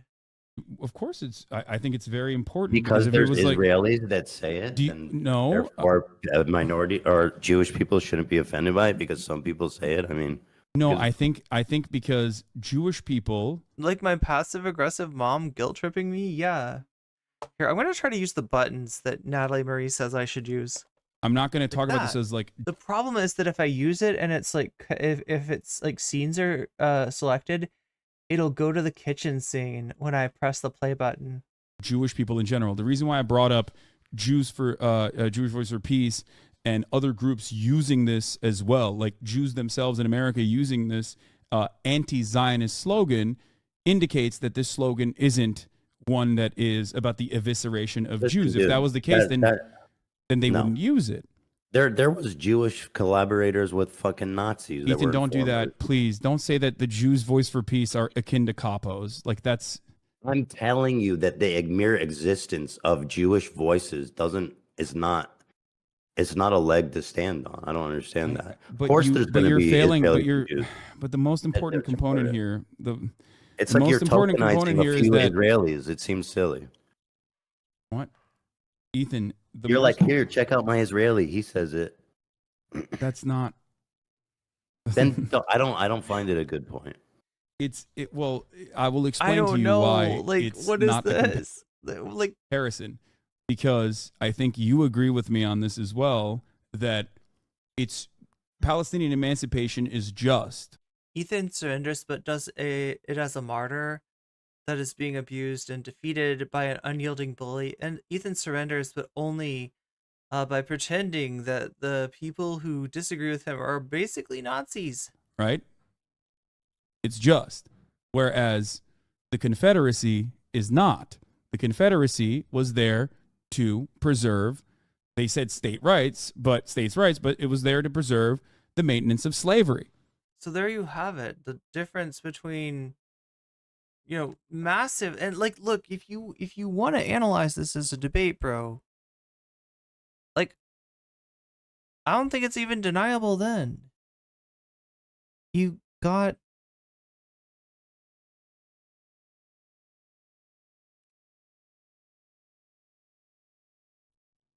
Palestinian emancipation is not.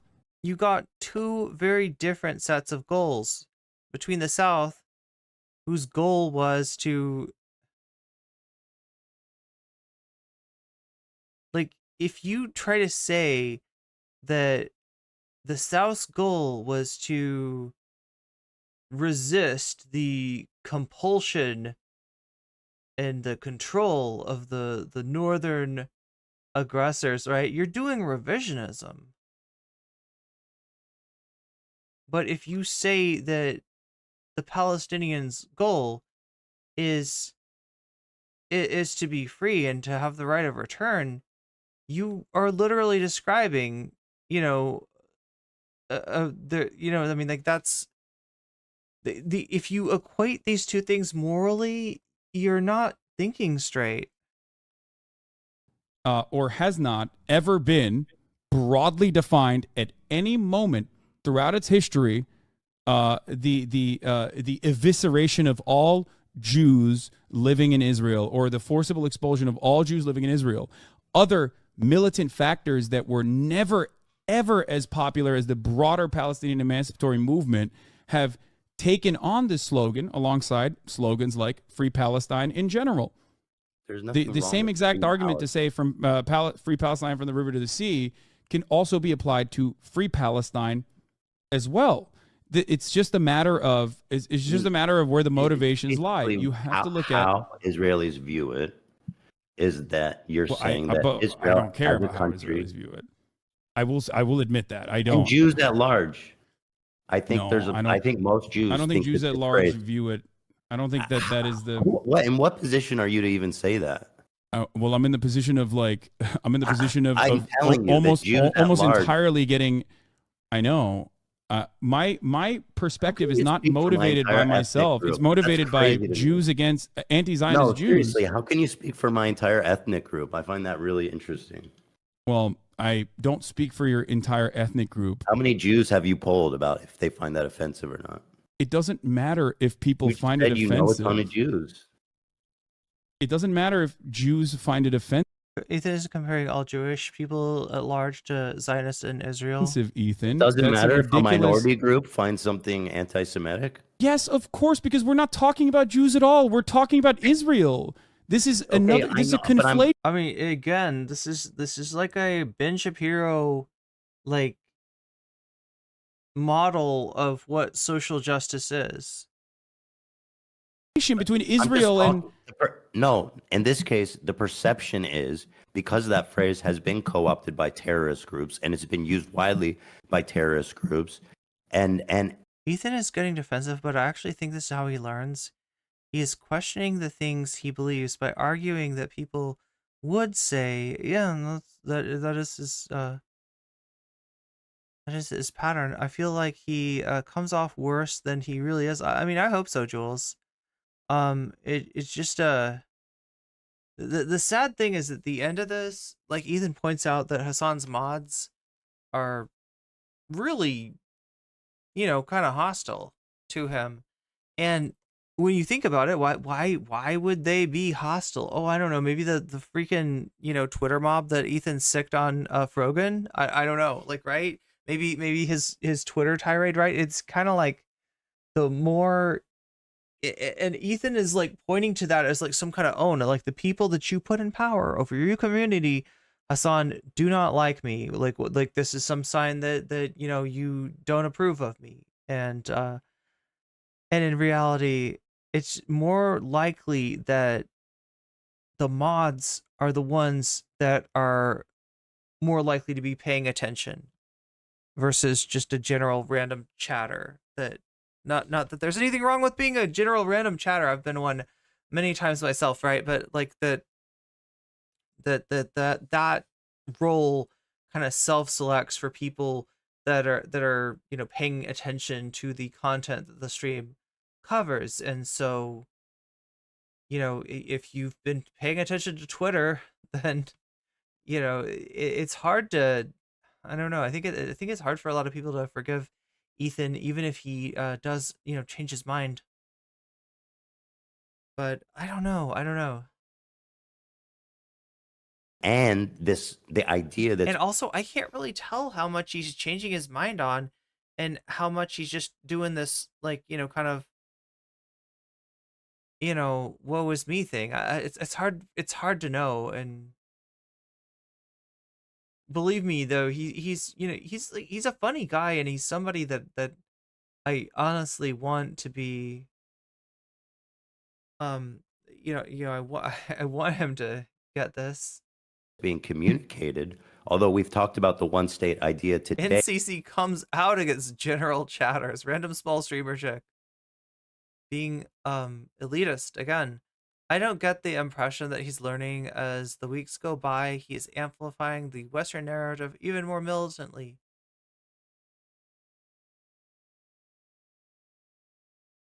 Ethan doesn't deserve any of this patience, as there, exactly, he's just trying to gotcha on his formerly formed stubborn beliefs, says BCatK.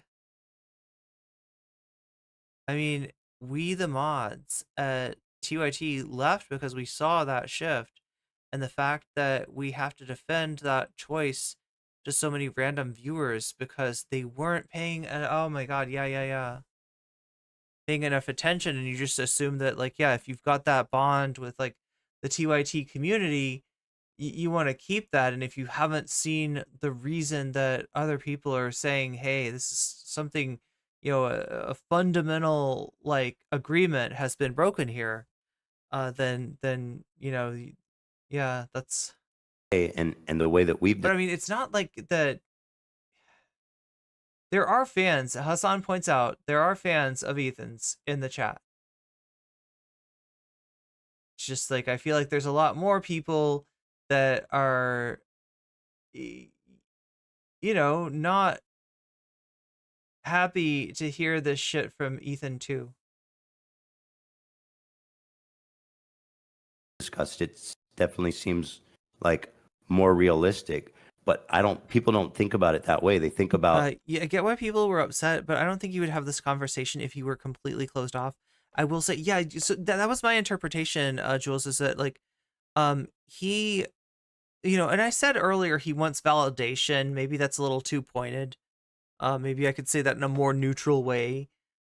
He cares what Hasan's chat says, or he cares what Hasan's chat thinks. He values, their opinion, and maybe doesn't understand why, they have such a low opinion of him.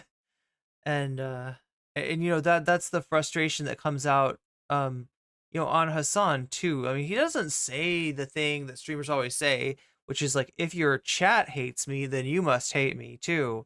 He doesn't. I don't think Ethan ever says that, but he's like bordering on that. He's like kind of edging on that. basically the state of Israel disappearing. And when Jews around the world think about the state of Israel disappearing, and there's like a mass fucking genocide of all the Jews there, then yes, they're going to look at that and they're not going to be happy about it. Ethan, Israel is the party with all of the power in the structure. Palestinians have no power in the structure. I'm going to listen to the Palestinian voices and tell you the historical reference points. It feels like he doesn't want to change his mind, but change others, says ASDA box. Oh my god, I'm gonna mispronounce your name.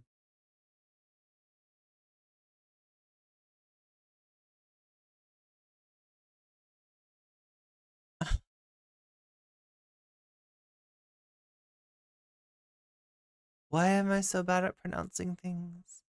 As to what from the river to the sea Palestine will be free when talking about it, just like when at what point can a phrase be co-op? Wait, it turns out that some of what what upset Ethan was faked by DGG apparently. Jules, are you talking about the Discord screenshots? DGG faked some of that stuff? Because I remember that coming up and feeling like he didn't really understand where this was coming from and why those people would have an interest in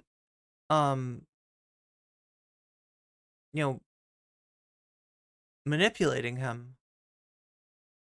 There are undertones of that. Left TYT after birthing prisons. He doesn't want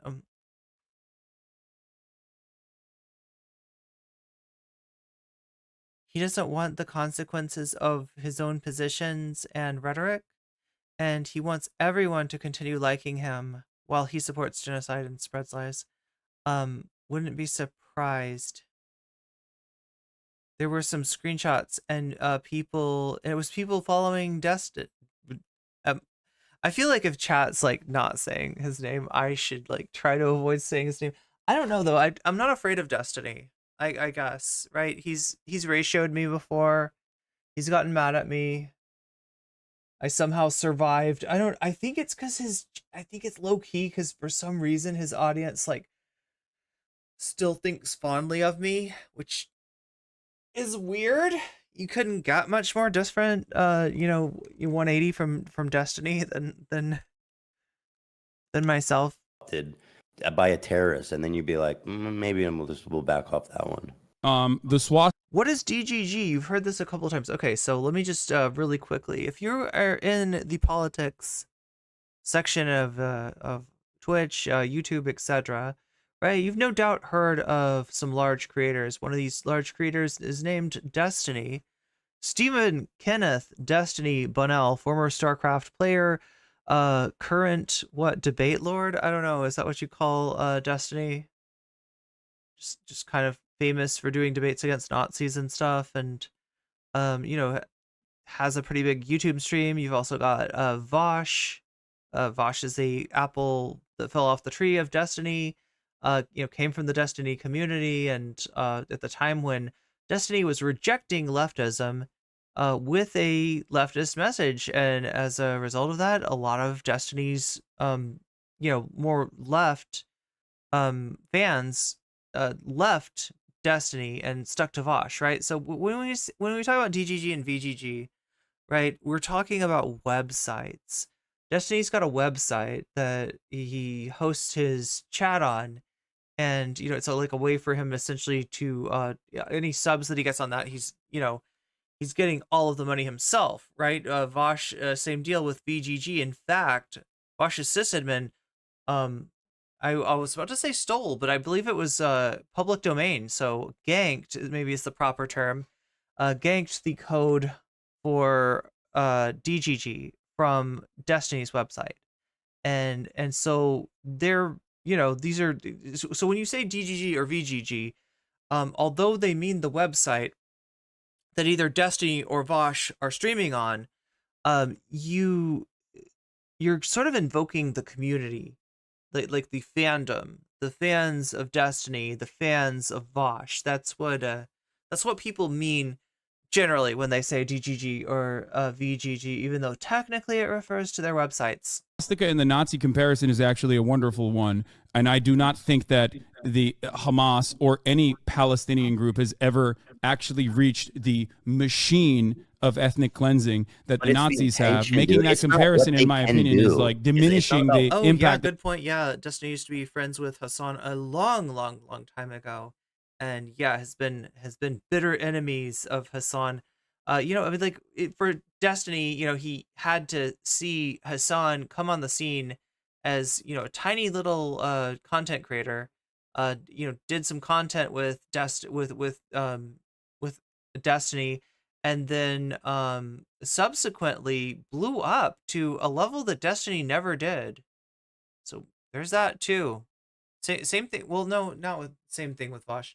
Like, it wouldn't be Destiny being jealous of Vosh in the same way that he's maybe jealous of Hasan. But he resents that he created this like Frankenstein monster, which is what he regards Vosh as. Of the Holocaust. It's not what they've done or can do. It's about the meaning of it, Yeah, Hamas also says Free Palestine. That doesn't change the meaning behind Free Palestine. It doesn't mean anything. What you have to look at is what the broader Palestinians, what the Palestinian movement believes, what the Palestinian movement implies when they're saying this. And it's important. It's important because, like, what are people to do, Ethan? What is the solution here? We say Palestinians can't. Two different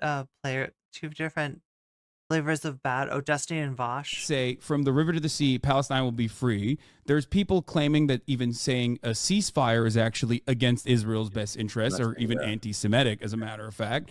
At a certain point, at a certain point you have to realize that like maybe it's a little disingenuous, and that it's more so to just like squash any amount of any amount of sentiment expressed towards Israel. At any point, should you think about maybe I should ease off this because it is offensive to the vast majority of Jews, interpret it in a not nice way, despite what people's intentions are, and that maybe it's counterproductive to We're back to this. double, triple, quadruple down on it. Are you doubling, tripling, quadrupling down, Hasan? No, because I'm not going to. When clearly I've got you by your own SJW logic. How does that help the cause of Oh my God, Ethan is such a dad. Palestinian freedom? When people go, because I'm not going to make concessions that I don't that hold no historic weight, that I'm actually listening to the Palestinians when they say what they mean, because I don't have this like secret because I don't have this like secondary assumption that Palestinians actually are sneakily meaning something else. Like they're like actually talking about the destruction of Jews. I know that's not what you said. I know that's not what you said. You're not saying that. You're not saying that at all. But there are plenty of people who are implying that. And even then, I'm simply stating the historical precedent for this sentiment. And of course, I'm going to combat misinformation. And I'm going to continue combating misinformation in a country that is outright hostile towards Muslims and outright hostile towards Palestinians from the actual state, right? There's anti-Semitism. This is absolutely true. Anti-Semitism is a gross hate crime. It is completely unacceptable. You and I are in agreement on this. I've combated anti-Semitism nonstop for the past 10 years. There's any people that hear that and they think, you know what? That means no. We got to get rid of all the Israelis. Do you think there's anyone that believes that? That we have to get rid of all of the Israeli Jews in that area? From the river of to course, the sea. I'm sure. Yeah, absolutely. There are anti-Semites. There are anti-Semites in the pro-Palestinian movement. Do you think that it could be potentially misconstrued? Can it be potentially misconstrued? Absolutely. Anything can be misconstrued. Any slogan can be misconstrued. In consideration of all these things, if it can be misconstrued, if it is believed by people to mean it that way, then Oh my God, chat, you're about to get an ad break any second now. You're going to get sucked into the top of the hour ad break.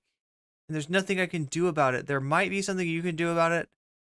If you have a Twitch Prime sub, if you use it on this channel, you will no longer see those ads. If you buy yourself a sub for $5, you will also no longer see those ads.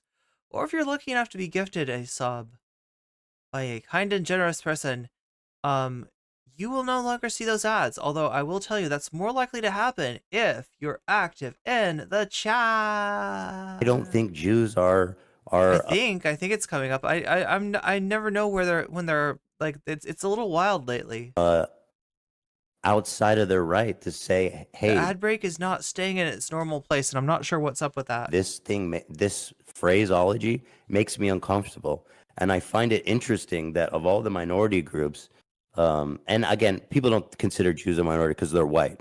It can be misconstrued. So basically, Ethan thinks that we should just shut up and let Israel do the occupation and the mass unaliving, because anything can be misconstrued. People keep acting like H3 is a guy, when in fact H3 is a multi-million-dollar media institution. Yeah.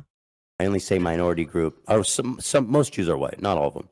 But I say it because 60% of all hate crimes in the United States are against Jewish people that make up like less than 1%. So I find it interesting that when a minority group says like this phrase makes me uncomfortable, and I think the comparison's been made, like the way that people respond to the phrase Black Lives Matter with all lives matter, like as if saying Black Lives Matter is some kind of affront to non-black lives and completely missing the point of the slogan. It's similar. I think the proliferation of this phrase is you're saying a minority group, but the problem here is this. I don't think it's fair to just say, well, fuck you. I don't because because it's the and I the don't think it's good conversation for the religion conversation either. revolves around Palestinians, which, you know, Muslims are a minority group in general, Palestinians an even smaller minority group, against Zionists, specifically Zionists who are maintaining the violent nature of the apartheid state There it in is. Israel. So in that structure, I feel like a prophet, chat, but like a Cassandra type prophet. Wait, is Cassandra the one? Does she like accurately call it? Does she accurately call? I accurately called that ad break so hard. there are significantly more hard. Zionists in America than there are Zionist Jews, and then there are I can't remember. Is Cassandra the one that like calls it and it's like doesn't happen, or does she call it and it does happen? Zionist Jews. Zionist and anti-Zionist Jews are marginal because of the number of Jews in general on the planet, right? The much larger conversation is being had between Palestinian activists, which feature The Palestinians are a much smaller minority in the U.S. If that's the game. anti-Zionist Jews and anti-Zionists alike, some of which are anti-Semitic. I'm not going to say that they're not, okay? Versus the much broader, much larger Zionist community that is comprised almost entirely of Zionist evangelicals, Zionist Christians in general. That's the conversation that's being had about the state of Israel. You can criticize Saudi Arabia and do it from an Islamophobic perspective, but many people are never going to turn around and say you're being Islamophobic when you criticize Saudi Arabia. But when you criticize Israel, because the foreign ministry has maintained its position in this posture for a very long time, propped up by the likes of the ADL, this conflation is the immediate counter, and I think it's cynically deployed. Is there real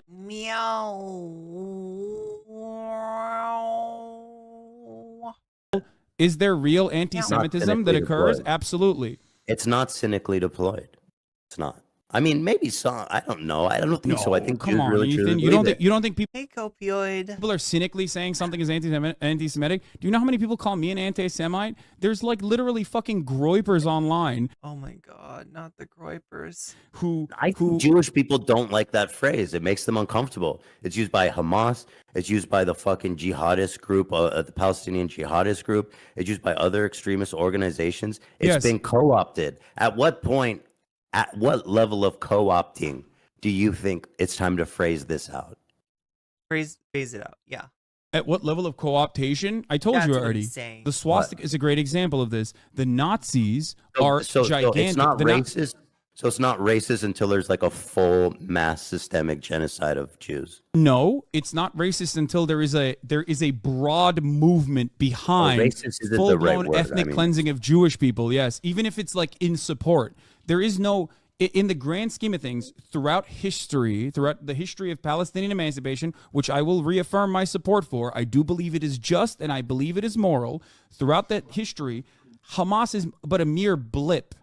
Okay, Hamas is but a mere blip, and even to this day is not has never reached broad popularity. Hamas itself is like reinstituted its charter as well. If you want to fucking believe what they're saying, it doesn't matter. But ultimately, the mantra itself predated Hamas and will continue to exist as long as there is an occupation. So having a conversation about the optics of a slogan when 11,000 Palestinians have been ruthlessly slaughtered by that same state is ridiculous to me. I think it's fair. it's This uncharitable. characterization is super unfair. I mean, you're Why? making it sound like I'm a fucking like it's got nothing. The concern for it has nothing to do with what the Israeli government is doing. You know what's kind of effed up? The number one suggestion that I'm getting on like the side scrolly list, right, of this video is the Destiny video. Destiny's thumbnail. Your fans are calling me racist. Destiny's title. Do you care? Ethan confronts Hasan in emotional debate. Like, I don't like Hasan. Like, I don't know if we're gonna get to this, but I think Hasan mentions this.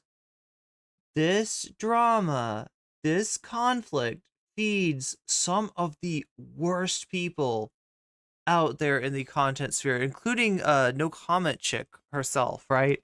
the folders lady, the ethnic cleansing and getting clout off of this goddamn fight between Ethan and Hasan. No, I mean, I'm thinking more of Destiny and Loner Box, but NCC too. murdering of NCC bad. Palestinians. It's got nothing to do with that. Invoking that is not fair. 57% of Gazans, by the way, and I'm not criticizing them. I understand why people would support Hamas during all this. NCC bad. And who are Butterfly Lady bad. in Gaza, but you say that, I mean, they have. Yes, in 2017, they have white support in the Hamas West Bank changed its charter in order to gain internet. Doesn't Ethan and Hasan realize they're putting data right into NCC files? Yeah, they're creating screenshots and files. They're creating like URLs and timestamps. National recognition. They're inspiring thumbnails as they speak. It has wide support. Speaking of thumbnails, oh my god! In 2017, Hamas changed its charter in order to maintain its civil governance factions and also gain international recognition, as had prior terror cells like the ones that you mentioned that Ben Shapiro still considers a terrorist, like Yasser Arafat, as they try to do the exact same thing. You might not believe them. Okay, I do think that there are certainly still anti-Semitic people inside of Hamas, of course, but ultimately... What do you think about the thumbnail? I think that Vamps did kind of an amazing job.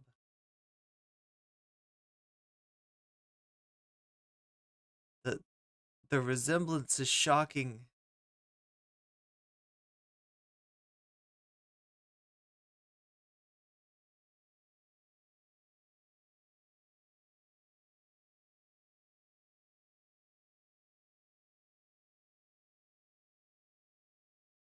Sometimes the thumbnails just nail it. Yeah, exactly. It's a good thumbnail. Vamps did an amazing job on that thumbnail today.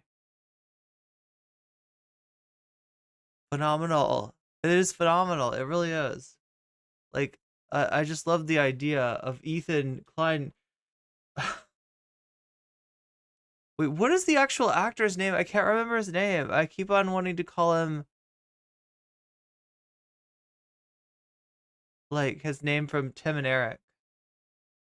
All of them? Palestinian people saying that they support violent emancipation. John C. Reilly. People that are secular Thank you, John C. Reilly. and cool and don't hate Jews. Will Ferrell and John C. Reilly. Do I think there are Hamas militants? Absolutely. Yes, No, no. 100%. No, that's not what I asked. I said, do you think there's Hamas people that are like chill and secular and they don't hate Jews? Oh, 100%. What? Yeah. You can yell at me all day for that. I 100,000% believe it. There are fucking 18, 19-year-olds. They don't know anything except fucking bombs being blown up in their heads. That is simply that is simply a means of violent retaliation. I don't think people operate on being bad and being good. I think people operate on, holy fuck, there's a bomb blowing up in my face that killed my fucking family. I hate this fucking state. And I'm going to join whichever faction will allow me to. Cassandra was never believed the things that she professed, and she was right. Okay, so she called it. She called it. She knows when the top of the hour ad break is coming. Will allow me to continue fighting against this state. Not every single person is like motivated by like cleansing every Jewish person in Israel. And she also knows how to avoid it by using a Twitch Prime sub or paying $5 for a sub from Twitch, or maybe even getting donated a free sub, which could happen to Cassandra, but it's more likely to happen if Cassandra is active in the chat. Oh my God. If that was the case, they would not have tried to make a. They would not have tried. Okay, if that was the case, they would not have tried to change their charter and become more and recenter their posturing so that they can get international recognition. Whether it was going to happen or not is one other thing. The original one was like insane. Yeah. And who the Yeah, no, I agree. I agree. Open this link. I mean, this was just happened last week. If you'll pull this up. What is this? It's one Memory of the reports. What the fuck is this? Oh, it's just a clip of a Hamas. Oh yeah, this is the Lebanese guy. Okay, so Hamas, just like every other. Just play it. I know. I've already played this. It's I gonna. want He's gonna people say to we're see gonna do it. 1,000, 1,000,000 October 7th. Yes, I know. Just play it. Just play it. I want people to see it. Okay, here, I'll play it right now. I think my dog groomer is outside. احنا الدولة لابد Dog ان نزيلها لانه بالفعل هي تعتبر Somebody, I'll كارثة just read it because somebody has أمنية to read the. Okay, yeah, it says because it constitutes security, military, and political What? catastrophe to the Arabs. I'm reading it. To the Arab and Islamic nation, it must be finished. I can't hear you. Ethan, this is not the own that you think it is. I've already covered this. I already talked about this. I just want people to see it. I know. I've showed this on my stream. I don't know why you think this is like an own. Well, do you think that every single person watching right now has seen every second of your stream? I don't know, but okay. I mean, here Look, we'll just probably. If they're good little Hamasabi, god damn it, that fucking Destiny meme is like infiltrated into my head.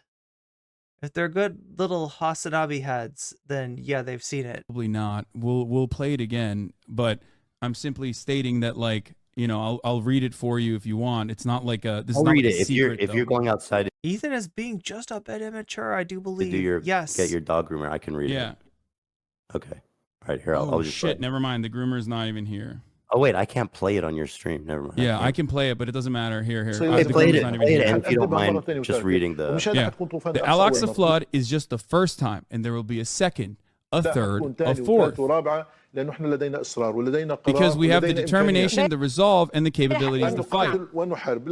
We will have to pay a price, and yes, we are ready for it. We are called a nation of martyrs, and we are proud to sacrifice martyrs. We did not want to harm civilians. But there were complications on the ground, and there was a party in the area with a civilian population. It was a large area across 40 kilometers. Ethan just got Hasan to admit he doesn't even hate Hamas. But by that logic, Hasan should play the video on loop 24/7. Occupation must come to an end. Occupation where? In the Gaza Strip. No, I'm talking about all the Palestinian lands. Does that mean the annihilation of Israel? He says, yes, of course. The existence of Israel is illogical, but there's cuts in there too. I don't even know what the fuck he's saying, but it doesn't matter. He's saying a bunch of fucking psychotic, bloodthirsty shit. I agree. This is one of the head. This is a guy I've seen him before. He's a spokesman for Hamas. Yes, there are two different. There are multiple different factions within Hamas right now. There are multiple different factions within Hamas right now. Hold on, let me finish it. The existence of Israel is what causes all the pain, blood, and tears. It is Israel, not us. Do you want me to talk about it? He's going to say 1 million October 7th as well. It is Israel, not us. We are the victims. There's only like 10 seconds left. Okay. Therefore, nobody should blame us for the things we do. We are the victims of the occupation, period. Therefore, nobody should blame us for the things we do. On October 7th, on October 10th, on October 1 million, everything we do is justified. It is justified. Yeah, he even says it in English. He says, it is justified. Okay? Are you happy? Now, let's talk about it, because you brought this up as though this is like an own or something. I'm guessing that Hasan is going to put into context, like, who exactly this guy is. One, for as many bloodthirsty. How long have they been friends? Good question. I don't know, chat. What do you think? Is it like 2, 3 years, maybe? 3 years? Am I overstating it? Yeah, this one dude justified bombing hospitals. Exactly. Psychotic freaks exist in fucking Hamas.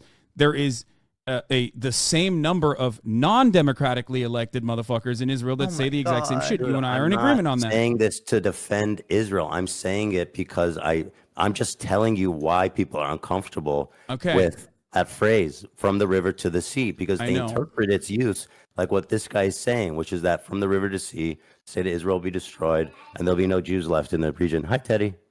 How are you, sweetheart? You have a good day? Okay. Yeah. For the record, from the river to the sea is in the Likud charter as well, and they do have the material. Not only do they have the support in their coalition government, but also the material realities reflect that Israel is a genocidal apartheid state. So when they say from the river to the sea, So this phrase, when does this it land become, belongs to Israel. that is a little bit more important. However, I don't even care about that sloganeering. I don't care about what Israel says either. I care about the actions. Okay. Okay. No. I care Well, about- no. You made a statement defending this slogan, and that's the Yes, conversation. I still we're defend having. it, and I'm It's still got nothing defending to it. do. Listen, it's got nothing to do with defending Israel or not. I'm telling you how people feel about it. So Okay. at what point does this statement become justifiably anti-Semitic? Your position is that once basically the government has become full-blown Nazis, or I mean, whatever, Hamas or whoever has become full-blown Nazis, only then will it be considered to be anti-Semitic, and no sooner. No. That's what you. Okay. No. So when?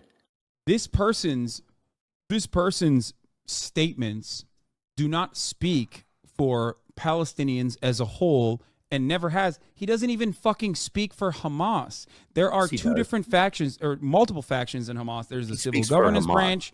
No, Ethan, there are literally conflicting factions within Hamas. He is the more militant faction in Lebanon.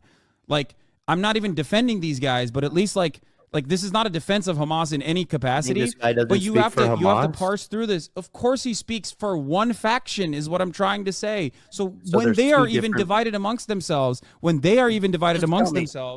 like Listen, just obviously. tell me, at what point is this phrase allowed to be offensive? When there's when told there's an you. I army told that's you. invaded? So not, you said Nazi Germany.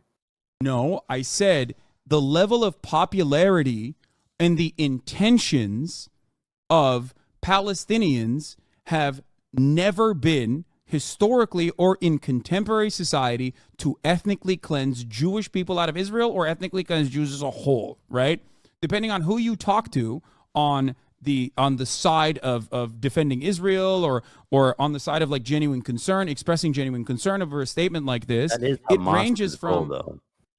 it doesn't matter what Hamas's goals is when Hamas in and of itself in this very moment has never captured a broad popularity and is literally not it's not popular, it won't be popular, it will never be popular. There are Palestinian Christians living under Hamas. There are too many different opinions.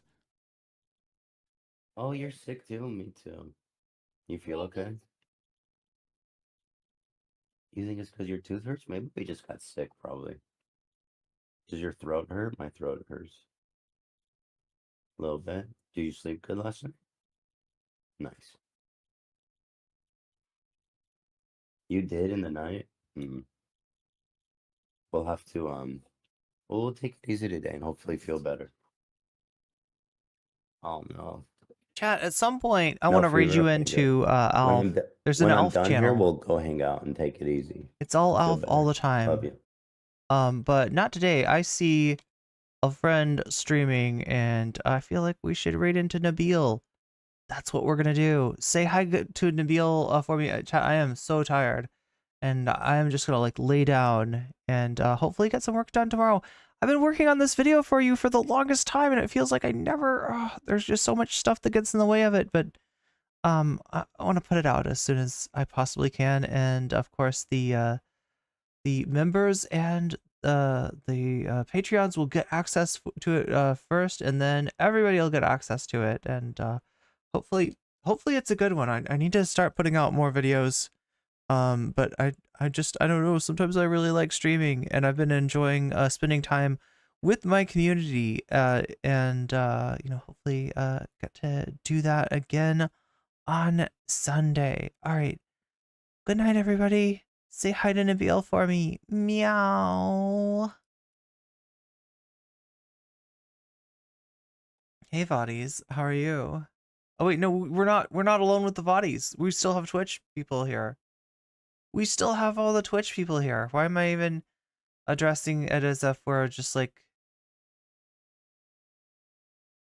the Vodies alone? Vodies. Well, anyway, much love, everybody. Thank you for being here. I appreciate all of you, and I will see you again on Sunday. Meow. Okay, now we're alone with the Vodies, right? This is just the Vodies. This is the YouTube chat. Hi, and bye, and have a good weekend. I will see you again on Sunday.